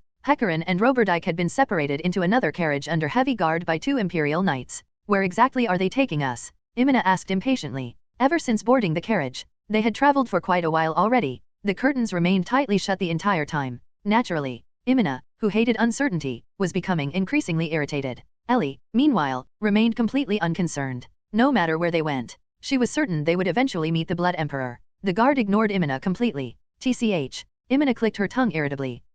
Big brother, where are we going? Ellie suddenly asked timidly while looking up at the guard with an uneasy expression. Originally, Ellie had no intention of interfering, but seeing Imina becoming increasingly agitated, Ellie worried she might eventually cause trouble. The guard still ignored her. TCH. Ellie immediately became annoyed too. She honestly disliked weaponized cuteness in general, so the fact her cute little sister attack failed actually irritated her slightly. Ugh, Archie, I'm really scared. What if they take us directly to an execution ground? We barely escaped that terrifying place. And now, Ellie hugged herself tightly while trembling fearfully. Naturally, it was completely fake. And no, little miss, we're only taking you to the Imperial Palace. Nobody's executing you. The guard hurriedly answered. Apparently, seeing an injured little girl trembling in fear made him soften unintentionally. Thus, he accidentally revealed their destination. Idiot, don't talk carelessly. The other guard immediately snapped at him.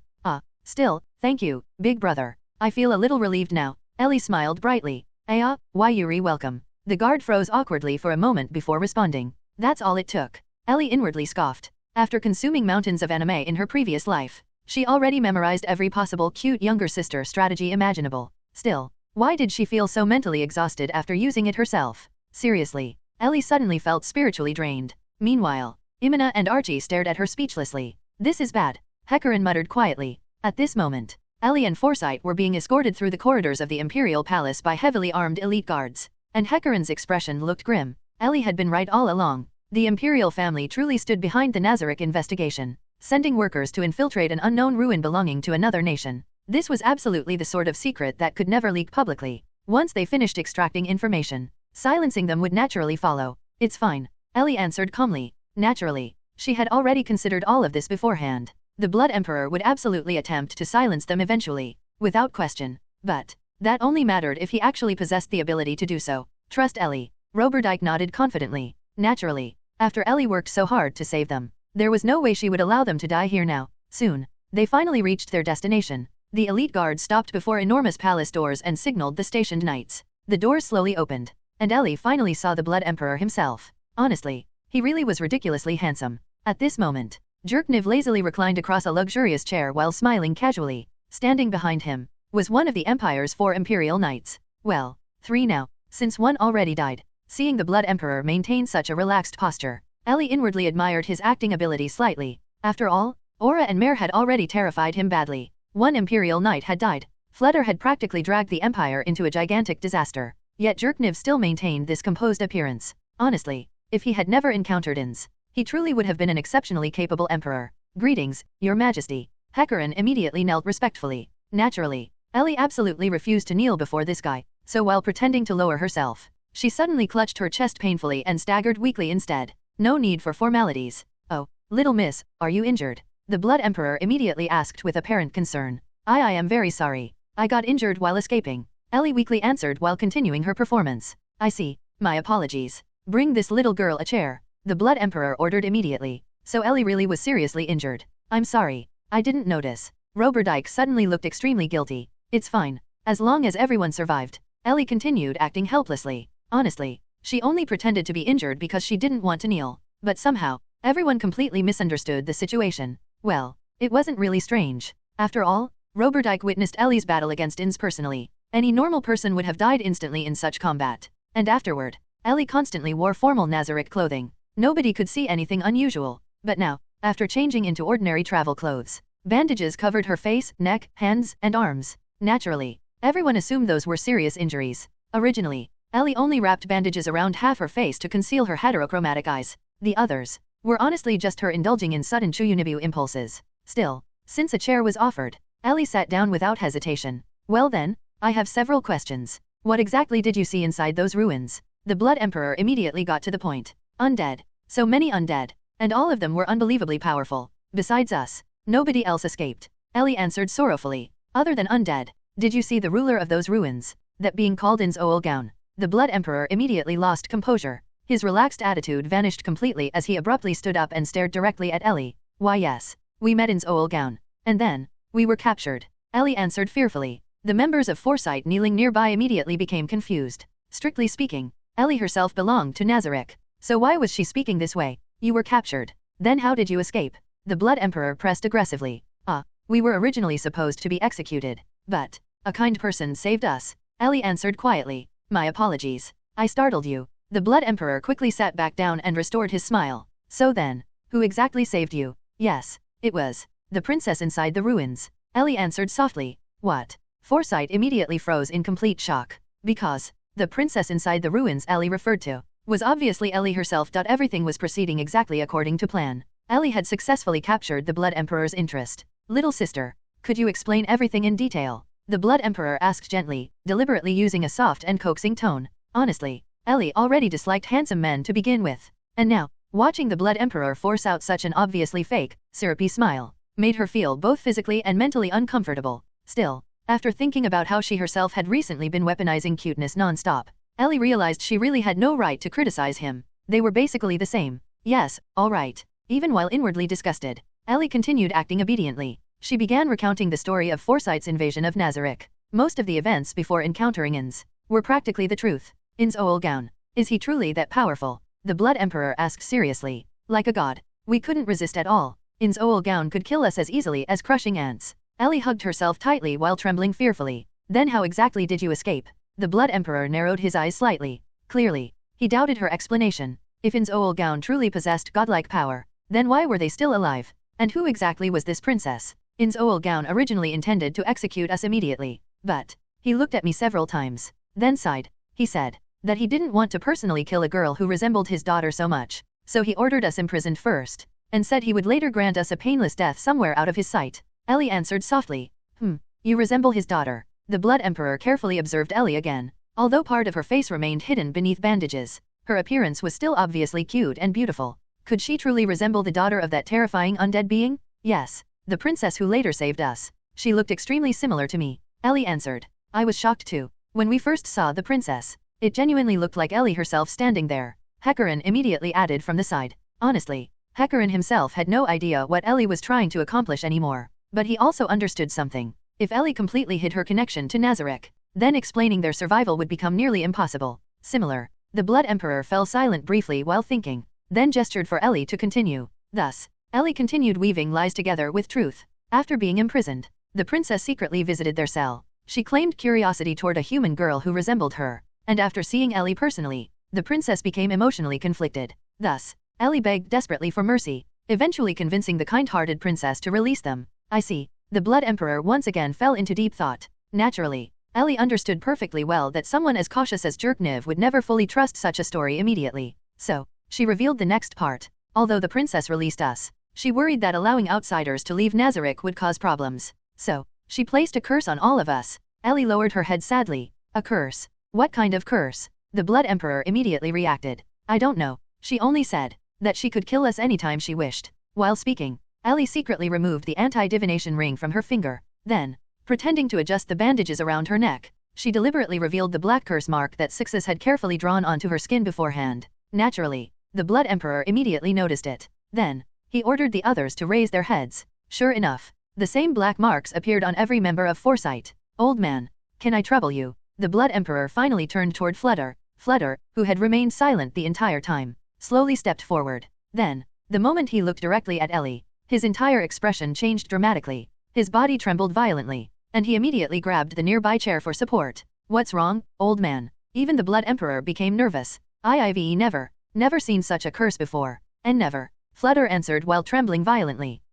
Success. Ellie quietly put the anti-divination ring back on while inwardly smiling smugly. Everyone's attention remained focused entirely on Flutter, so naturally, nobody noticed her tiny satisfied expression. This entire scene was intentional. Ellie deliberately allowed Flutter to observe her magical presence directly. After all, she already knew about Flutter's special ability. Back when traveling with Foresight, Imina once casually mentioned how Archie nearly vomited after trying to observe Ellie's mana. Ellie remembered that clearly. Thus, she intentionally let Flutter realize something horrifying. Namely, that Ellie herself belonged to Nazarick. With Flutter's intelligence, he would inevitably understand that the Princess Ellie mentioned earlier was standing directly in front of him right now. Even you have never seen it. The Blood Emperor frowned deeply. Never. Absolutely never. Flutter repeated shakily while continuing to stare at Ellie. You've truly suffered greatly. So what happened afterward? The Blood Emperor continued questioning. After placing the curse on us, The princess used teleportation magic and directly sent us back to the imperial capital. Ellie answered. Teleportation. From Nazarick all the way to the capital.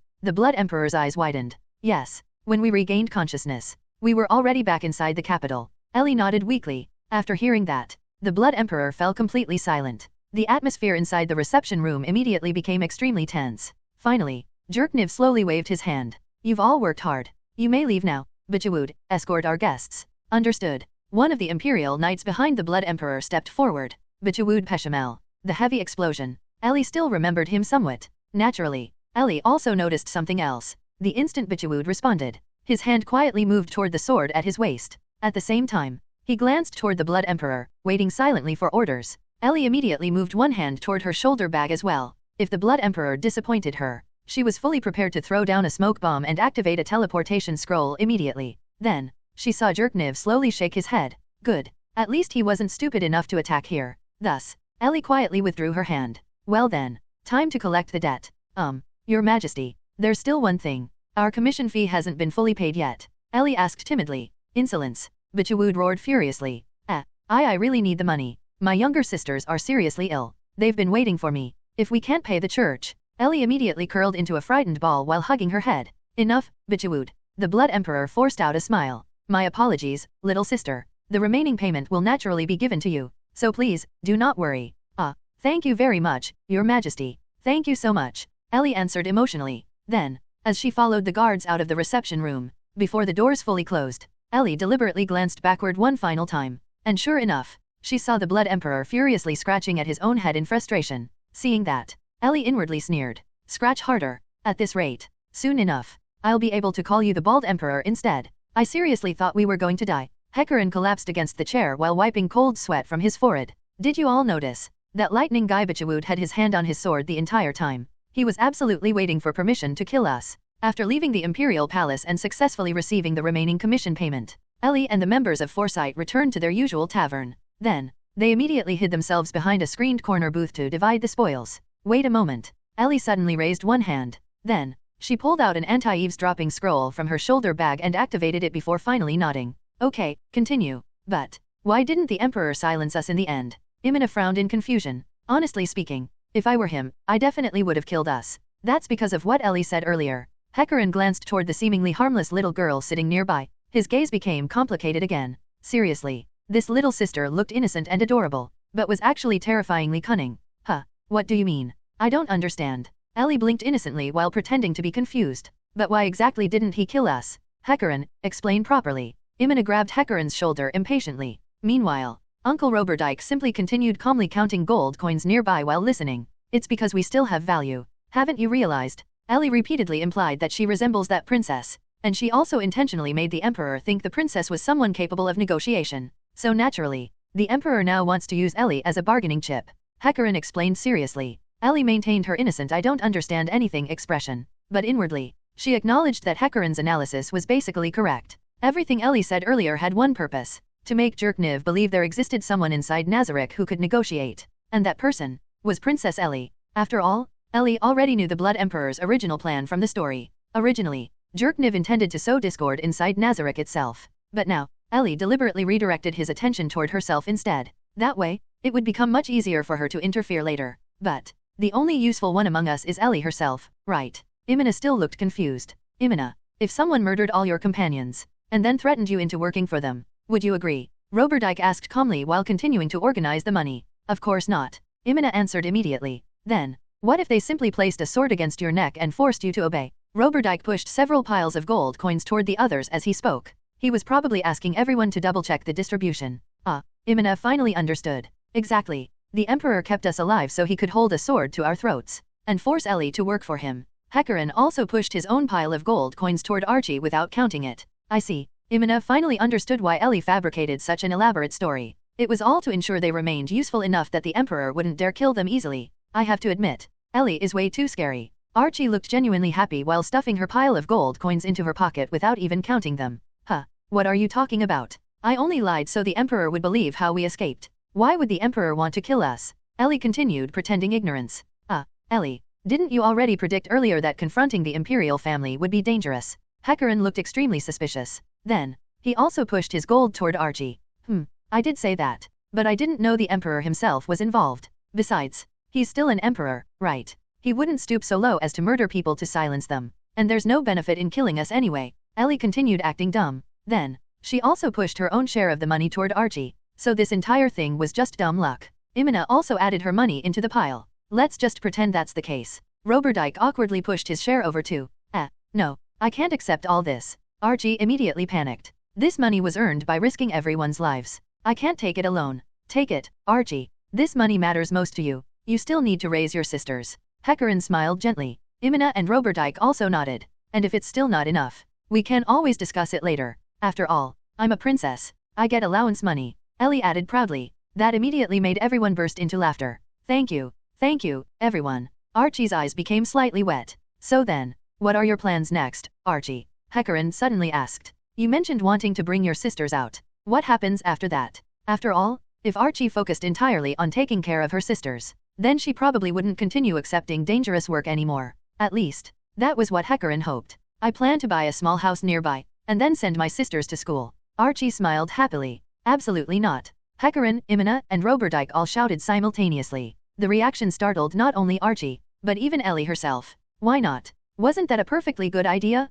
Ellie became genuinely confused. The Empire was prosperous, and later, it would become a vassal state of Nazarick anyway. There shouldn't be any war problems either. Archie, think carefully. Hecarin's expression became serious. We're now people with a sword hanging over our necks at all times. If your sisters stay inside the Empire, what happens if the Emperor targets them too? Archie immediately understood the danger. With Jerkniv's personality, he absolutely would do something like that. I completely overlooked that. Ellie suddenly realized her own negligence. Honestly, she never seriously considered Archie's sisters before. That really was careless. Even if Nazarick protected Foresight, Archie's sisters themselves were still vulnerable, and if Archie attempted protecting them alone, with her strength, getting captured would only take minutes. But at the same time, it also wasn't realistic for Archie to drag two little girls around constantly.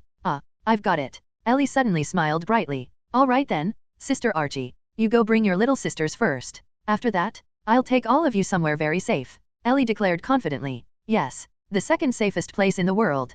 Karn Village. Your Majesty, why did you let them go? Aren't you worried those workers will leak information? After personally escorting the surviving members of Foresight out, Bajawud Peshamel, one of the Empire's 4 Imperial Knights, immediately returned to the reception chamber. He genuinely could not understand why the Emperor allowed them to leave alive. It no longer matters whether they leak information or not. Jerkniv Rune Farlord El Nix scratched his head irritably while speaking. They already came knocking on our door themselves. Besides, they've been cursed. That curse was probably placed by that princess specifically to prevent them from revealing information about Ainz Ooal Gown. Then, Jerkniv narrowed his eyes. And one more thing. Send people to monitor them, track every movement, and thoroughly investigate their backgrounds. Killing them now served no purpose. No, more accurately, killing that little girl now would be a huge waste. Jerkniv silently recalled everything that happened earlier. The resemblance, the princess, the negotiation angle. After receiving Aura and Mare's visit, the Empire still possessed almost no meaningful intelligence regarding Nazarick. The only useful conclusion they reached was, inside Nazarick, there existed at least one individual capable of negotiation, and that person was Princess Ellie. The fact that Ainz spared them merely because Ellie resembled his daughter meant something extremely important. Ainz Ooal Gown still possessed traces of humanity. Therefore, before openly confronting Nazarick, Jerkniv needed at least one card he could play. Even if that card ultimately proved useless, Jerkniv scratched his head again in frustration, only to notice several strands of golden hair falling into his palm. Damn it. Then, he immediately issued another order. Prepare gifts. Gold, silver, jewels, paintings, women, the best of everything. Hurry. Meanwhile, outside Archie's former mansion, Ellie stood together with Hecarin, Imina, and Roberdyke. Originally, Ellie intended to accompany Archie inside. However, Roberdyke stopped her. This is Archie's family matter. It's inappropriate for outsiders to interfere. So Ellie reluctantly gave up. Then, they waited, and waited. After quite a while, a loud commotion suddenly erupted from inside the mansion. Ellie immediately tried rushing in, only for Roberdyke to stop her again. Moments later, Archie finally emerged together with her 2 younger sisters. However, although the sisters came out successfully, Archie carried absolutely no luggage, and on her face, there was a very obvious handprint. Her expression twisted with anger. Then, outside the mansion, an extremely chaotic scene unfolded. Hecarin tightly restrained Imina. Meanwhile, Roberdyke, Archie, and both little sisters desperately held Ellie back. Seriously, if it weren't for Archie's sake, I would have filled those 2 scumbags full of holes already. Imina roared furiously. The members of Foresight had now completely abandoned the place once known as Archie's home. Sister, please don't be angry. One of the little girls tugged timidly on Imina's sleeve. Okay, big sister isn't angry anymore. Imina instantly softened while patting the girl's head gently. I'm sorry. I caused everyone trouble again. Archie spoke quietly. What nonsense are you saying? We're companions. Hecarim smiled while pointing toward the black mark on his neck. We're basically tied together now anyway. Archie subconsciously touched the mark on her own neck as well. Hecarim was right. Now, everyone carried the so-called slave curse. At any moment, they could supposedly be killed by it. At the very least, before anything happened, Archie wanted to ensure her sisters could live safely. So then, where exactly are we going now? Roberdike asked. You're not planning to bring us back to Nazarick, right? Imina immediately asked in horror. No, of course not. Ellie hurriedly denied it. Although, honestly speaking, returning directly to Nazarick actually would not be a problem. But, making 2 young children grow up surrounded by terrifying non-human monsters every day, that definitely sounded unhealthy. So, Karn Village remained the best option. However, before heading there, Ellie still had one more thing she absolutely needed to do. Wait a moment. Ellie suddenly pretended to rummage through her shoulder bag. The others immediately assumed she was about to use another teleportation scroll. But, using one openly on the street still sounded insane. After all, even ordinary magic scrolls were already unbelievably valuable. Never mind teleportation magic. Ah, it's gone. Ellie suddenly cried dramatically. What's gone? Hecarim immediately asked. The teleportation scroll. I accidentally brought the wrong one. I mistook a high-tier healing scroll for teleportation. This is bad. Ellie replied with a troubled expression. There are even high-tier healing scrolls. Hecarim smiled bitterly. Just imagining widespread production of such items already sounded terrifying. Portable healing. Portable teleportation. Once this technology spread, entire professions would collapse. Of course there are. But it's fine. I still have a backup plan. I'll just ask my family to send another one over. Though that probably won't happen until tomorrow. So tonight, we'll need somewhere to stay. That's easy. If necessary, we can simply hire a carriage tomorrow. Let's stay at our usual inn. There are rooms upstairs.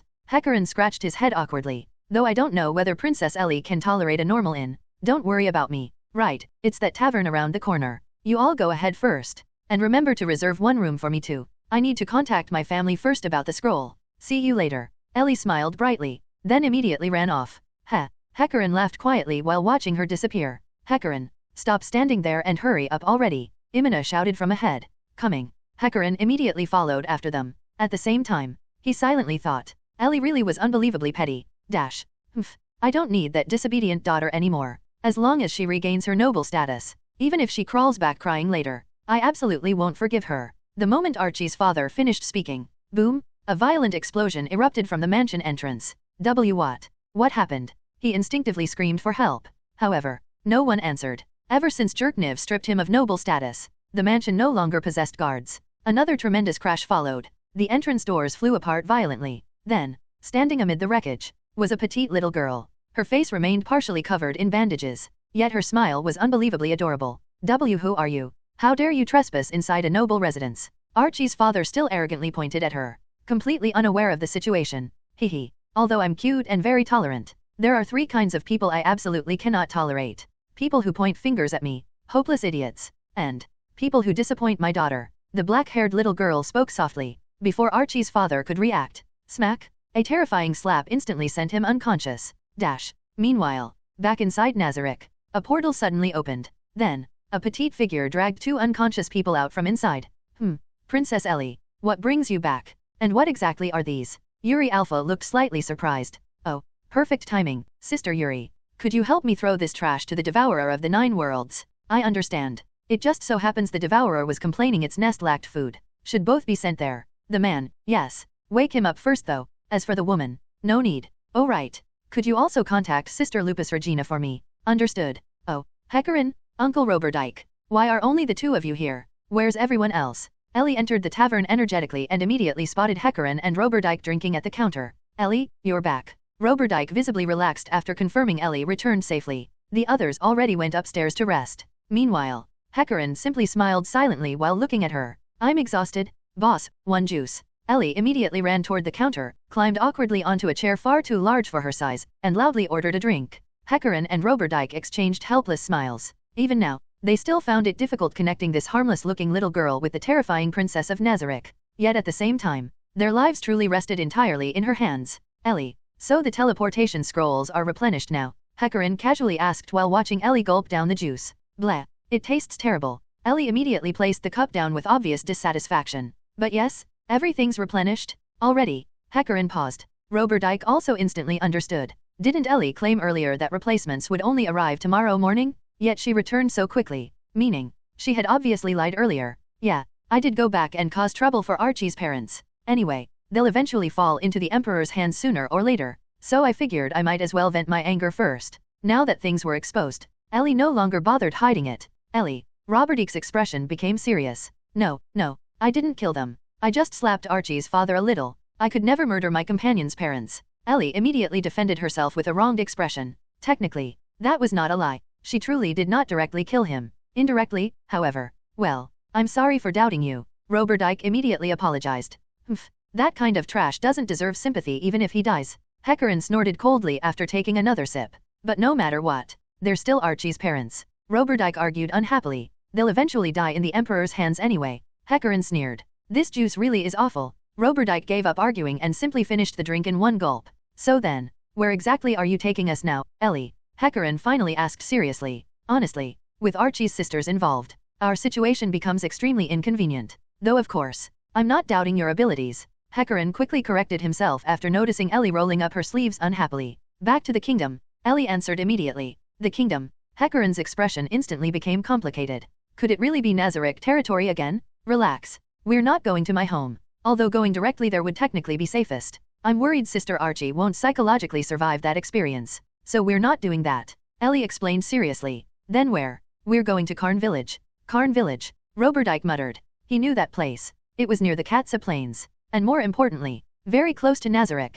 Yes. Karn Village is already under Nazarick's protection. So it's probably the second safest place in the world. Ellie nodded proudly. Under protection. Roberdyke's expression immediately became uncomfortable. Before joining Foresight, he once visited Karn Village during another commission. It was a peaceful, ordinary settlement. Now, it had already fallen under Nazarick's influence. Meaning, the villagers were probably doomed. Wait. Uncle Roberdyke, don't misunderstand. Nazarick's philosophy has always emphasized coexistence and equality between races. We're not violently ruling the village or anything. Karn Village is still completely normal. Ellie hurriedly explained after noticing his misunderstanding. Sorry, I doubted you again. Roberdyke apologized once more. It's fine. Strictly speaking, I'm not really human anymore anyway, so suspicion is normal. Ellie lowered her gaze sadly. Naturally, that sadness was entirely acting. And no, that's not what I meant. Both Hecarin and Roberdyke immediately panicked. It ultimately took them almost half an hour of apologizing and coaxing before Ellie forgave them. The next morning, everyone woke up early. Even Archie's little sisters were already prepared. However, one person was missing. Ellie. After waiting downstairs for quite a while, Imina finally lost patience and stormed upstairs to knock on Ellie's room door. After repeated knocking produced no response, everyone became nervous. Bang! Hecarin immediately kicked the door open. Then, everyone froze. Ellie was sprawled across the bed fully clothed, blowing sleep bubbles peacefully. Seriously, everyone became speechless. Was this really the Princess of Nazarick? Imina had practically smashed the door earlier. Then Hecarin outright kicked it open. Yet Ellie still failed to wake up. At first, Hecarin even suspected magical interference. But after Archie checked carefully, there was absolutely no magic involved. Ellie was simply sleeping extremely deeply. In the end, one of Archie's little sisters climbed onto the bed and pinched Ellie's cheek. Only then did Ellie finally wake up groggily. The entire room immediately descended into helpless laughter. Tada! A high-tier teleportation scroll. Ellie proudly imitated the pose of a certain blue robotic cat while pulling a scroll from her shoulder bag. The members of Foresight stared awkwardly. Naturally, nobody understood the reference. Eureka, Cuterica. Watch big sister perform magic. Ellie declared mysteriously toward Archie's younger sisters. Oh, the two little girls immediately became excited. High-tier teleportation. Activate. Ellie dramatically raised the scroll overhead. The scroll floated upward, then instantly burned into ashes. A brilliant white light enveloped everyone. Moments later, the scenery changed. They now stood somewhere outside the city. However, the surroundings looked oddly familiar. There were obvious traces of campsites and temporary fortifications nearby. Everyone from Foresight immediately recognized the place. Then, all of them slowly turned toward Ellie, who still maintained her exaggerated casting pose. Ellie, this isn't Karn Village. Hecarin wiped cold sweat from his forehead. Did you teleport us incorrectly? Nope. This is exactly where I intended. It seems we arrived a little early though. Ellie casually looked around. Early for what? Before anyone could ask further, a terrifying voice suddenly echoed from the distance. Little Ellie Cheaon. A crimson blur instantly shot across the field at incomprehensible speed. The members of Foresight could barely follow it with their eyes. Then, by the time they finally reacted, a beautiful girl wearing a crimson dress had already appeared beside Ellie, while tightly hugging her. And no, Mother Shaltir, not here. People are watching. At this moment, Ellie's feelings were incredibly complicated. She looked toward the members of Foresight behind her, as well as Archie's two younger sisters, only to discover that everyone was staring at her with extremely strange expressions, which made sense. This was their first time meeting Shaltir Bloodfallen. Originally, according to the original storyline, they should have encountered Shaltir inside the arena. However, because Ellie had already changed the plot, Shaltir never appeared there anymore. So naturally, everyone was now extremely curious about this bizarre woman who suddenly rushed over, hugged Ellie tightly, and continuously rubbed her face against her. Honestly, Ellie herself did not want to call Shaltir either, but she truly had no choice. Before the events involving the Dwarf Kingdom, Shaltir had been assigned management of Nazarick's teleportation gates as punishment for her previous brainwashing incident. Ellie originally only requested Yuri relay a message, open a portal to Karn Village. After all, Ellie herself had never visited Karn Village before, meaning, teleportation scrolls alone could not directly bring her there, so portals were necessary. Unexpectedly, this complete pervert abandoned her actual post entirely and rushed over personally. And now, in front of so many people, Ellie still needed to maintain the image of a well-behaved daughter, meaning, she could not openly explode at Shaltir. Little Ellie. Shaltir completely ignored the weird stares from Foresight while continuing to rub against Ellie happily. Mother Shaltir, please calm down a little. If you ruin Father and Sama's plans, that would be bad, Ellie whispered as quietly as possible. This was basically her ultimate weapon against Shaltir. Thankfully, it worked instantly. Oh, Lord in Sama. Shaltir immediately released Ellie as though electrocuted. Let me introduce her properly. This is my mother, Shaltir Bloodfallen. Ellie awkwardly introduced her. Shaltir glanced toward Foresight, then immediately turned her head away coldly. Clearly, she had absolutely zero interest in interacting with humans. Mother Shaltir. Attitude. Ellie quietly reminded her again. Even if Shaltir hated humans, she should at least preserve Ellie's dignity a little. Hello, I am Shaltir, little Ellie's mother. Shaltir finally greeted them in a very reluctant tone. Little Ellie. Imina's expression instantly became strange. Apparently, she never expected a mother to use such an embarrassing nickname for her own daughter, especially one already this old. So you're Ellie's mother. To be honest, I thought you were her older sister. Miss Shaltir looks incredibly young. Hecarim immediately attempted some emergency flattery. Unfortunately, he stepped directly on a landmine. Sister, I am little Ellie's mother, not sister. Shaltir instantly exploded. Hecarim immediately broke into cold sweat. He only wanted to compliment her youthful appearance. Who could have guessed it would backfire this badly? Even Ellie herself became speechless. Of course, she immediately understood why Shaltir reacted like that. After all, if she were considered Ellie's older sister, then she obviously could not also be Ainz Sama's wife. Still, right now, the priority was calming Shaltir down enough to get the portal opened. Thus, after almost an entire hour of Ellie continuously acting cute, coaxing her, and comforting her, Shaltir finally opened the portal. The mentally exhausted Ellie almost collapsed from relief. Honestly, dealing with Shaltir was far more exhausting than dealing with Jerkniv. Wah, this magic is amazing. Sister, can you teach Sister Archie this magic too? The moment everyone stepped through the portal, Archie's younger sisters immediately rushed toward Ellie excitedly and grabbed her arms.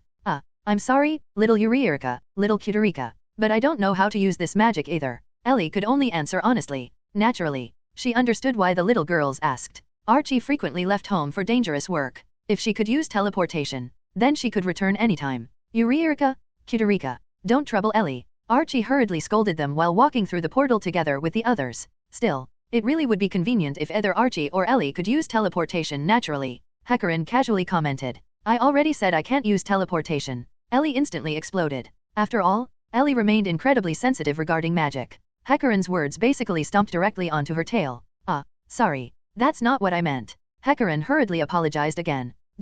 Although they arrived through a portal, their destination was outside Karn Village's front gate. Apparently, teleportation prevention measures had already been installed around the village, and since Lupus Regina Beta was not currently present inside, the portal could only be opened externally. This is Karn Village. Roberdike stared toward the massive wooden walls and guard towers in disbelief. This looked completely different from the peaceful farming village he remembered. Yes, this is Karn Village, but unlike before, it now belongs to Nazarick. Ellie replied while walking directly toward the gate. Belongs. Roberdike's expression instantly darkened again.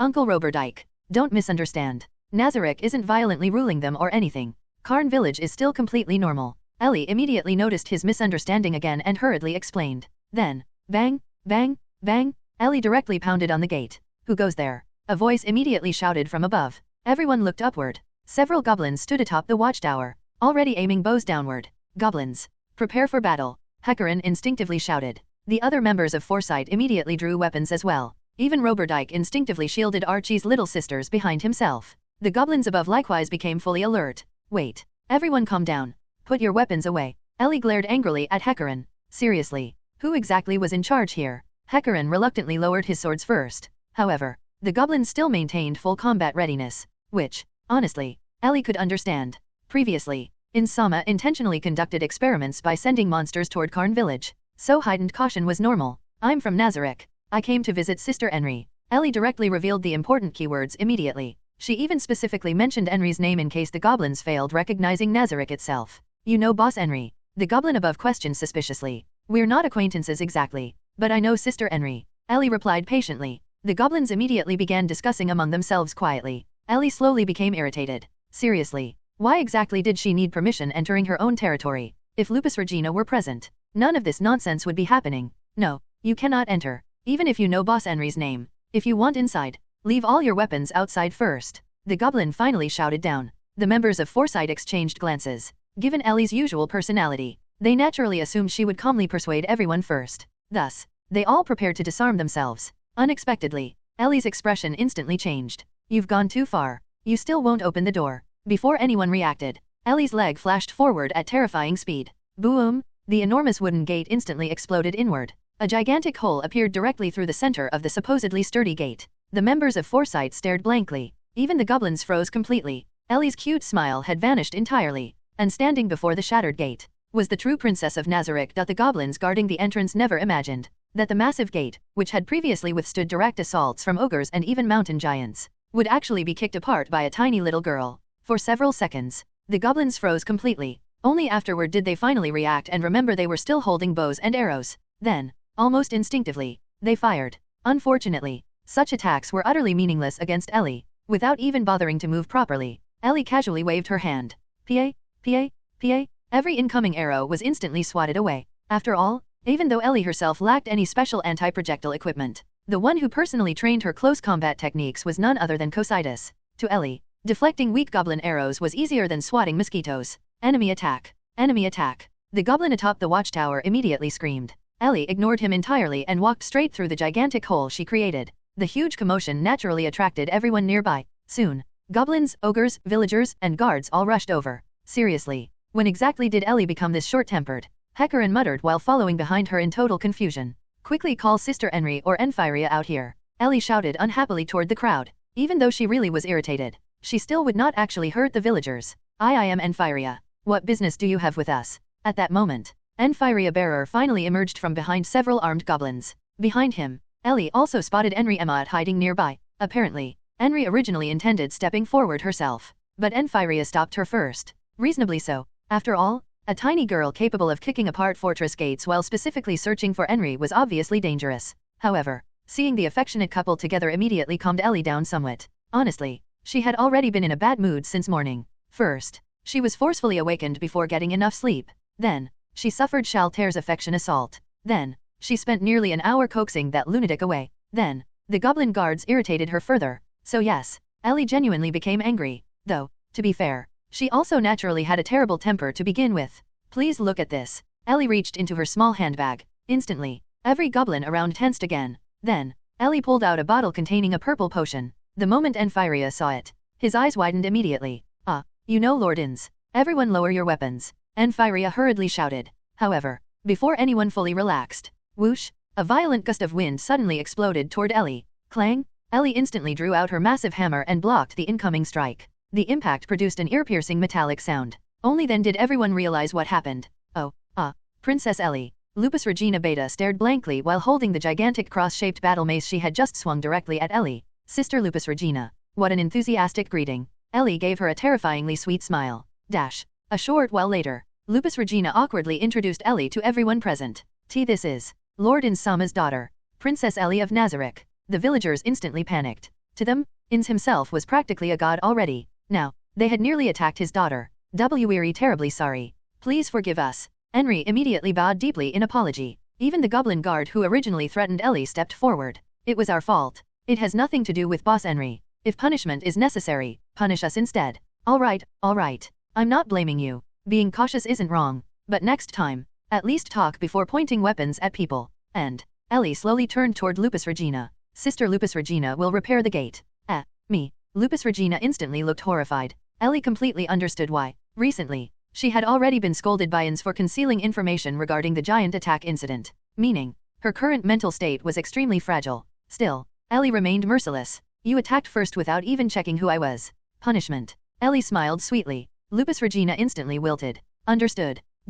It's fine now, Sister Henry. I actually came here to ask for a favor. Ellie immediately shifted back toward business. After all, properly settling Archie and her sisters was more important. A favor, from me. Henry looked completely bewildered. After all, why would Insama's daughter possibly need help from a village girl? Could my companions stay here temporarily? Ellie gestured toward Foresight and Archie's younger sisters. Oh, of course. They're very welcome here. Henry immediately agreed. Wait, Ellie, you mean all of us are staying here too? Hecarin looked surprised. Yes. I hope everyone stays here temporarily. About 2 or 3 months. After that you'll be free to leave if you want. Ellie answered honestly. Naturally, she already knew why. Once the Sorcerer Kingdom officially formed, everything afterward would become far safer. Additionally, Karn village would soon face the kingdom's military assault later. Ellie specifically wanted Foresight here for 3 reasons. First, to help reduce casualties before Henry summoned the goblin army. Second, to properly settle Archie and her sisters safely. Third, everything was still proceeding according to Insama's grand plans.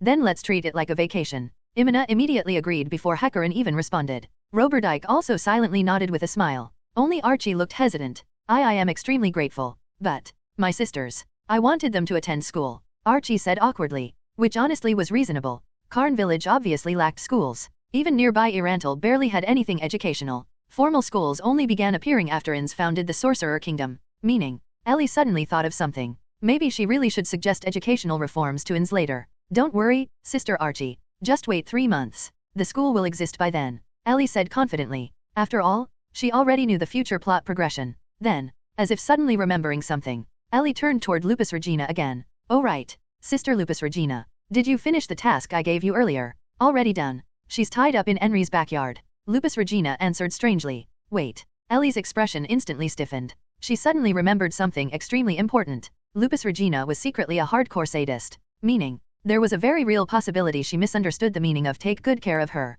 Sister Lupus Regina, you didn't do anything strange to her yet, right? Ellie hurriedly asked. After all, if Archie's mother ended up mutilated or tortured, Archie would definitely become hostile toward Ellie. Not yet. Lupus Regina replied innocently. Ellie immediately sighed in relief. Thank goodness. Please bring her over now. A few moments later, Lupus Regina returned, dragging behind her a tightly bound woman. Mom, Archie probably never expected her mother to appear in a place like this, tied up from head to toe. Archie's younger sisters also looked uneasy when they saw their mother being brought out by Lupus Regina while bound. What's going on? Archie asked Ellie in confusion. I'm sorry, I dragged you into this by bringing your mother here without permission. If I hadn't done this, I'm afraid. Ellie deliberately put on a troubled expression. Could it be that the Emperor already made his move? Hecarin immediately guessed the answer for Ellie, saving her the trouble of explaining it herself. Yes. Yesterday, I secretly went back to teach that bastard father of yours a lesson. But right after I slapped him, guards rushed into the mansion. To avoid complications, I escaped first and rescued your mother. As for your father, there was nothing I could do, Ellie said, directly shifting the blame onto the Blood Emperor. Of course, that was only part of the truth. From the very beginning, Ellie had originally planned to throw Archie's mother into the Devourer Worm King's nest as well. However, after knocking Archie's scumbag father unconscious, Ellie found her mother crying alone inside the bedroom. Her eyes were swollen red, and tear stains were still visible on her face. Seeing that, Ellie softened. After all, what mother would not suffer after being separated from her children? Besides, in the original story, the one responsible for borrowing money and trying to sell Archie was her father alone. Her mother had nothing to do with it. So Ellie abandoned her original plan and brought her here instead. At minimum, with her mother present, Archie's younger sisters could still be properly cared for. Oh, I see. Archie finally understood why her mother had appeared here. Even though it was my own decision, I still think children should have their mother nearby, Ellie said before gesturing for Lupus Regina to release her. I'm sorry. I doubted your intentions. Thank you very much. Archie sincerely thanked her. The moment their mother was untied, Archie's younger sisters immediately smiled and ran toward her. At that moment, Lupus Regina quietly approached Ellie. Princess Ellie, I still don't quite understand. Why keep them alive? She whispered softly into Ellie's ear. It's simple. Ellie glanced toward Archie's younger sisters before giving Lupus Regina an extremely sweet smile. Isn't it interesting when the peak of hope eventually collapses into despair? As expected of Princess Ellie, Lupus Regina's eyes immediately lit up. Naturally, Ellie was merely fooling the hidden sadist. She had no intention whatsoever of harming them. So, Sister Lupus Regina, until that despair arrives, I'll leave them in your care. And remember, they are my targets. You are not allowed to interfere. Understood? Lupus Regina will definitely take very good care of them. That finally reassured Ellie. Thus, Foresight temporarily settled down in Karn village. Meanwhile, Ellie returned to Irantal to continue building her reputation among the commoners. She would also secretly return to Karn village from time to time, though her true purpose was mostly to play with Archie's two younger sisters. After resting for a few days in Karn village, Hecarin eventually asked Ellie to bring them to Irantal so they could start accepting commissions and earn money again. Naturally, Ellie had no reason to refuse. In fact, this had been her intention from the start. She wanted Foresight to operate openly in Irantal, not as workers this time, but as proper adventurers. Huh? Ellie, aren't you going to register with the guild? Imina asked curiously after receiving her badge at the counter. I have other things to do. Don't let my appearance fool you, I'm actually very busy, Ellie replied. At that moment, several adventurers entering the guild noticed Ellie standing at the counter and immediately greeted her. Hey, Ellie. Interested in becoming an adventurer now? No, I just came with friends, Ellie casually replied to each of them. After all, maintaining a low profile was important if she wanted to continue increasing her reputation. Still, talking with adventurers was far easier than dealing with ordinary citizens who practically worshipped her like a saint. Friends? That's great. I wish I could be Ellie's friend too. The surrounding adventurers openly expressed their envy, leaving Hecarin, Roberdike, and Archie standing there awkwardly. Back when they were still workers, Foresight had always been suspicious about Ellie's identity in Irantal. But after witnessing how absurdly popular she was here, they immediately realized that the saintess of Irantal people talked about was actually Ellie herself. Then please register your team name, Captain, the receptionist said to Hecarin. Hecarin nodded and completed the registration form. However, when writing down the team members, he added Ellie's name as well. The receptionist looked troubled. The only reason they were directly granted iron plates was because of Ellie and Momon's influence. According to guild regulations, adventurers who had retired and returned were treated the same as newcomers and should normally start from bronze rank again. Moreover, the guild had recently tightened promotion requirements as punishment for adventurers casually quitting. Yet now this team included someone who was not even an adventurer. Is there a problem? Hecarin asked after noticing the receptionist's hesitation. It's about your team member, the receptionist said carefully while glancing toward Ellie, who was still happily greeting other adventurers. Ellie is absolutely our fifth member, Hecarin answered without hesitation. Naturally, Hecarin had his own reasons for firmly tying himself to Ellie. The Adventurers Guild had practically broken precedent by giving them iron plates immediately after Ellie personally brought them over. That alone showed how much influence she held in Irantal. Hecarin, since there are 5 of us now, should we rename ourselves the 5 Foresight? Imina suggested from the side. No need to change it. Ellie immediately turned around after overhearing them. Isn't it common knowledge that there are actually 5 people among the 4 heavenly kings? Ellie said matter-of-factly. Miss Ellie. At that moment, another figure appeared outside the Adventurers Guild, surprising all the adventurers present. It was Narberl Gamma. Oh, Narberl, do you need something? Ellie warmly greeted Narberl the moment she saw her. Now that he understood Ellie's background, Hecarin instantly realized from Narberl's form of address that she was also one of Nazarick's people. After all, he had previously seen Narberl acting together with Momon, the adamantite-ranked adventurer who was supposedly Ellie's older brother. Miss Ellie, please return as soon as possible, Narberl respectfully said to Ellie. Her attitude immediately shocked the surrounding adventurers. Almost everyone in Irantal knew that Ellie was Lord Momon's younger sister, but nobody knew the true background of either Momon or Ellie. As a result, countless rumors and speculations had spread. And now, Narberl directly addressing her as Miss Ellie naturally caused another uproar. Okay, I'll head back now. Then everyone, excuse me first. Ellie waved goodbye to the others before leaving together with Narberl.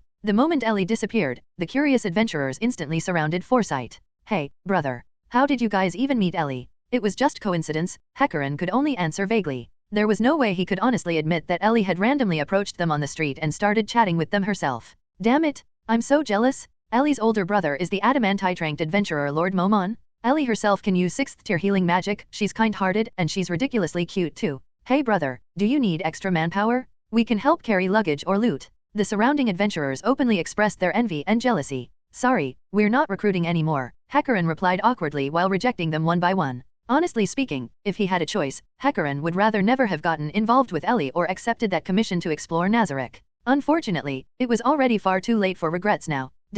As soon as Narberl came looking for her, Ellie more or less understood what was happening. Enough time had passed. Back when she and the workers returned from the Empire, it had been around this period too. Considering the time needed for the Blood Emperor to prepare gifts and gather himself after Aura and Mare's intimidation, he should be arriving soon. Yes. The next scene should be the Blood Emperor personally visiting Nazarick. Narberl calling her back was obviously meant for Ellie to show herself during the meeting. Naturally, even if Ainz himself had not asked, Ellie still would have insisted on participating. There was no way she would miss such an entertaining scene. So Ellie followed Narberl back to Nazarick to prepare herself. Actually, there was not much she needed to prepare personally. She only had to change into one of the luxurious dresses Albedo usually prepared for her. However, the moment Ellie opened the door to her room, she nearly turned around and ran away, because over a dozen maids were already waiting inside, and every single one of them was holding a different dress. The instant they saw Ellie enter, their eyes practically sparkled with excitement. Unfortunately, escape was impossible. Thus, Ellie could only use Ainz's usual method. Please, sisters, pick the outfit you think suits me best. After that, Ellie was mercilessly tossed around by the overexcited maids for who knew how long. They repeatedly changed her clothes, adjusted her makeup, and covered her in various accessories and ornaments. By the time they finally finished, Ellie stared at herself in the mirror and had to admit, she really did look like a princess now. The dress was pure white, decorated with golden embroidery, lace, and glittering ornaments. This time they had even placed a small crown on her head. However, Ellie glanced at the neatly positioned crown with dissatisfaction, so she adjusted it herself, intentionally tilting it slightly sideways. Perfect. Now she was satisfied. After waiting in her room for a while, Solution eventually came to escort her. Usually, Yuri handled this sort of task, but this time it was Solution instead. That alone already explained a lot. Yuri and Lupus Regina were most likely receiving the Blood Emperor at Nazarick's entrance. Alright then. Time to go. Dash. When Ellie arrived at the hall, the Blood Emperor had not yet arrived, but the guardians were already gathered there. The moment Albedo and Shaltir saw Ellie's appearance, both of them stared at her with sparkling eyes like love-struck idiots. Only after Aura coughed awkwardly did the two finally regain their senses. Still, something felt strange. Why was Demiurge still in his normal human form? Uncle Demiurge, aren't you transforming? Ellie curiously asked. As expected of Princess Ellie, you actually saw through my intentions immediately. Demiurge exclaimed in admiration. No, I just thought you planned to appear in your transformed form before the Emperor, Ellie honestly replied. Of course, internally she was thinking. That's literally what happened in the original story. Yes, Princess Ellie, I originally intended to transform. Ah, I see now. As expected of Princess Ellie, I understand. Then I shall not transform. Demiurge carefully looked at Ellie for a moment before suddenly acting as if he had comprehended some profound hidden meaning. Okay then. Ellie was completely confused. What exactly did this guy misunderstand now? Originally, Demiurge transformed into his frog-like demon form to help conceal his identity while simultaneously making Ainz appear more imposing. Without that transformation, how was he supposed to set up the whole Jaldabaoth identity later? Even though Ellie could not understand Demiurge's logic at all, she ultimately decided to stop thinking about it. After all, if Demiurge said there was no need, then there must be some bizarre reason behind it. At that moment, Sabaz calmly announced. They have arrived. Ellie immediately moved to stand beside Ainz. Naturally, she could not casually sit on Ainz's lap in a formal setting like usual. Soon afterward, the Blood Emperor slowly entered the hall alongside his attendants. Ellie smiled and immediately looked toward him. The moment their gazes met, Ellie clearly saw surprise and hesitation flash across his eyes. After all, back in the Empire, Ellie had disguised herself as one of the surviving workers. And now, the princess from Nazarick looked exactly like that same little girl. Naturally, the Blood Emperor would be shocked. Could there really be two people in the world who looked this similar? Of course not. Because they were literally the same person. Then Albedo began formally introducing Ainz using his absurdly long title. Listening to the endless string of honorifics, Ellie could not help thinking how exhausting it must be to memorize all of that. Meanwhile, Ainz himself responded with an extremely dignified set of noble greetings. He had clearly practiced beforehand. Now it should have been Demiurge's turn. Ellie glanced toward him expectantly, but Demiurge simply stood there calmly, showing no intention whatsoever of casting the Dominate spell. This was wrong. Originally, Demiurge was supposed to use domination magic to force the Emperor and his men to kneel, all to further emphasize Ainz's overwhelming majesty. But now there was no reaction at all. Ellie immediately became anxious. If nobody brought up the issue of the Empire sending workers into Nazarick, then there might never be another chance to pressure the Blood Emperor properly. Fine. If Demiurge refused to move, then she would do it herself. After all, she knew how the scene was supposed to go. How dare you address father as an equal? Those who sent rats into our home have no right to stand before him. Ellie suddenly stepped forward, directly taking over Demiurge's role. Then she pointed toward the Blood Emperor. Kneel. At the same moment, Ellie activated a domination spell. Comment. 0 comment. As expected, under the effects of Ellie's domination spell, everyone from the Empire except for the Blood Emperor himself, who possessed anti-mind control equipment, was forced to kneel. Originally, Ellie had assumed that Flutter might be able to resist her spell. Apparently, there were no problems at all. That's enough, my daughter. They are guests. Do not be rude, Ainz calmly said while waving his hand toward Ellie. Oh, all right then. You may stand up. Ellie deliberately put on a dissatisfied expression before lifting the domination effect, allowing the kneeling figures to rise again. Well then, Lord Jerkniv Runfarlord El Nix, you have traveled a long way to come here, yet my unruly daughter offended you. It is indeed my failure as a parent. If you wish, I am willing to bow my head and apologize personally. The moment Ainz said this, not only the guardians but even the Blood Emperor himself became unsettled.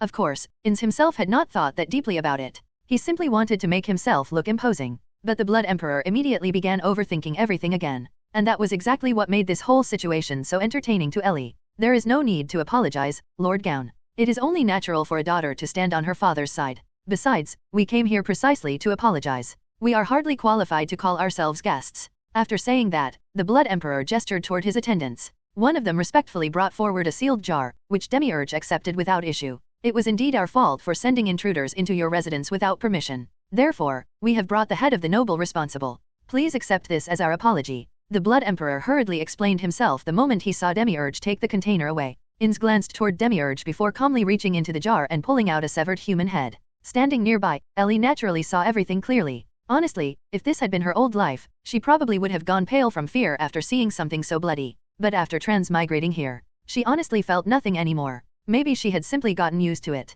Holding the severed head, Ainz calmly spoke. Very well. I shall accept it. But what should I do with it? Throwing it away would be rather wasteful. At that moment, Ellie noticed the Blood Emperor's expression becoming visibly strained.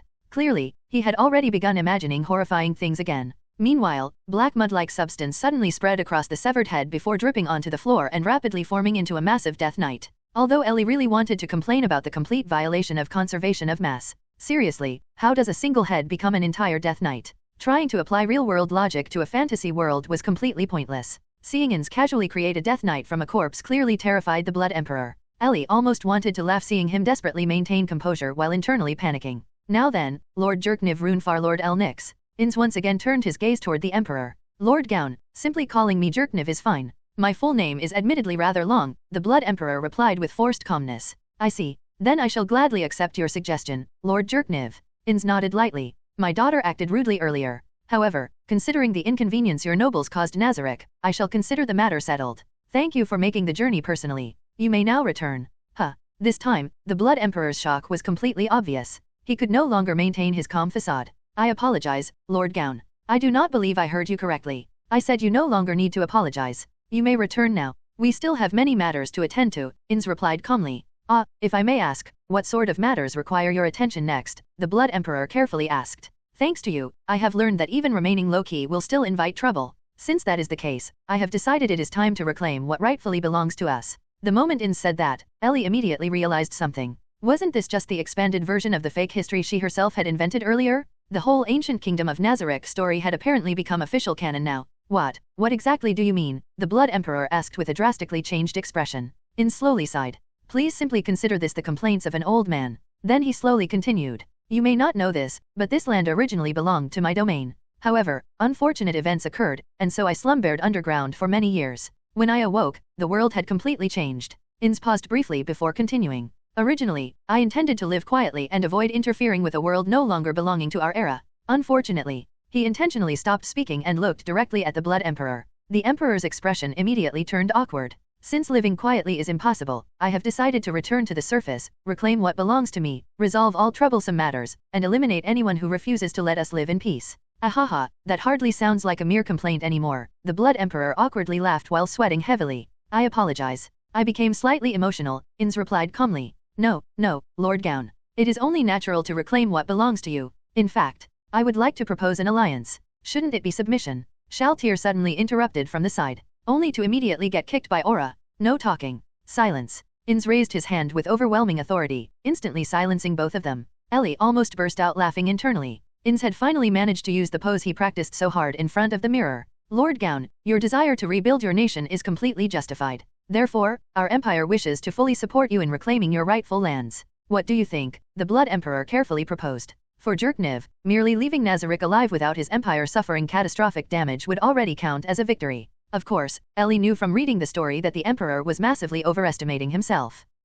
Lord Jerkniv, I fail to see what benefit this alliance would bring to you. For the sake of the future, I hope the nation ruled by Lord Gown can establish friendly relations with the Empire, the Blood Emperor quickly replied. I see. Then thank you for your assistance. Ainz accepted far more easily than Jerkniv expected. The Emperor visibly froze for a moment. Wonderful. Then, how may we assist you specifically? If possible, could you tell us now? He continued, probing for information. I have not decided yet. However, I would like to establish a permanent method of communication. For example, arranging accommodations for my representative within the Empire. Yes, of course. How careless of me not to think of that immediately. As expected of Lord Gown, the Blood Emperor hurriedly flattered him. Oh, Ainz calmly nodded. In that case, I shall leave behind my secretary, Round Vermilion. Please discuss future matters with him. Yes, I shall devote myself entirely to serving the Empire. The young man behind the Blood Emperor immediately stepped forward with the expression of someone marching toward execution. Ellie found this reaction somewhat exaggerated. Was Nazarick really that terrifying? Then I shall send.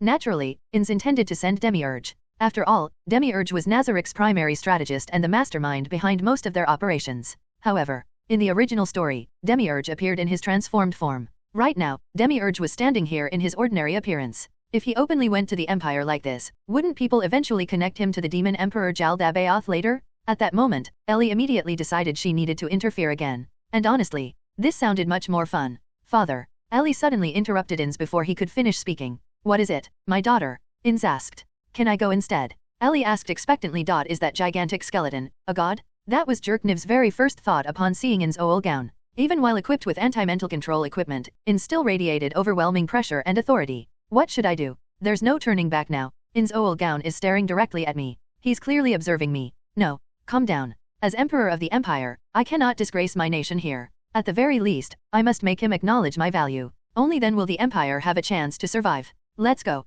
Jerkniv spoke, seemingly to his subordinates behind him, though in reality he was speaking to himself. Otherwise, he genuinely felt like fleeing. What's that? That princess the worker mentioned before? She really does look alike? No, they're practically identical? Still, this princess possesses a far stronger aura and temperament than that disguised worker girl from before. Jerkniv silently observed the gorgeously dressed princess standing beside Ainz. The moment he stepped before Ainz Ooal Gown and looked up, the pressure intensified even further. Together with the terrifying subordinates surrounding him, Jerkniv genuinely felt as though he might be torn apart at any moment. You, all of you, kneel down. The princess suddenly shouted in an extremely rude manner. Jerkniv found it strange. According to etiquette, a princess should not even be present during such a formal diplomatic reception. Yet this princess was openly demanding that visiting rulers kneel before her. Just as Jerkniv was processing this, several loud metallic clanking sounds rang out behind him. Without even turning around, Jerkniv already knew what had happened. His subordinates had all knelt. This must be mental domination magic? Fortunately, I prepared anti-mind control equipment beforehand. Otherwise, the consequences would have been unimaginable. Because Jerkniv remained the only one standing, every single subordinate of Ainz Ooal Gown shifted their gaze toward him. Cold sweat instantly ran down his back. That's enough, my daughter. They are guests. Do not be rude. Ainz Ooal Gown spoke calmly to the princess. Such a calm tone? That princess just committed an outrageous diplomatic offense? If one of my own children behaved this way before foreign dignitaries, I would punish them severely without hesitation. Yet Ainz Ooal Gown merely dismissed it casually, as though nothing important had happened. Well, that explains why the princess behaves so willfully. Ainz Ooal Gown spoils her far too much. That also explains why she released the workers simply because one of them resembled her. Oh, all right then. Stand up. The princess looked disappointed as she released the spell. Soon afterward, the sounds of armor moving echoed from behind Jerkniv once more. The crisis had passed. Still, after witnessing the princess's utterly unrepentant expression, Jerkniv finally realized what kind of personality she possessed. Well then, Lord Jerkniv Runefar Lord El Nix, you have traveled far, yet my unruly daughter offended you. It is indeed my failure as a parent. If you wish, I am willing to lower my head and apologize personally. An apology? You are the one apologizing? But your daughter was clearly at fault? Jerkniv became confused. Although educating children is indeed a parent's responsibility, it felt strange. The princess's actions appeared completely spontaneous.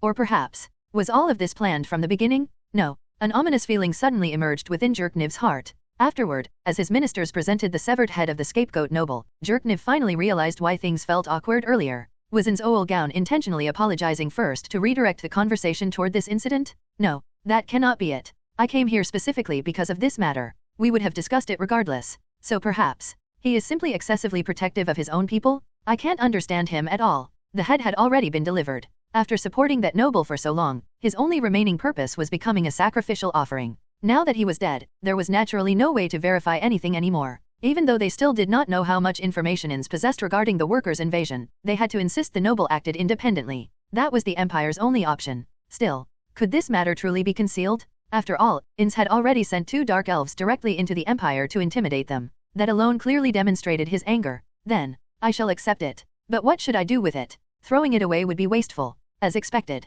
This was sarcasm. Ainz Ooal Gown clearly knew the noble was merely a scapegoat. That much had already been within expectations. The truly frightening question was, where did his intelligence come from? Then Jerkniv watched as the severed head transformed into a death knight in Ainz's hands. He desperately suppressed the trembling in his body. He created a death knight, directly? Could it be that as long as they possess corpses, they can create these endlessly? No, that would be too absurd. Flutter once claimed that a single death knight possessed enough power to destroy an entire nation. If they could truly mass-produce them infinitely. Jerkniv no longer dared continue that line of thought. I already told you there is no need to apologize further. You may return now. We still have many matters to attend to. Ainz Ooal Gown spoke calmly once more. What? The first time Ainz told him to leave, Jerkniv assumed he had misheard. That was why he asked for confirmation. But now, what exactly is this? Wasn't Ainz supposed to summon him here in order to gain something? I am literally standing at his front door right now, so why forgive me so easily? Jerkniv became completely confused. Something is wrong. Wait. What did he just say? He said they still had many things to do?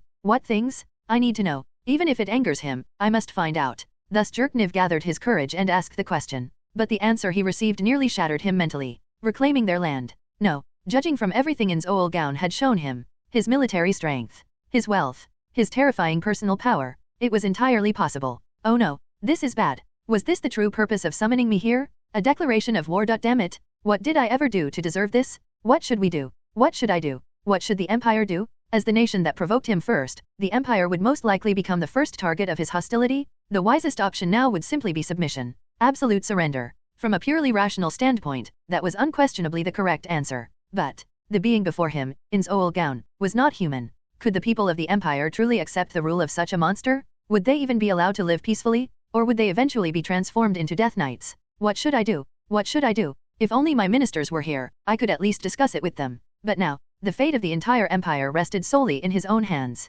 One wrong decision, and everything would be destroyed. In that case, he could only gamble. Then I have a proposal. How about we form an alliance? Jerkniv made his proposal. Yes, an alliance. Although it would certainly be rejected, once that happened, he could gradually add concessions favorable to Nazarick. As expected. Before Ainz Ooal Gown could even respond, his subordinates immediately voiced their dissatisfaction. That reaction was entirely reasonable. Thus, Jerkniv continued according to his plan, preparing to add more favorable conditions. Silence. No unnecessary noise. Ainz Ooal Gown spoke calmly. Yet that simple gesture only made Jerkniv more uneasy. Every movement Ainz made carried the natural authority of someone who had ruled over others for ages. It felt completely effortless. This was true kingly majesty. Now came the real battle. Even though the worst possible outcome might be the Empire becoming Nazarick's vassal state, they still had to struggle until the very end. Lord Jerkniv, I fail to see how this would benefit you. Ainz Ooal Gown replied calmly after hearing the alliance proposal. A perfectly reasonable question. Exactly as expected. After all, what benefit could Nazarick possibly gain from an alliance with the Empire? The statement was essentially sarcastic. Why would they ally with someone weaker than themselves? Before offering additional conditions, Jerkniv first needed to understand what Ainz Ooal Gown truly desired. For the sake of the future, I hope the nation under your rule can establish friendly relations with our empire. Good. This effectively handed the initiative to Ainz Ooal Gown. The implication was obvious. What price must the empire pay in exchange for a future? I see. Then I shall gratefully accept your assistance. Ainz Ooal Gown agreed immediately. What? He agreed? That easily? Jerkniv became even more confused. Why? Why didn't he demand submission? Why didn't he impose unequal conditions? He did not even ask for tribute. Wasn't that the most natural thing for an overwhelmingly superior power to demand? As the side requesting the alliance, the empire had already prepared itself to suffer losses. Jerkniv had even prepared several different excuses to negotiate against harsh demands. Yet Ainz Ooal Gown accepted so casually. What exactly is Ainz Ooal Gown trying to accomplish? Jerkniv could not understand him at all. In diplomacy between strong and weak nations, the weaker side usually exploited the arrogance and complacency of the stronger side to minimize losses. But Ainz Ooal Gown possessed neither arrogance nor complacency. That strategy was completely useless. This was entirely outside conventional logic. Wait. Could it be? What if everything including this alliance proposal itself had already been anticipated by Ainz Ooal Gown? Did he already know Jerkniv would suggest an alliance? Ainz Ooal Gown's previous responses had all been so calm and natural. Was that the reason? This monster. He's terrifying. We absolutely must determine what he actually wants the Empire to do. Jerkniv thought frantically before immediately continuing the discussion. I have not decided yet. However, I hope we can establish a method of communication at any time. For example, preparing a residence for my envoy. Ainz Ooal Gown answered calmly. No, if everything truly was under his control, there was no way he had not already planned something. Was this merely coincidence? Or was Jerkniv overthinking things? No, This could easily be deliberate misdirection. A smokescreen to conceal his true intentions? This monster was far too cunning? Or perhaps, was it precisely because he was a monster that he possessed such terrifying wisdom? Then what should he do next? Perhaps flattering him first would help gauge his reaction. Yes, I was foolish not to think of that immediately. As expected of Lord Gown, Jerkniv forced out a smile. Honestly, he was terrible at flattery. That was already the best he could manage. Oh, Ainz Ooal Gown's response remained indifferent. As expected of a king, such shallow flattery clearly meant nothing to him. Still, this was already the best possible outcome for the Empire. Although there was a high possibility everything had proceeded exactly according to Ainz Ooal Gown's plan, the Empire itself had not suffered any losses yet. Therefore, before he changes his mind, we need to leave immediately. Then I shall leave my secretary behind. Please discuss future matters with him, Ron Valmian. Jerkniv inwardly apologized to his secretary, but there was no alternative. Yes, I shall dedicate myself to the Empire. Ron stepped forward firmly. Although Jerkniv could not see his expression from behind, his voice alone revealed unwavering resolve. After all, remaining here to negotiate with the monster called Ainz Ooal Gown could very well determine the future of the Empire itself. But for the Empire to survive, no, for humanity itself to survive against Ainz Ooal Gown, Jerkniv had to return alive. Otherwise, he would rather remain here personally. Then I shall send. Ainz Ooal Gown began speaking. Jerkniv's heart tightened. Who would Nazarick send to the Empire as their representative? Father. At that moment, the willful princess suddenly interrupted. Jerkniv was startled. What is she doing now? What is it, my daughter? Ainz Ooal Gown immediately stopped speaking and addressed her first. How much did he spoil this daughter of his? No, wait. Ainz Ooal Gown's composure, his calmness, his effortless control over every situation. Didn't all of that prove that everything remained under his control from the very beginning? Damn it! Yes, I want to go. The capricious princess repeated herself firmly. Then, Jerkniv heard words so shocking that his mind nearly went blank. Very well. Then I shall have my daughter, Elizabeth Ooal Gown, handle communications with your empire. What the hell? It seems His Majesty the Emperor doesn't really welcome me, the willful princess said. Oh no, did I let my surprise show on my face? No, even if I'm shocked and confused, I absolutely cannot offend any of them here, Jerkniv thought. No, I would be more than happy to have such a beautiful princess serve as our diplomatic envoy, Jerkniv replied. In normal diplomacy between nations, the side that sends a relative to the other country is usually the weaker one, since that relative effectively becomes a hostage. To be honest, Jerkniv had already considered what he would do if Ainz Ooal Gown requested a hostage from the imperial family. If it came down to it, he had even prepared himself to send his youngest daughter. Unexpectedly, that willful princess had volunteered to go herself, which completely caught Jerkniv off guard. Was this some kind of trap? But Ainz Ooal Gown appeared perfectly comfortable with sending his daughter to the Empire. If everything truly was under his control, then Jerkniv simply couldn't understand this move at all. Judging solely from the current situation, Ainz Ooal Gown had not made things difficult for the Empire. He had readily agreed to the alliance proposal and had even sent his own daughter over. By all appearances, the Empire seemed to have gained an advantage. But could it really be that simple? Would someone so wise truly do such a thing? Since you welcome the idea, then I shall leave this matter entirely to my daughter. You may return now, or wait here for a while if you wish. A young lady's preparations tend to take some time. Ainz Ooal Gown waved his hand casually. Oh, then I'll go get ready. The willful princess smiled brightly before skipping away, completely lacking the elegance expected of royalty as she lifted her skirt and ran out of the hall. Hehe. My apologies for showing you such an unsightly side of her. By the way, Lord Jerkniv, my daughter is rather willful, so I hope you can tolerate her a little when she causes trouble, Ainz Ooal Gown added jokingly. No, Lord Gown. I actually envy your daughter's liveliness and energy. To be honest, I'm in the same position as you, and I also wish my own children could be so spirited. Besides, what princess in such a position isn't at least a little willful? Still, as Lord Gown said, a young lady's preparations do take time, so we won't impose any longer, Jerkniv replied. Although he still could not understand Ainz Ooal Gown's true intentions, he knew one thing for certain. He needed to get out of here immediately. Wait here? How could they possibly wait? A princess's preparations for travel would normally take days. Stay here for several days?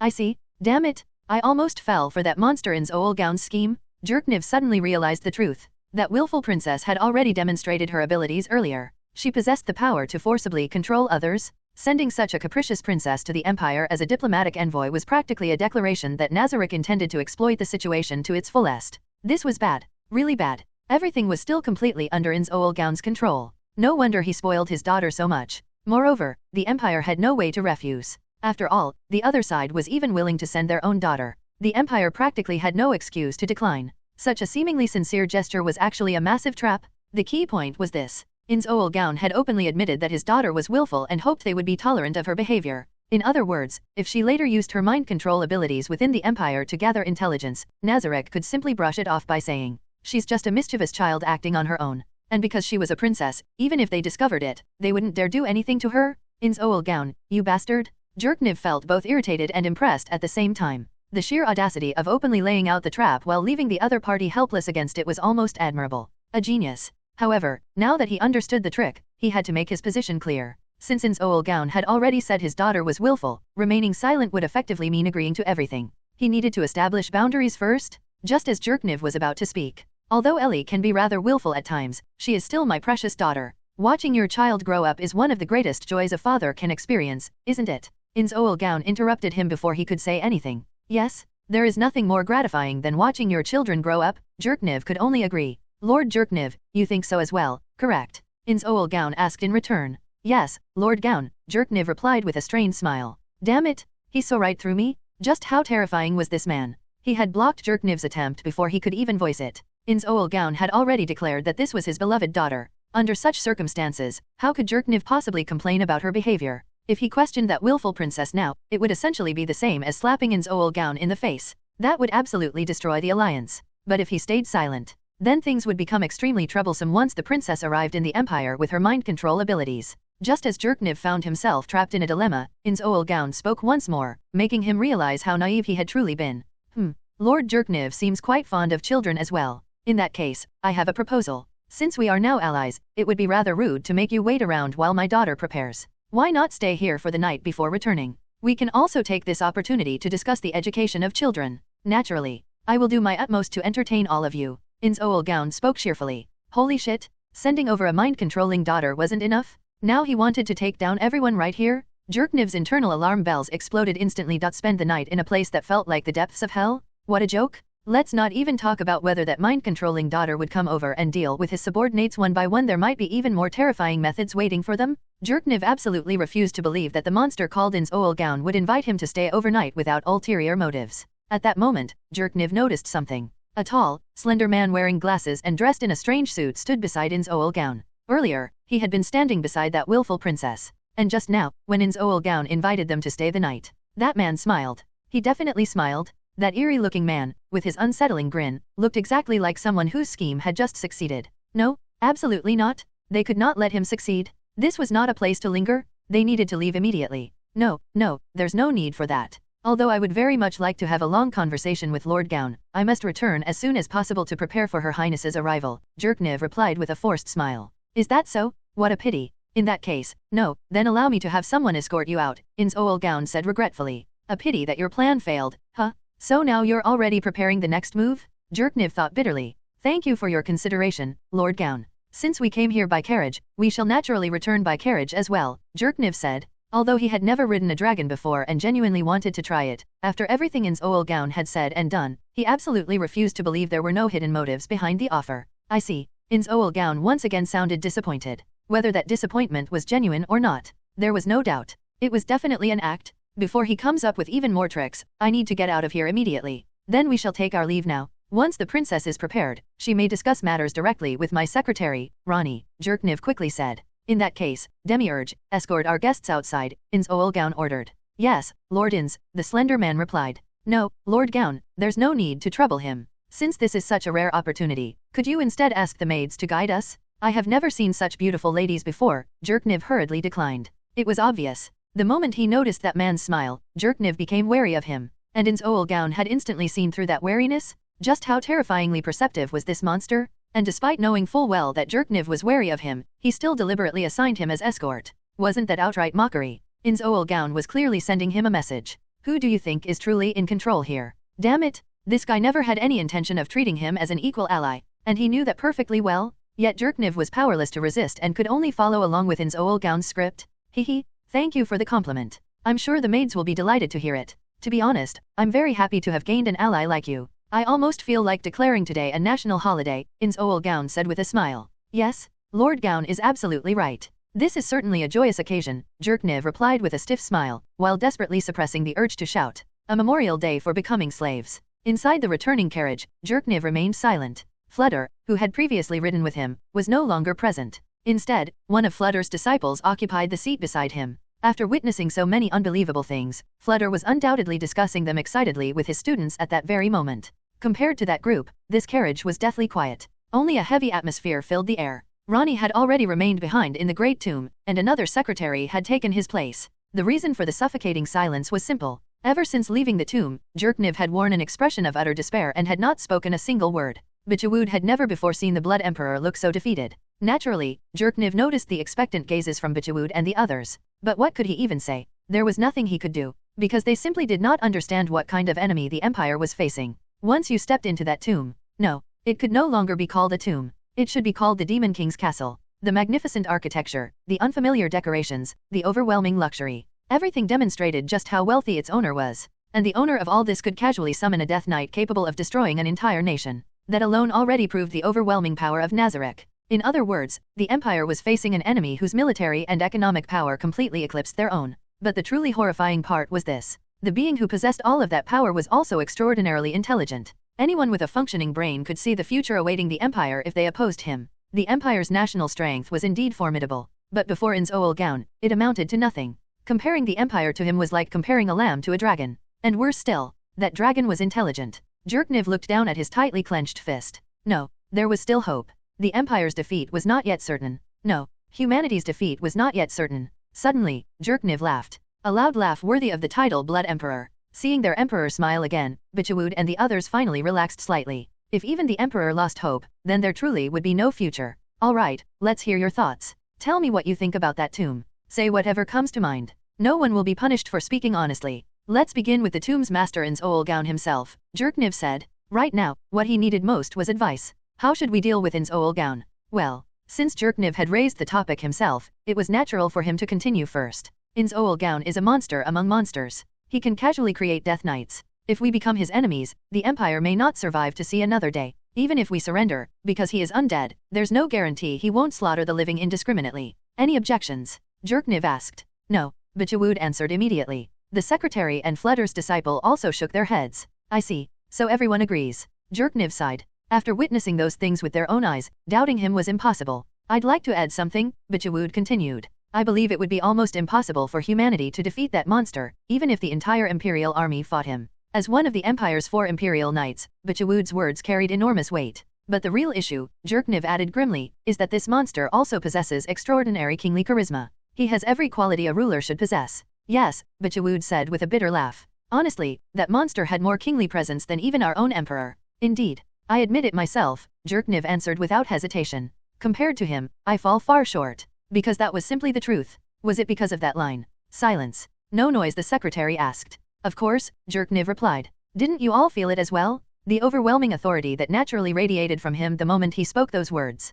The secretary could only nod. And finally, Jerkniv's expression darkened further. The most terrifying thing is this, not only is he overwhelmingly powerful, he is also extraordinarily intelligent. You may not have realized it, but from the moment we entered Nazarick, everything unfolded according to his script. Otherwise, there's no way he would have let us leave so easily. He clearly possesses absolute power, yet instead of relying solely on force, he uses schemes and manipulation. And that, Jerkniv's voice grew heavier, is the most terrifying kind of enemy. So, let's talk about that princess. What do you think of her? Jerkniv asked. This time, he wanted to hear how his subordinates viewed the princess. Ah, that princess who seems completely unreliable? She's undeniably beautiful, but to behave like that during such a formal reception, while that monster didn't even react at all. I think she's no different from those spoiled young ladies from noble families. Honestly, that monster is a complete failure as a father. The secretary was the first to speak.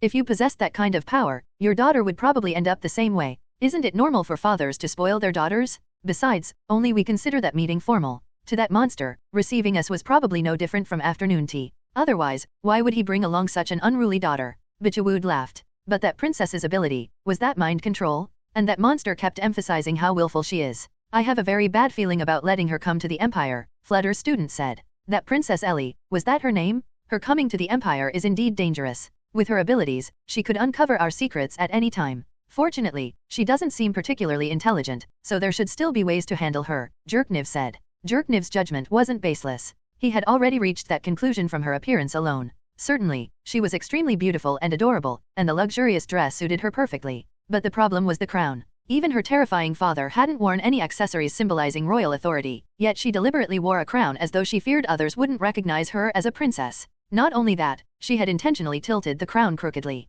Combined with what those workers had previously reported that she released people simply because they resembled her, it was enough to prove that this princess was extremely casual and rather narcissistic. Although her mind control ability was troublesome, the fact that she would recklessly do such things in front of guests, and even volunteer herself as a diplomat, clearly showed that she had not inherited her father's wisdom. For the first time, Jerkniv silently thanked Ainz Ooal Gown for spoiling his daughter. Just then, someone knocked on the carriage door. Since the carriage had been specially enchanted against eavesdropping, it had no windows, meaning the door had to be opened. Bichwood cautiously cracked the door open. Even though everyone surrounding the carriage was one of their own people, after leaving that hellish place, caution was necessary. "It's me, Renas." The one knocking was one of the 4 Imperial Knights. Heavy explosion. "Renas, what's wrong?" "Renas," Bichwood asked curiously when he noticed her terrified expression. Behind us, they're chasing us," Renas shouted in terror while pointing behind her from atop her horse. Only then did Bichwood lean outside to look. "What's wrong, Bichwood?" Jerkniv asked from inside the carriage. "No, this is bad. Your Majesty, they've caught up? It really seems they don't intend to let us leave," Bichwood shouted in horror as he drew his sword. "What did you say, Bichwood?" Startled, Jerkniv immediately leaned out of the carriage as well. And what he saw shocked him. A carriage was rapidly approaching from behind them. Ordinarily, that wouldn't have meant much. The real issue was the creatures pulling it. No, those things could not be called horses. They were skeletal creatures shaped like horses, their bones wrapped in pitch-black flames that occasionally flickered with disgusting yellow and eerie green light. And the carriage they pulled was equally horrifying. Though entirely black, it was adorned with elaborate golden engravings, making it instantly obvious that it belonged to Ainz Ooal Gown's faction. "So they really don't intend to let us leave?"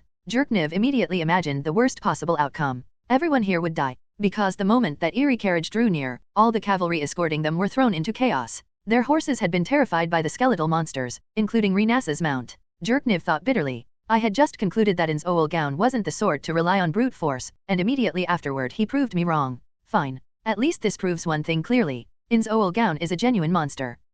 Wait. Jerkniv suddenly noticed something. Who was sitting in the driver's seat? Wasn't that Yuri Alpha, the maid who had greeted them at the entrance earlier? No. If Ainz Ooal Gown truly intended to kill them, why send a maid? Although Bichwood had claimed those maids might be even stronger than Death Knights, it still felt strange. No, perhaps he was simply overthinking things because of those terrifying horses. Ainz Ooal Gown wasn't that sort of person. If he truly wanted them dead, they would already have died inside the hall. There would be no reason to chase them openly afterward. "Stop.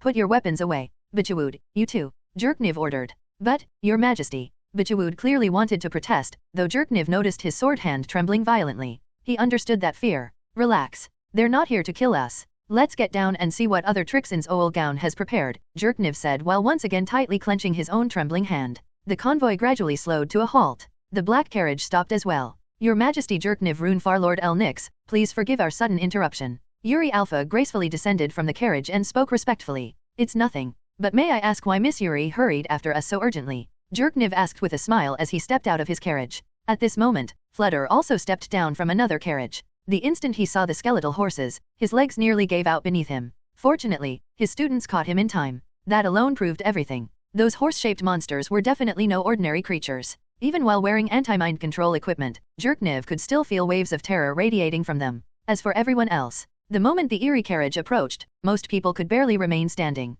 "Emperor brother, why are you in such a hurry to leave? Didn't I tell you to wait for me a little?" A young girl's voice came from inside the carriage. Then the door opened. Jerkniv recognized the owner immediately. After all, they had just been discussing her moments ago. That's right. Ellie, whom Jerkniv had just judged to be unintelligent, willful, and narcissistic, had appeared once again. Jerkniv was stunned for a moment when he saw the unexpected person appear. What was going on? What was this foolish princess trying to do by rushing over here? "Isn't this Princess Ellie? What brings you here in such a hurry?" Jerkniv asked, utterly bewildered. "Huh? Didn't we agree that I'd become the diplomat?" "You already forgot," the willful princess replied in surprise. "Of course I haven't forgotten, but I don't quite understand why Princess Ellie rushed over here so quickly." Jerkniv carefully rephrased his question. At the same time, he became even more certain of one thing. This capricious princess truly wasn't very intelligent. And for the Empire, that was good news.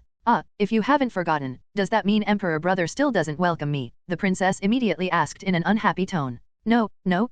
I'm absolutely delighted to have such a beautiful princess serve as a diplomatic bridge between the Empire and Nazarick. How could I possibly not welcome you?" Jerkniv hurriedly replied. Things were going badly. Even if this princess was foolish, she was still Ainz Ooal Gown's beloved daughter. If they offended her, the Empire truly would have no future. "Then isn't everything fine? Let's go," the princess cheerfully declared before turning around as if preparing to return to her carriage. "Princess Ellie, please wait. What exactly do you mean by that?" Jerkniv hurriedly called out, suddenly struck by a terrible premonition.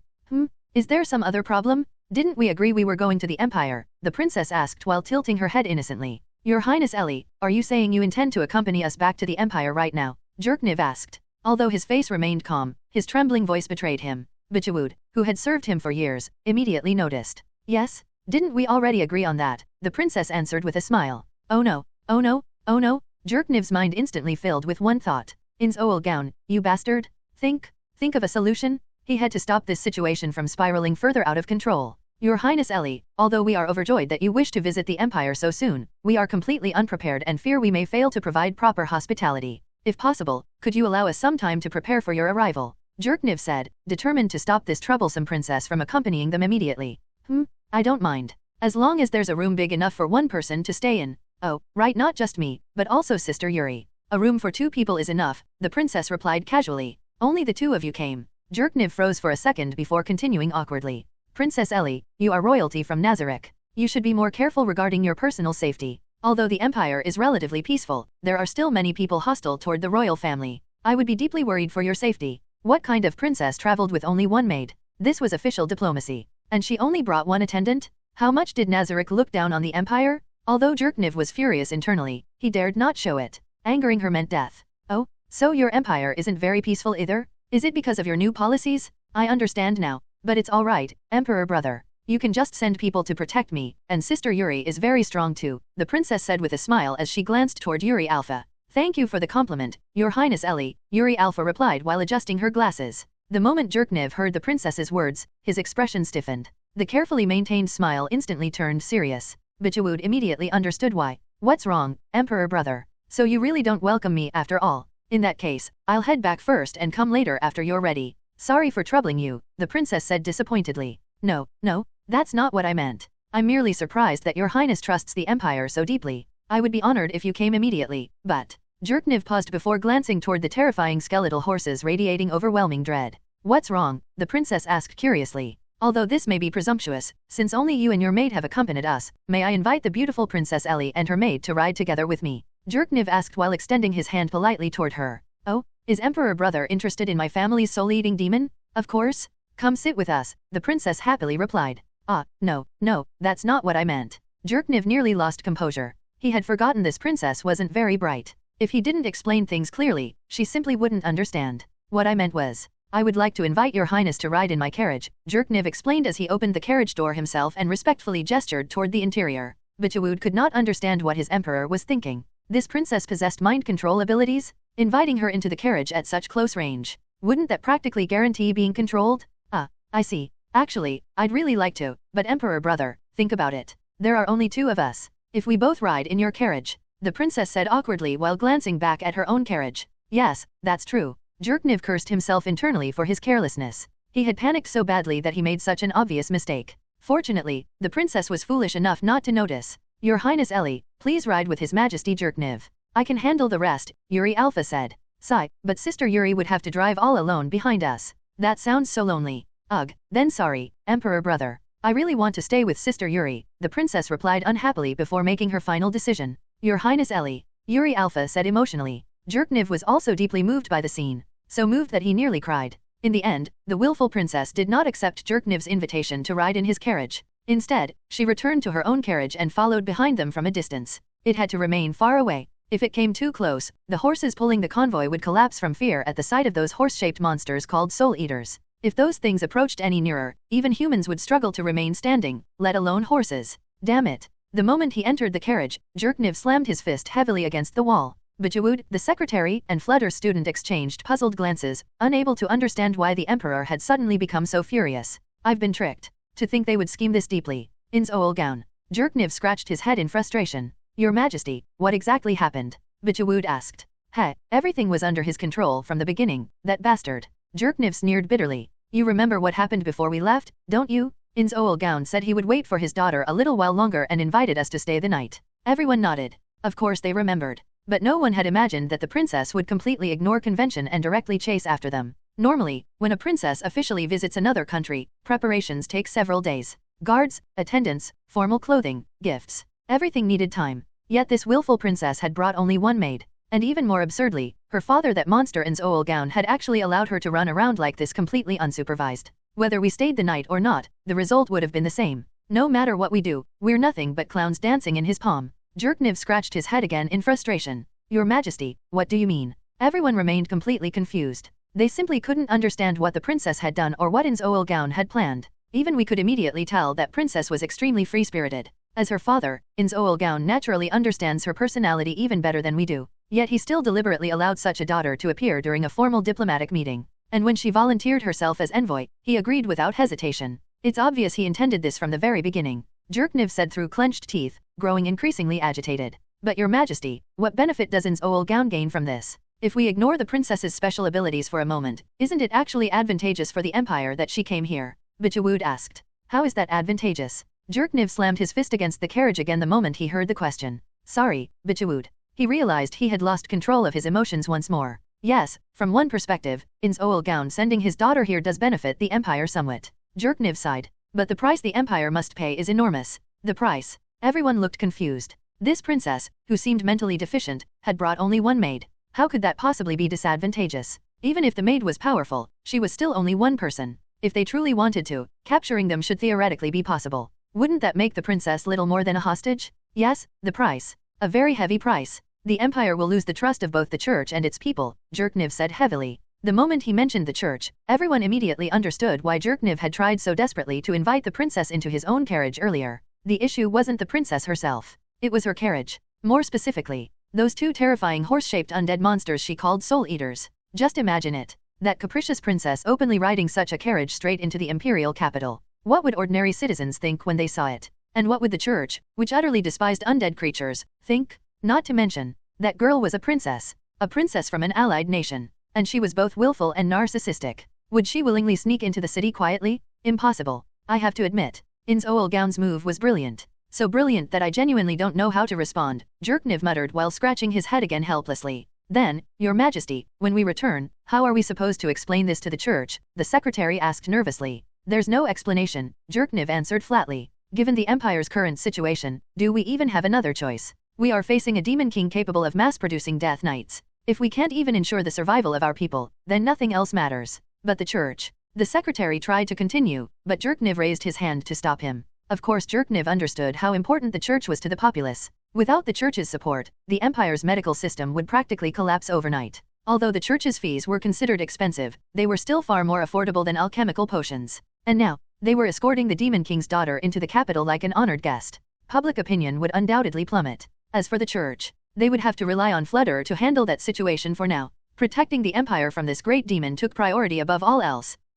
Wait. As Jerkniv thought about Fludder, he suddenly noticed something strange. Fludder was the empire's greatest magician and one of its pillars. His mere existence intimidated neighboring nations. And yet, Fludder's reaction after seeing Ainz Ooal Gown had been completely abnormal. Jerkniv understood his teacher better than anyone. Fludder was obsessed with magic. Faced with a magic caster capable of casually creating death knights, Fludder should have immediately fallen to his knees and licked Ainz Ooal Gown's boots. Yet he hadn't. He barely spoke at all after leaving Nazarick. That was far too strange. Could something have happened to him? It was entirely possible. Fludder was crucial to the empire. If Ainz Ooal Gown controlled Fludder, the empire would effectively lose its greatest strategic asset. Could that capricious princess have secretly used some additional form of mind control while forcing everyone to kneel earlier? But, given Ainz Ooal Gown's overwhelming strength, there was no real need to control Fludder. He could crush the empire effortlessly regardless. So what exactly explained Fludder's bizarre behavior?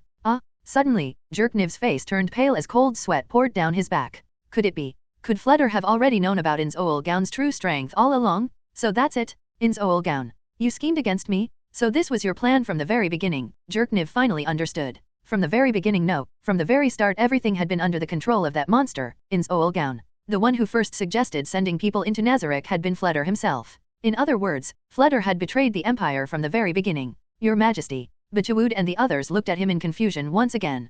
Jerkniv knew his expression must have looked terrible just now. Fludder has betrayed us. In a situation like this, how much damage would the empire suffer? Can we simply strip him of authority and let him retire peacefully? Jerkniv asked coldly. Your Majesty, surely you're joking. Everyone stared at him in disbelief. None of them could understand why the emperor would accuse the empire's greatest trump card of treason. I'll say it again. Fludder has betrayed us. In this situation, how much damage will the empire suffer? Jerkniv repeated patiently. After all, Fludder had practically watched him grow up. Honestly, if Jerkniv did not understand Flutter's personality so well, even he would never have believed it. The losses would be enormous. The secretary answered cautiously. Jerkniv already knew that. Losing Flutter, the Empire's greatest magical asset, would deal a devastating blow. And now they also had to face Ainz Ooal Gown. On top of that, Flutter had defected. It was a complete nightmare. So, Jerkniv turned toward Flutter's student. Can you find someone capable of replacing him? The student's eyes immediately lit up. Seeing that, Jerkniv sneered inwardly. Power truly was intoxicating.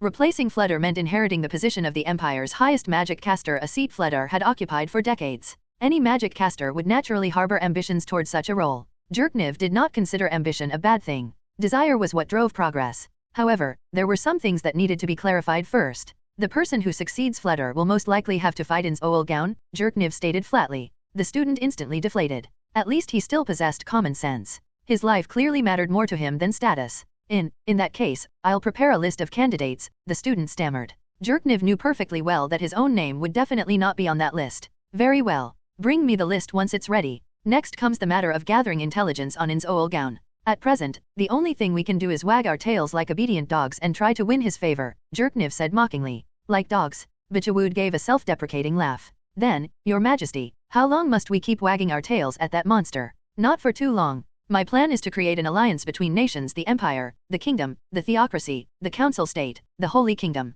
the Ainz Ooal Gown Alliance. Everyone was stunned. What's there to be surprised about? Jerkniv scoffed. The Empire alone cannot possibly defeat that monster. If one country isn't enough, then we gather more. Do we really have to fight him? The secretary asked with trembling lips. Of course we do, Jerkniv replied firmly. We have no other choice. Then why ally with him? Bichwood asked. I don't merely intend to ally with him, Jerkniv answered calmly. I intend to actively help him restore his kingdom. Only then can the first stage of the plan succeed. You all heard what Ainz Ooal Gown said. And you heard what that black-clothed worker girl said as well. He originally ruled this land, but for some reason he went underground. This territory also happens to be the center of conflict between the kingdom, the empire, and the theocracy. If he restores his nation here, conflict with those countries will become inevitable. Jerkniv continued explaining. There's another point. Ainz Ooal Gown is undead. I do not believe an undead being will treat the living kindly. And if what that black-clothed worker girl said is true, then Ainz Ooal Gown already has reasons to hate humanity. People will never willingly accept undead rule.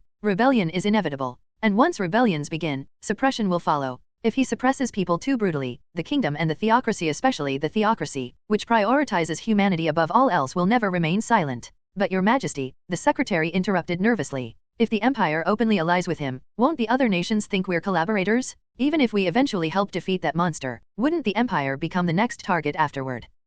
As long as we work behind the scenes, we can make the other nations understand that the Empire is only pretending to ally with him while secretly assisting them, Jerkniv sneered. But will they actually believe us? The secretary pressed. That's simple. Just give Ainz Ooal Gown a proper stage to display his overwhelming power. Once the other nations witness it themselves, they'll naturally unite against him, Jerkniv replied. Then why does the Empire even need to ally with him? This time, it was Bichwood who questioned him. After all, the Empire had already apologized. Ainz Ooal Gown himself had declared the matter settled. The land in question belonged to the kingdom, not the Empire. Wouldn't it make more sense for the Empire to directly become the initiator of an anti-Ainz alliance instead? Bichwood, you. Jerkniv looked at him as if he were an idiot. Still, he did not blame him. After all, Bichwood was merely a general. Political maneuvering was not his specialty. What if, after Ainz Ooal Gown announces the restoration of his nation, the kingdom simply hands the territory over to him in order to gain his favor? With the kingdom's attitude toward the Empire, the outcome should be obvious. Bichwood immediately fell silent. Jerkniv understood that Bichwood was thinking from the Empire's perspective.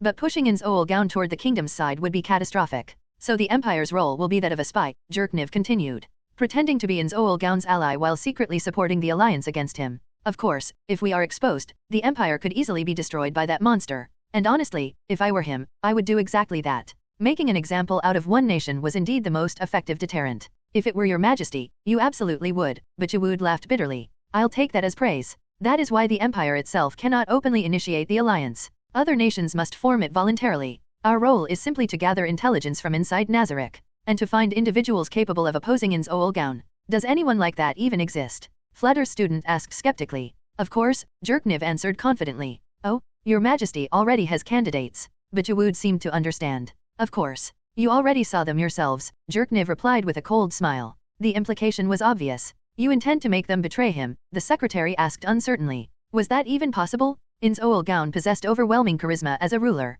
Turning his subordinates against him sounded nearly impossible. It probably won't be easy, Jerkniv admitted. But even if it's difficult, we still have to try. Besides, didn't Ainz Ooal Gown just hand us a very useful card? I intend to make proper use of her. That willful princess, the secretary asked doubtfully. But she's his daughter. Is that really possible? Heh. That's precisely because she's his daughter, Jerkniv replied. At that moment, Jerkniv thought of his own father. Before he had ascended the throne, the person he most wanted dead had been his own father. And if necessary, wasn't there also that black-clothed worker girl who looked exactly like the princess? Inside Ainz's office, Ainz was currently in a complete panic. After the meeting with the Emperor ended, the guardians who had attended gathered here on their own initiative, clearly wanting to hear the details of Lord Ainz's grand plan. The problem was, even Ainz himself wanted to know what that plan was supposed to be. Looking at the guardians kneeling before his desk, Ainz could only wave his hand for them to rise. At the same time, he secretly glanced toward Demiurge and Albedo, but their expressions looked no different from usual. In other words, I probably didn't embarrass myself or say anything strange during the meeting just now, right? Before the meeting with the Emperor, Ainz had subtly asked Demiurge what he should pay attention to during the discussion. However, the only answer he received was, everything is proceeding according to Lord Ainz's plan. Lord Ainz only needs to act according to the established strategy. The critical issue was, Ainz had absolutely no idea what that strategy actually was. So nearly everything he said during the meeting had been improvised. The overall flow had basically been, the Empire came to apologize, Nazarick magnanimously forgave them, and then used the incident as justification to emerge onto the surface as the first step toward world conquest. That much Ainz understood. Demiurge had mentioned it before, and Ainz had also pieced together parts of it from overhearing Ellie's earlier conversation. As long as that point was handled correctly, the rest should have been manageable. However, Ainz had been genuinely surprised when the Emperor proposed an alliance. Neither Demiurge nor Ellie had mentioned that possibility beforehand. Still, allying with the Empire did not seem disadvantageous to Nazarick. Besides, from Ainz's perspective, having one more ally was better than having one more enemy, so he had agreed without thinking too deeply about it. This should still be within Demiurge's plan, probably. After all, neither Demiurge nor Albedo had reacted strangely after he accepted. Even Ellie had remained silent at the time. That meant his choice had likely been correct. In that case, this meeting with the Emperor should have passed safely enough. The Emperor has already begun moving according to our plan. Next, Ainz attempted to steer the conversation toward Demiurge so Demiurge could explain everything for him. Lord Ainz, there's something I don't understand. Why form an alliance with the Empire? And why send little Ellie there? Wouldn't it have been simpler to crush the country by force? Shaltir asked in confusion.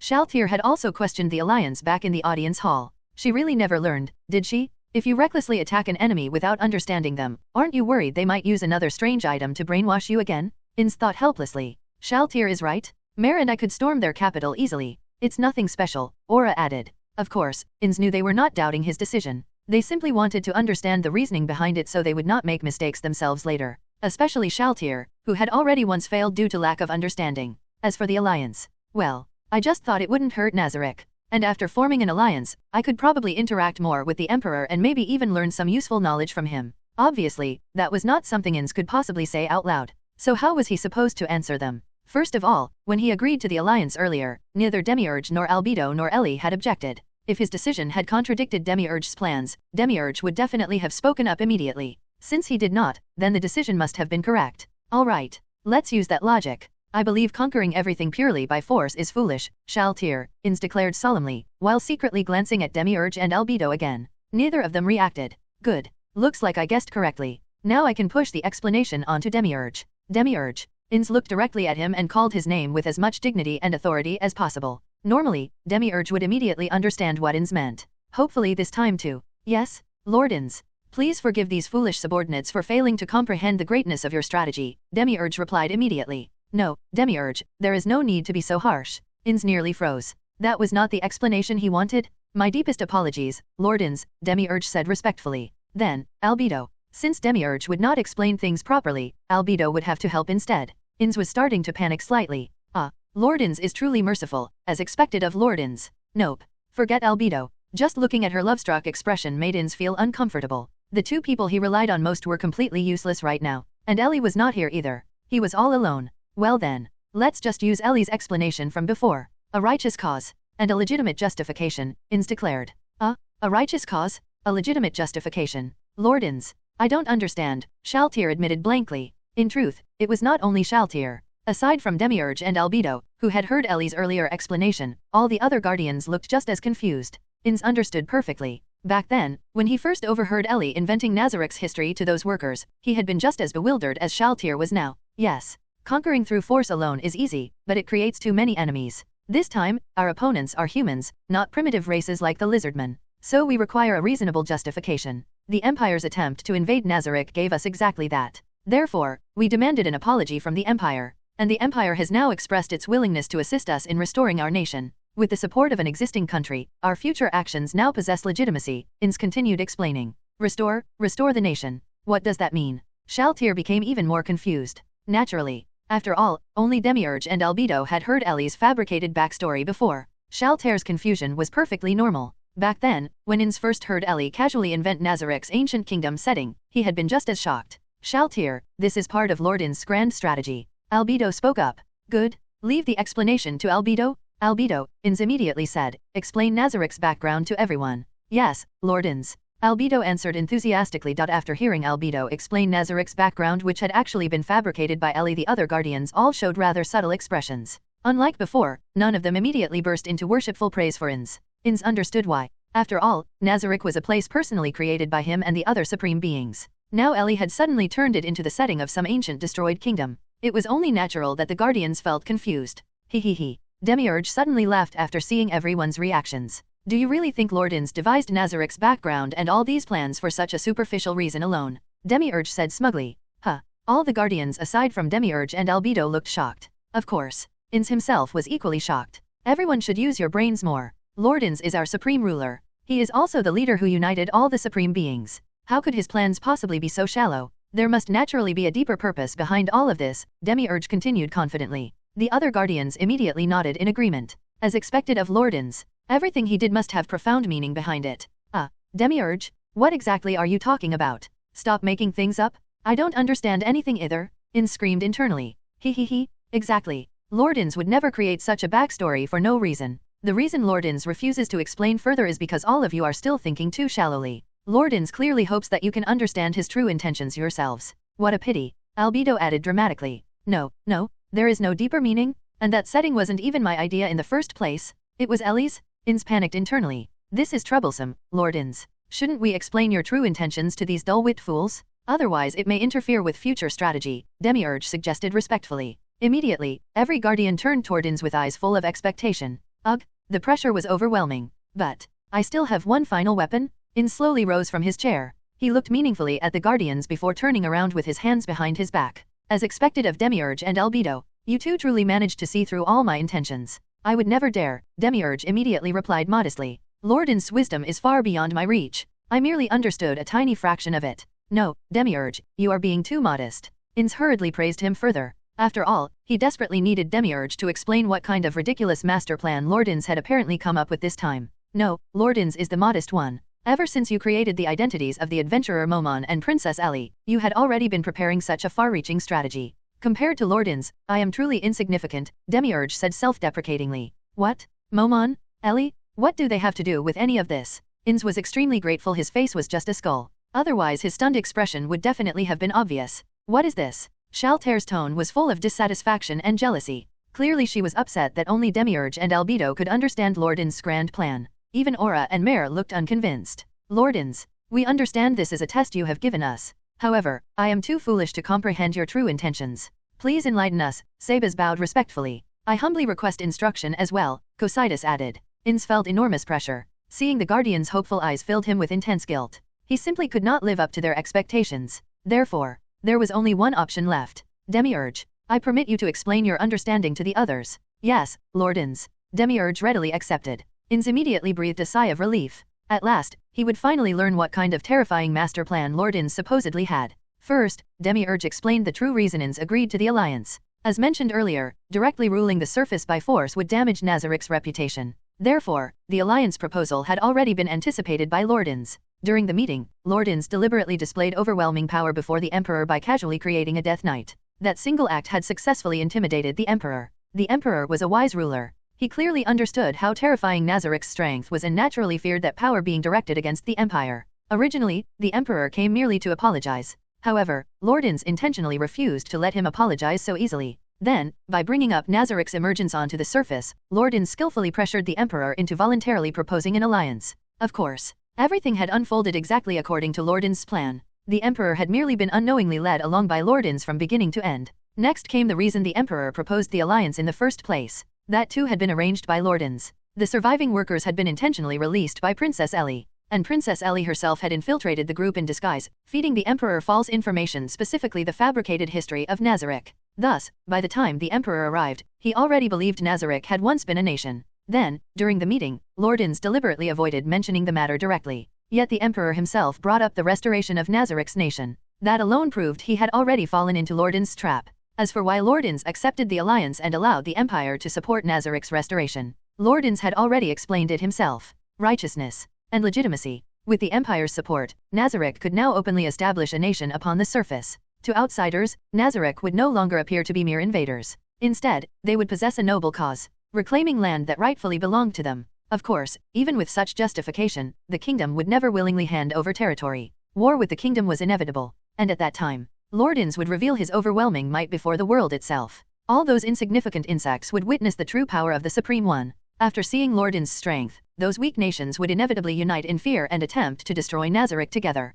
As for the Empire, its role was obviously that of a spy, pretending to support Nazarick while secretly plotting against them. The Emperor's little schemes amounted to nothing more than trying to unite the nations against Nazarick while simultaneously attempting to sow discord from within. However, none of that mattered, because Princess Ellie was already inside the Empire, meaning everything was still proceeding exactly according to Lord Ainz's plan. Demiurge adjusted his glasses and said to the Guardians, "Based on my analysis, that is most likely what the Empire's Emperor was thinking. If he were any less intelligent, he would never have considered so many things, nor would he have been so easily manipulated by Lord Ainz. The thought processes of intelligent people are actually far easier to predict than those of fools. Of course, he may still do something unexpected. However, with Princess Ellie already inside the Empire, I doubt anything will go beyond Lord Ainz's expectations." The Guardians remained stunned for quite a while after hearing Demiurge's explanation. So the Emperor, after being led around by Lord Ainz, actually intends to form an alliance to destroy us. Shaltir sneered disdainfully. "I never thought the Empire's Emperor could be this stupid," Aura said mockingly with a shrug.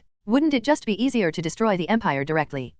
But Princess Ellie already went there. With Princess Ellie around, there shouldn't be any problems, right? Mare said softly. "Humph. As expected of Lord Ainz. As long as Lord Ainz governs human cities through benevolent means, any alliance formed by the Empire would become the evil side instead. If they dare attack us, then Nazarick will possess the perfect justification to retaliate," Albedo added proudly. Of course, without the adventurer Momon and Princess Ellie personally created by Lord Ainz, peacefully ruling human nations would have been impossible. Although the Golden Princess could potentially serve as a replacement. Princess Ellie specifically warned me to be cautious of her. She is indeed a very interesting human and quite useful. But since Princess Ellie warned me, I naturally cannot ignore it, Demiurge added. However, the latter part had little to do with the current topic. That's not the important part. The key issue is that the damned Emperor actually thought he could sow discord among us. He even believed we would betray Lord Ainz, Sabas said calmly. Although his expression remained composed, his tone already carried faint anger. "That's right, Sabas. It seems that Emperor does not understand what true loyalty means," Cocytus added coldly.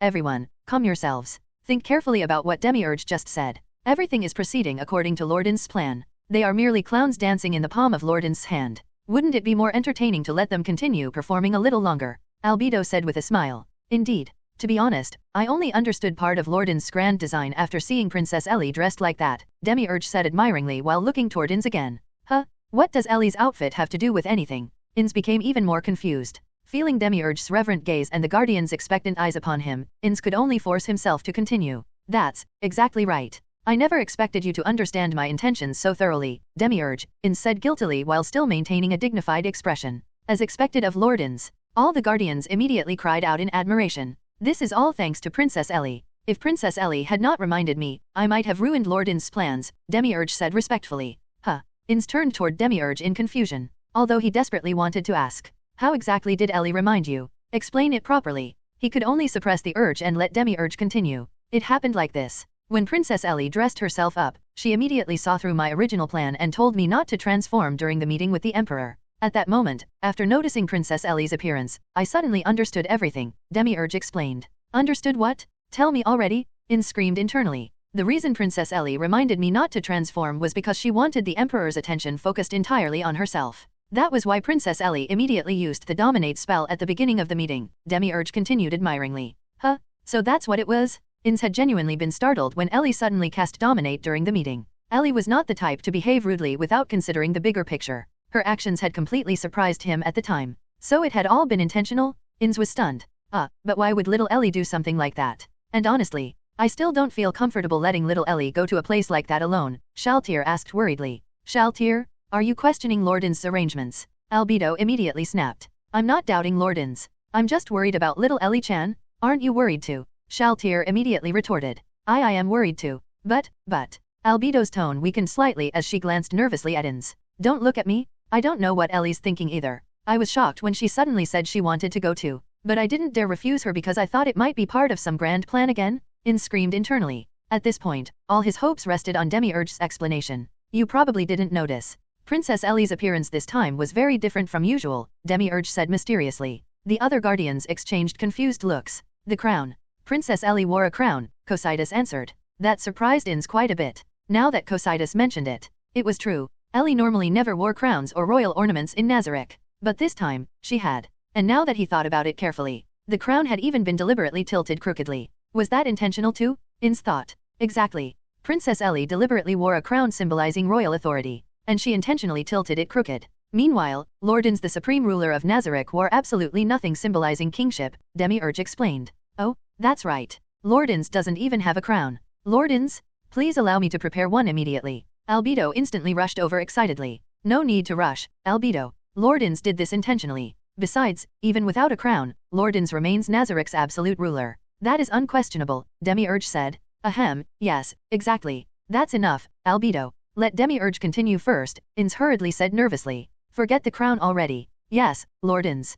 Princess Ellie intentionally created the image that she is somewhat capricious, narcissistic, and ambitious. As I mentioned before, the Emperor is an intelligent man. Therefore, after meeting Princess Ellie, the course of action he chose was exactly what Lord Ainz intended. He plans to drive a wedge between Princess Ellie and Lord Ainz, Demiurge concluded. As if that's possible. That foolish Emperor actually thinks he can destroy the bond between Lord Ainz and our beloved daughter. Albedo laughed darkly as black aura began leaking from her body. Let's just destroy the Empire already. My vampires could reduce the entire Empire to ruins within a single day. No, within a single hour, Shaltir said furiously. Cocytus said nothing. However, the freezing aura spreading from his body clearly showed his anger. Everyone, please calm yourselves. Lord Ainz is still present, Sabas reminded them. Only then did everyone restrain themselves. My daughter Ellie is incredible. She even corrected Demiurge's original plan. Is she really my daughter? Ainz thought blankly. There is no need to become so agitated. This too is part of Lord Ainz's plan. Of course, this is merely one tiny portion of Lord Ainz's grand design. From the very moment Lord Ainz created the identities of Momon and Princess Ellie, he had already anticipated all of this. So please rest assured, Demiurge said reverently. Achoo. Ellie rubbed her nose. Who keeps talking about me?